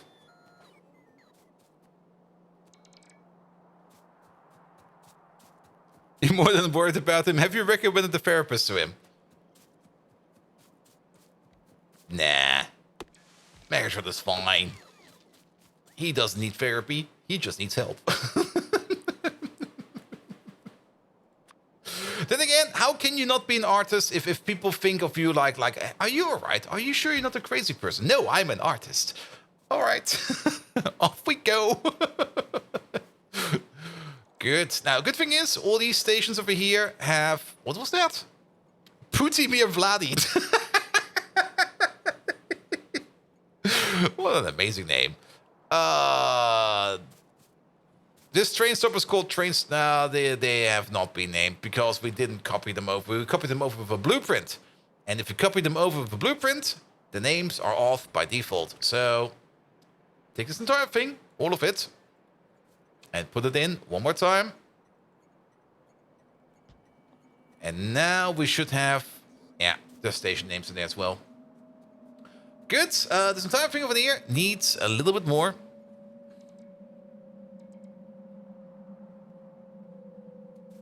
Because we do need some water over here. And we did get a say what was it, like 750 water per pop? It's been a while. I think it is 750 per pop because it's 100 water per second per crafting speed. Crafting speed 7.5, that's 750 water per second. That's gonna be a couple of water pumps, or I don't really want to put like water pipes all the way over there to get like all of the offshore water in. Perfect.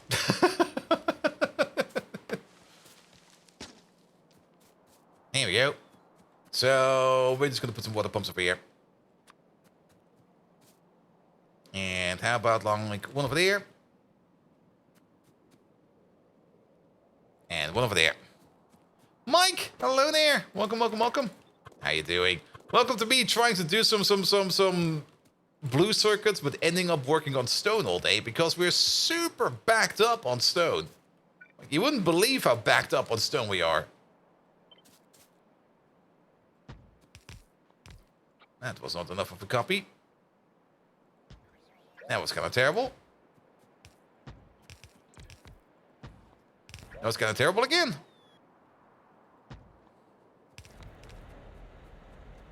There we go.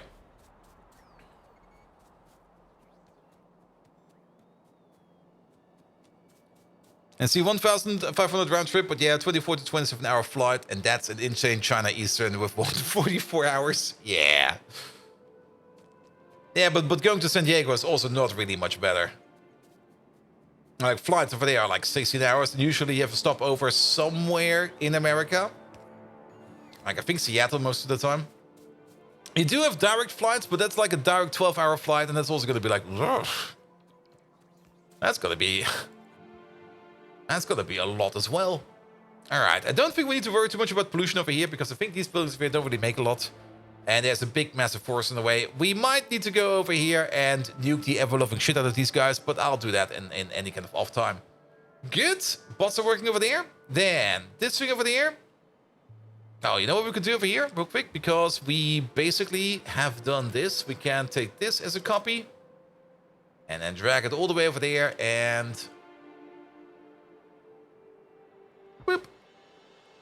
Put you down. There you go. And then this thing over there.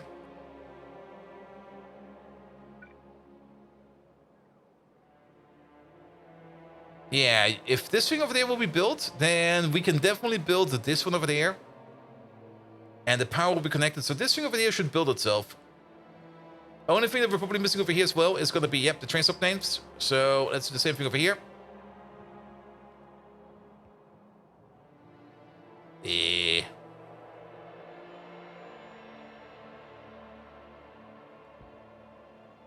There we go. Now you should have the proper train stop names over there as well. Perfect.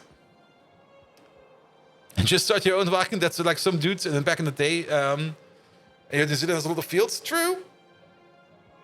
But maybe New Zealand has too many fields. Also, Ognots, thank you so much for the gifted sub. How are you doing? All right, and then let's maybe keep these two for now. I think these two over here will be fine. Good. Let's maybe do some low-hanging fruit then. I mean, if we're already going around and we're fixing stuff, one more thing we need to rebuild before we can pick this thing up over there is gonna be, where is it? This one, the niobium titanium alloy mixer over here. We need to make one of these, so we could place you over there as well. We do need some nitrogen for that though. We can probably make nitrogen over here on site, but I was kind of hoping that we maybe have some nitrogen over here sitting around somewhere, but I don't see any. So we'll have to make some. Good. All right, we should maybe also put in at least a couple of signals over here, else these trains over here will start to complain as well. So how about we put you over there? And we might also do need to build this, or let this be built. Yeah, how about you over there? I guess it's in range, so I guess we don't need to worry about it. It is in range of something, so it will be built. All right. And then we might need a signal over here. I'm just going to go with a simple signal over here for now. That's not really the best solution over there, but at least it will get it done. Yeah, be done with it. Actually, it's a terror base. It's definitely a terrible base. Absolutely. Now, I did gotta say one thing that we're going to be doing at the end, and we're probably going to be doing that in like 10 to 20 minutes from now. And that's going to be setting up the deconstruction job over here. And actually, well, we do have to be a bit careful about that. Because let's prep things for that. So, things we don't want to pick up. We do not want to pick up trains. Put trains in here. And I guess we also do not want to pick up train stations. Nor do we want to pick up train tracks. As well as signals. Those can stay as well. Everything else can be picked up. Because we definitely want to do a ginormous deconstruction job today. Or at least set that up. And get it going with. And actually, let's do that right now. Because I don't really see ourselves doing much else right now. So, things that can go away. This entire thing. Get rid of it.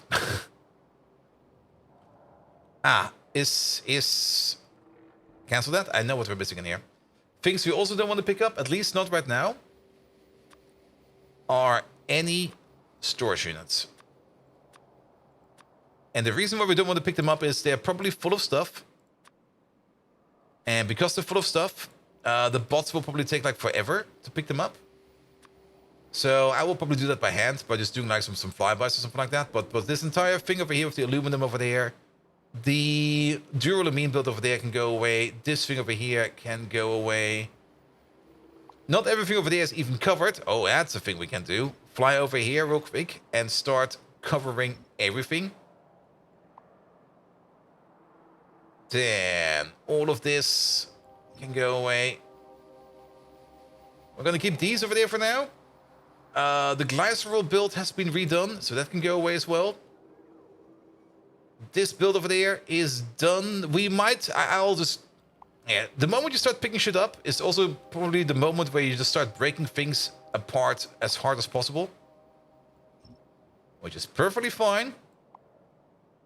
If we break things up, we're just gonna have to rebuild them. Fetal serum. We're definitely doing fetal serum somewhere else. So, just take it apart. I don't care. All of this can go. This entire copper thing can go. We are picking up over here the antimony, not the antibody, the titanium niobium alloy. That needs to be rebuilt, but we got so much in storage of that. We don't care. This can go. The small parts machine definitely needs to rebuild, but we're completely backed up on small parts for now, so we'll be fine over there. That can all go over there as well. This titanium build can go. We just did the rebuild for you, so you can go. We do need you as a rebuild. But at the moment, you're not working, so you're going to go as well. All right, let's just disable you. I think we kind of forgot the radars, to take the radars out in here, but that's fine as well. All right, all of this can go. All of that can go. Oh, lovely. The bots are going to have a field day over here. An absolute field day. Parts over here we need to keep, especially the science build. This thing over there will be rebuilt. The biomass over there is still fine. This thing over there is still fine. There are some parts in here that are probably no longer fine that we could take out. This can all go away. Ah. There's also some connections over here that we probably need to redo. We'll figure that out later. There we go. But then we also get some more space over here for the toy fruit. And then we can maybe also improve the toy fruit production over there as well. Good. Aluminum can stay over there. Yeah, just mark everything for the construction. Even this field. We're just going to rebuild the field. All right. All right. All right. Then the hot air machine over there can technically also go. It's no longer required. Oh, I can already see the UPS drain. If we're already over here, this can go, that can go, this can go, that can go. Even this ammonia maker over there, no longer required. These over there have spilled. So, you know what? All of this. Boop. Boop. These over here, however, we do need. You can keep these because we are still exporting geothermal water over there. Though, do they now require pressurized water? Oh, we have pressurized water over there. Never mind. I missed that. Good. Yeah, that's being exported, I think, over there. That's good. What about this thing over there? That's old iron and stuff like that. There are some connections over here to Kevlar and stuff like that. That's old shit as well.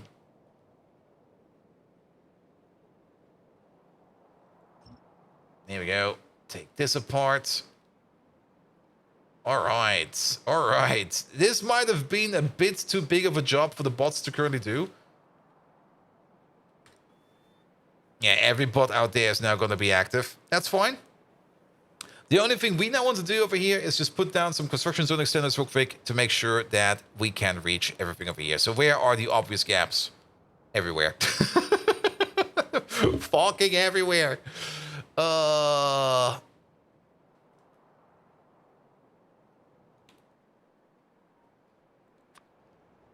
Here we go. Yeah, I'm just going to place this very willy-nilly, like one over there. One over here. One over there. Now, we might have forgotten certain parts in here. That is definitely possible. But that doesn't really matter. As long as most of this over here will be moved out, that's fine. This might also do us good for some UPS. It will do us very bad for some UPS for now. Because, oh boy, these bots over here, they're gonna be busy, alright? Alright, these are connected, those are connected. I think we need, like, one over here somewhere. Here we go, and then in here.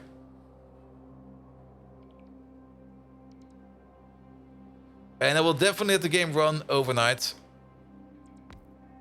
And probably through the entire day tomorrow. Just to get this project done with. Alright, then one over here somewhere. At least we can see the gaps now. Also, some of these names will finally be built. Which is great as well. Put you over there. And the other big gaps, there's big gaps everywhere.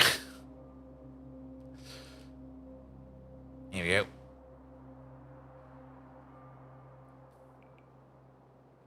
one over here somewhere.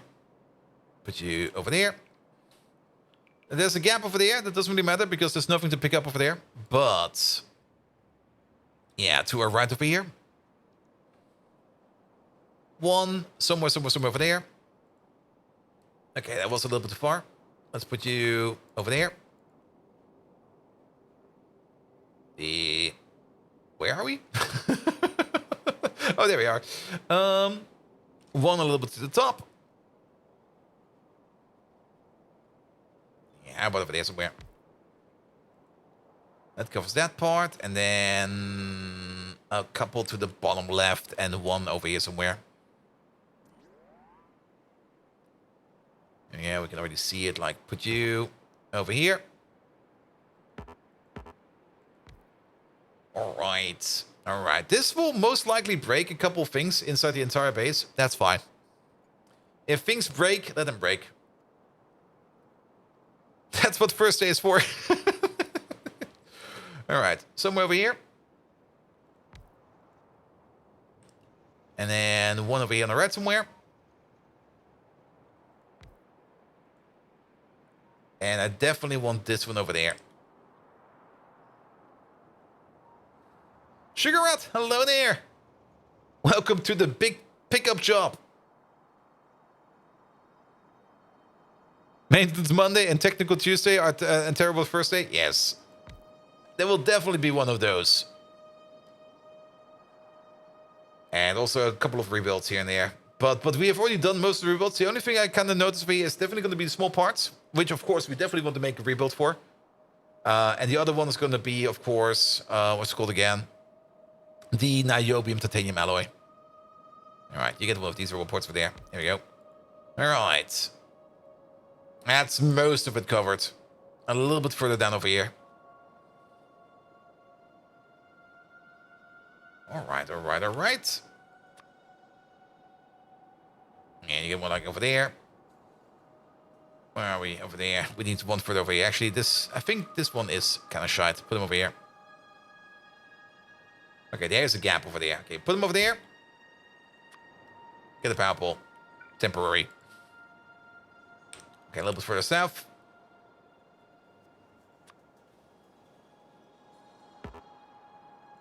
Have one of these. Good. And then a little bit to the west. We also only got 4 more robot ports in that pocket, so let's hope this will be enough to finish off this thing over there. Like, you get one over there. And you get one, like, over here. That's going to be an annoying gap. We're going to keep that. All right, there's more gaps to the south. We got 2 more robot ports. Let's put it in there. You've tried to Pyanodon multiple times, but your laptop couldn't handle the late game. Oh, really? What do you mean? Like UPS issues? Nah, that's that never happens in Pi.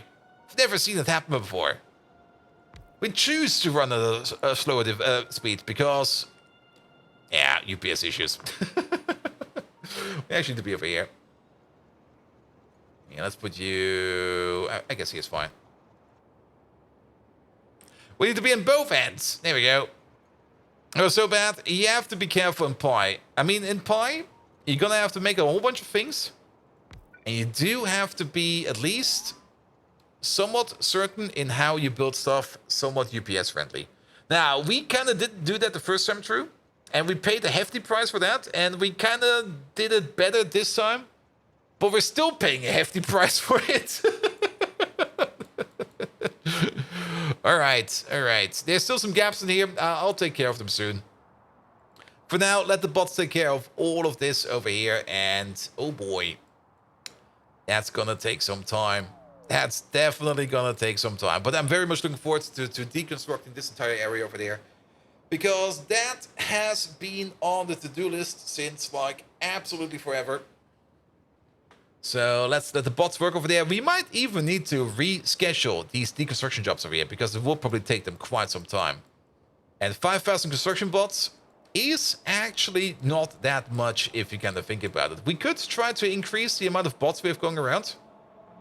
I mean, 5,000 is just an arbitrary number I just pulled out of my ass. Actually, I pulled it out of Megatron's ass and he said like 5,000. So we could think about of increasing our overall bot amount to like something more. There we go. So let's fly over there and put it in by hand. Because the more bots we have over here, the faster we'll go. Now keep in mind, the most items they're going to be picking up is probably the stuff on belts. How many does Megatron think we need now? All right. Megatron, yeah, we're currently ordering in Factorio about 5,000 bots to pick up the old foundry. The old foundry has about 1 million square tiles of things we need to pick up. Do you think 5,000 bots is enough, or should we add more? If we need to add more, how many more?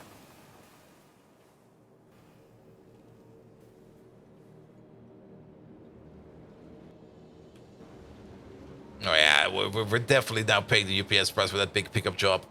30. Let's zoom in. There we go. He's pre-shaking. 5,000 bots. Bold Viking. Yep. Against 1 million square tiles. Yep. That's as pitiable as an Ewok on withdrawal. You need numbers. More numbers than the tentacles on Caledorn. That's impossible. If we consider a row of bots picking up a row of tiles, even with efficiency upgrades, that would take an eternity. Every bot would have about 200 tiles to manage. Is this a foundry dismantling or a robo-torture exercise? I've optimized weapons, I've masterminded intergalactic wars, and if there's one thing I know, it's this. There's never too much firepower. In this case, your firepower is your bots. Add another 75,000, I say. Let the sky swarm with them like a wave of Loo monsters. As a sturdy believer in vigorous efficiency, I say, with each bot handling just 10 tiles, the job will be done faster than you can say, pineapple pizza is an affront to culinary decency. To the assembly lines, Bold Viking, order 75,000 more bots. Hail the Decepticons! I mean, he is kind of correct about that. I mean, that 1 million square tiles was just an estimate. Let's actually measure how big this area is. Now, of course, we also have to think about density over here, but let's be smart about it. Let's part here. This part over there. Wait a minute. Oh, it's actually bigger than that. You over there. And say you over there. What is that? That is about 800 by 2,000. So that is about 1.6 million square tiles. Is that correct? Yeah, that's correct. 1.6 million square tiles. That's a lot of square tiles. Now, we do have... These are not fully packed. We need to put an estimate out for the density over here. I think 25% is accurate. Though, counterpoint to that, stuff on belts. Stuff on belts are extra jobs for the bots to do, so we could actually just take the number for granted. 1.6 million tiles, so 1.6 million jobs over here. 5,000 bots will take quite some time to do that. Oh man,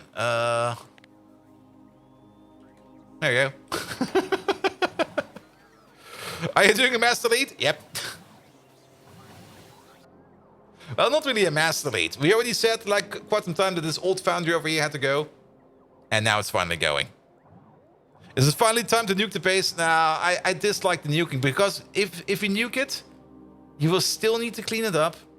And to make matters worse, you will still have to go over here and pick up every... or rebuild, like, part of the infrastructure. To pick up whatever remains, and whatever remains needs to be fixed first. Nuking is like, it's fun, but it's like the worst thing ever. Deacon is the 3-hour timeout, right? Yeah, something like that. 6 hours for us. Because we had 30 UPS. Yeah, if it times out, I'll just put it in again. Though I think decon timeout is a bit longer than that. Can we see that actually, how long the decon timeout is? Why not add more bots? Why not indeed?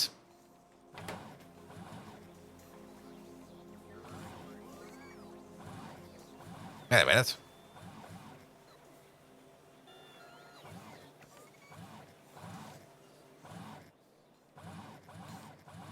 These are logistic bots, not construction bots. I'm like, why number no go up? Because we're adding logistic bots over here. Wait a minute, construction bots.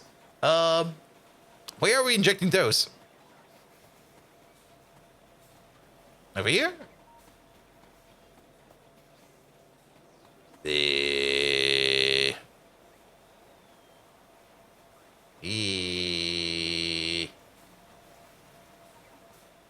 mean, having a couple of extra logistic bots is fine as well. A 75,000 Mark II bots cost a fortune. Yes, but it's a price we're willing to pay. Megatron said so we have to pay it.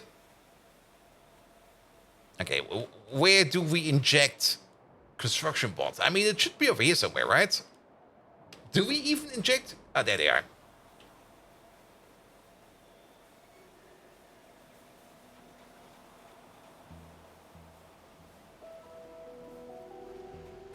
There we go.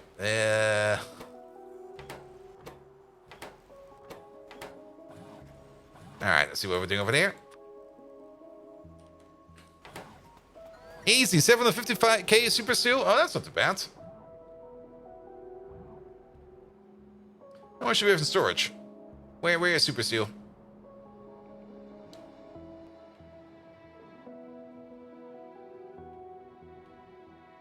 Where is super steel? Oh, there it is. There you go. I mean, we got 80,000 in storage. That's fine. Actually, we got more than 80,000. We also got some in the train.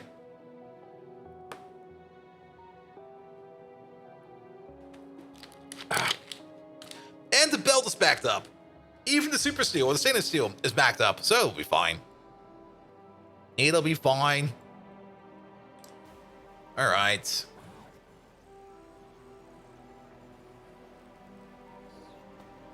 Good. But yeah, we're probably not going to be doing anything else right now because these spots over here, they're going to be taking over for a while. Good. Now, at least we're not picking up anything like storehouses and stuff like that. So we don't have to worry about anything like that. We're also not picking up any trains. So the trains over there are still all fine. Everything will be good over there. It's just going to take them some time to pick up certain parts. Some of these parts over there are going to be kind of annoying. Thing like sword extractors over here. That's going to take some time. The timeout bar only appears for the restricted entities. There is a hidden decon timeout hidden, but not visible, or it was. Yeah, there is a timeout for things that get destroyed. Those blueprints time out after a while, and then deconstruction can also time out. But I think it's quite some time before that happens. I mean, it definitely has happened with the last pickup job, because that's why we have things like this over here, if we still have it around. Let's see. Okay, we might have cleaned up those remnants.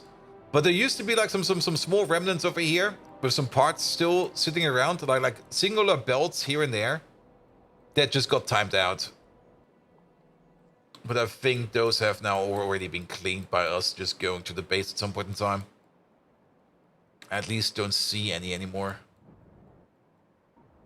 Maybe there's some other remnants still around. Who knows? I think this might have typed out. It's a random piece of track over there. Still sitting there. We're keeping that. Ah, this one. There we go. This one did time out. Then it'll look like this. The bots were just not fast enough to pick up all of this, which was part of the big deconstruction we did over here. Alright, but then again, I mean, if it does time out, things like radars and stuff like that are not part of the deconstruction, so we will be able to see over here regardless. 168 hours? I think it's less than that, because it definitely timed out while we did it, I think. The 168 hours is the timeout for things that will be rebuilt when they get destroyed.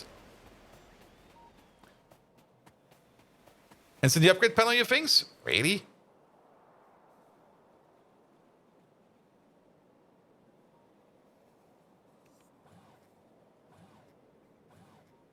It's not in here. Maybe we can see it over here. Oh, wait. Ooh, ooh.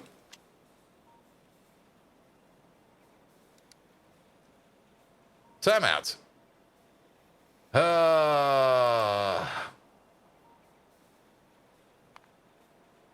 Ultimate excellent. Items upgrade. Nah. It's not part of the time of the prototypes, is it? Or is this just for this mod settings?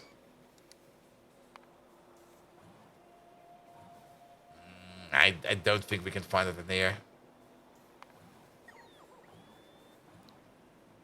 Is there like a timeout in here? Oh, it's part of your localized name. Wait, really? That comes into timeout? How? Is this just some fuzzy fuckery over here? Oh, maybe time out. Technically, timeout is in that order in the name. Yeah, it's fuzzy. It's very fuzzy. Yeah. Ultimate Tim. NEE or this E. And then O-U-T. That's match.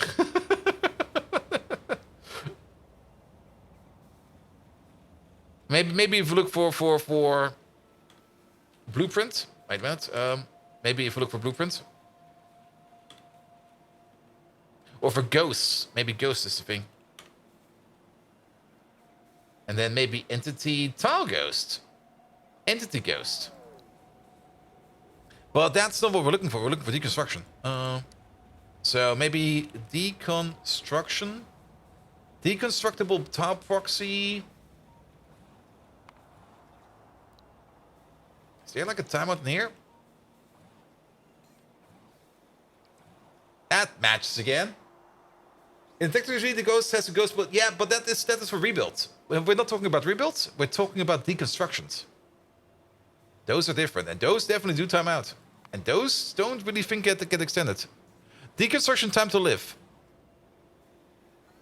Wait, was there something in here?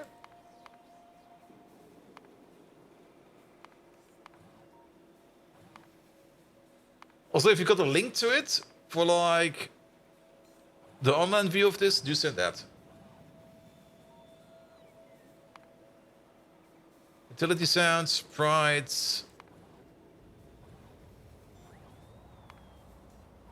Give the construction planner.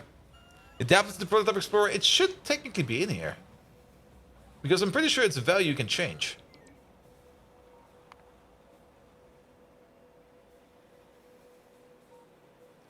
That's the variable name for it. So, what if we do like something like this? No deconstruction timeouts. Oh wait, there, I think I found it. Deconstruction time to live modifier prototype. That's a Boolean.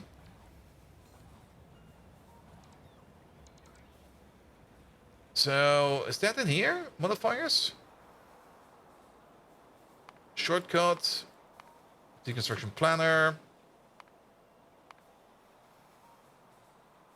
How about time to live? Utility sprites.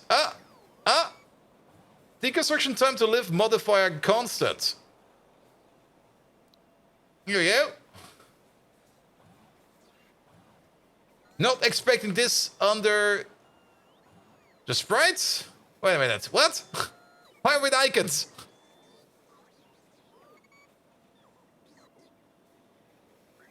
Here we go.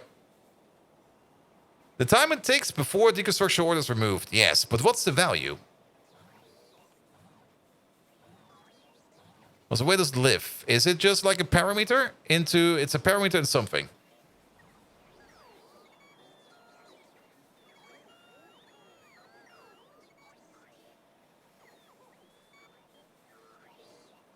Nah, I don't want to do the C command because that will disable achievements.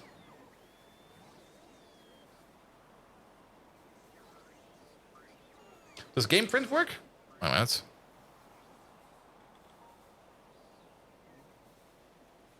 And force forward is a part of the runtime part and not part of the prototypes part. Ah. Yeah, but it doesn't matter. It's something. It's definitely not the 192. It's some kind of default value. We can probably just Google it if you think about it. Factorio, default, timeout, deconstruction. And that tells us...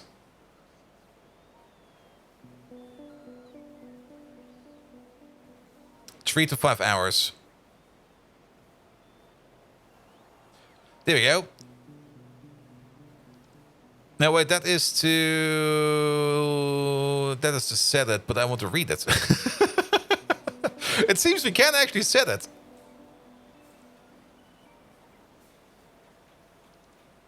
Well, doesn't matter. Doesn't matter.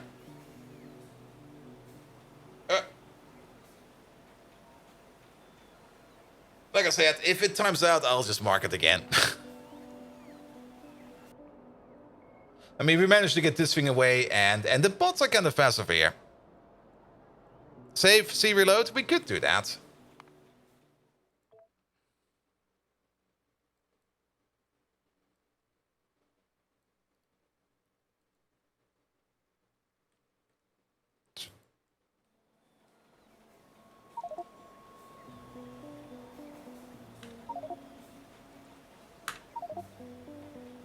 Nah, that's not the value.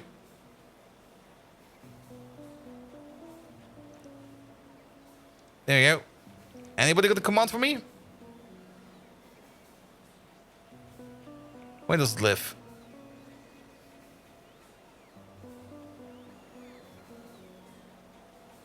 Actually, maybe we can use this one over there. So, print. I think it's without player. I think it's just force. Nope. Deconstruction time to live.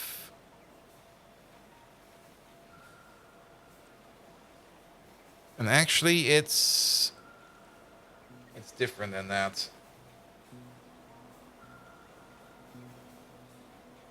I think it's game. Oh, wait. Ooh. Nope. Game.player?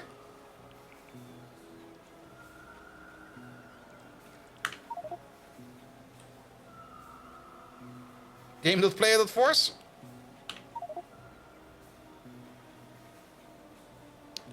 Player.force? It's a nil value. Wait a minute, if it's a nil value, does it just mean there's nothing in there? Or is player a nil value? Wait a minute.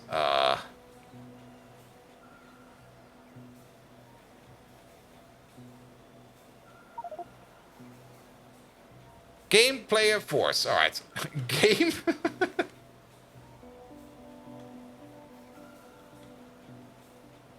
Player. Wait, game. Player. All right. Now we don't get the value out of it. Feels we game print. There we go. There's the value. And that is probably in seconds. Or is that in ticks?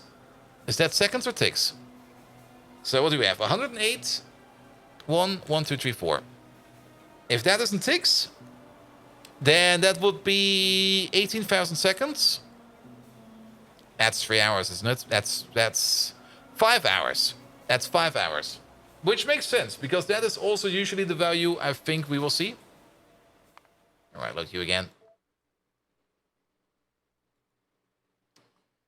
Time it takes before the deconstruction job is all approved. 12.5 days if it's in seconds. Nah, it's probably in ticks. All right. All right. So now we know. Now we know. Is this still good? That's still good. Perfect. Not that we're going to do any of these achievements over here. I'm mostly just keeping these over there so that we can see that we reached the end without cheating. Because who does that?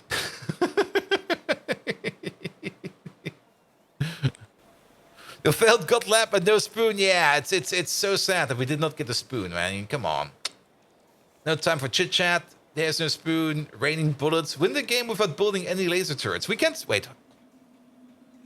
How did we lose this one? Oh, this achievement cannot be unlocked when enemy bases are set to lower than default. All right, fair enough.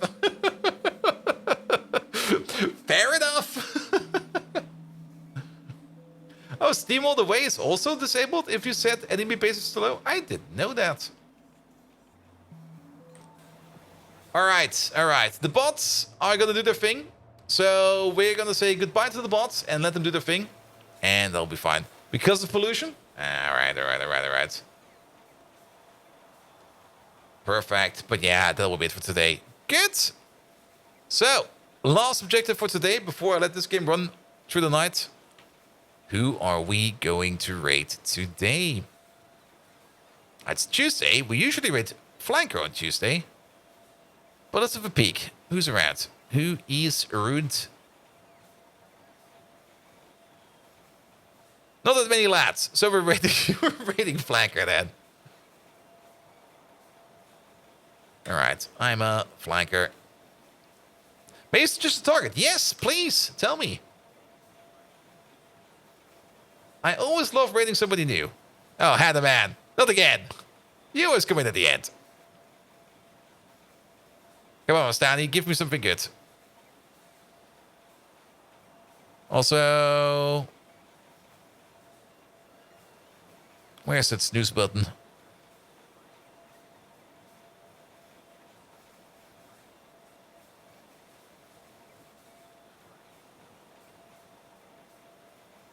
Double danger dead.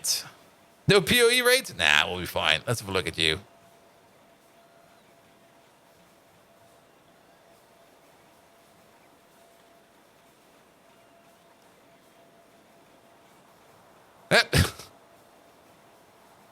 Yeah, like 9 viewers, got a couple followers. He's hidden inside his helmet. Failed comedian by day? Perfect.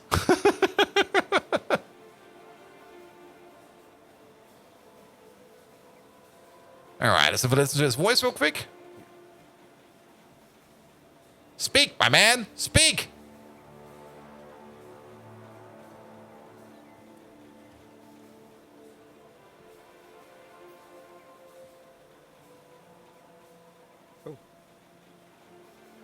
Ah, that's right. It would just... He's got a nice voice. Alright, alright, alright. Here we go then.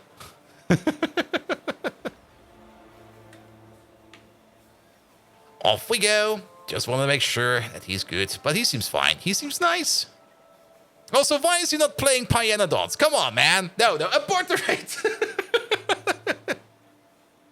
Either way, thank you so much for tonight. Have fun with Double Danger Dad. We're going to check him out right now, and we're going to give him some love. He is doing some Factorio over there, and he seems to be doing some vanilla, so that's fine.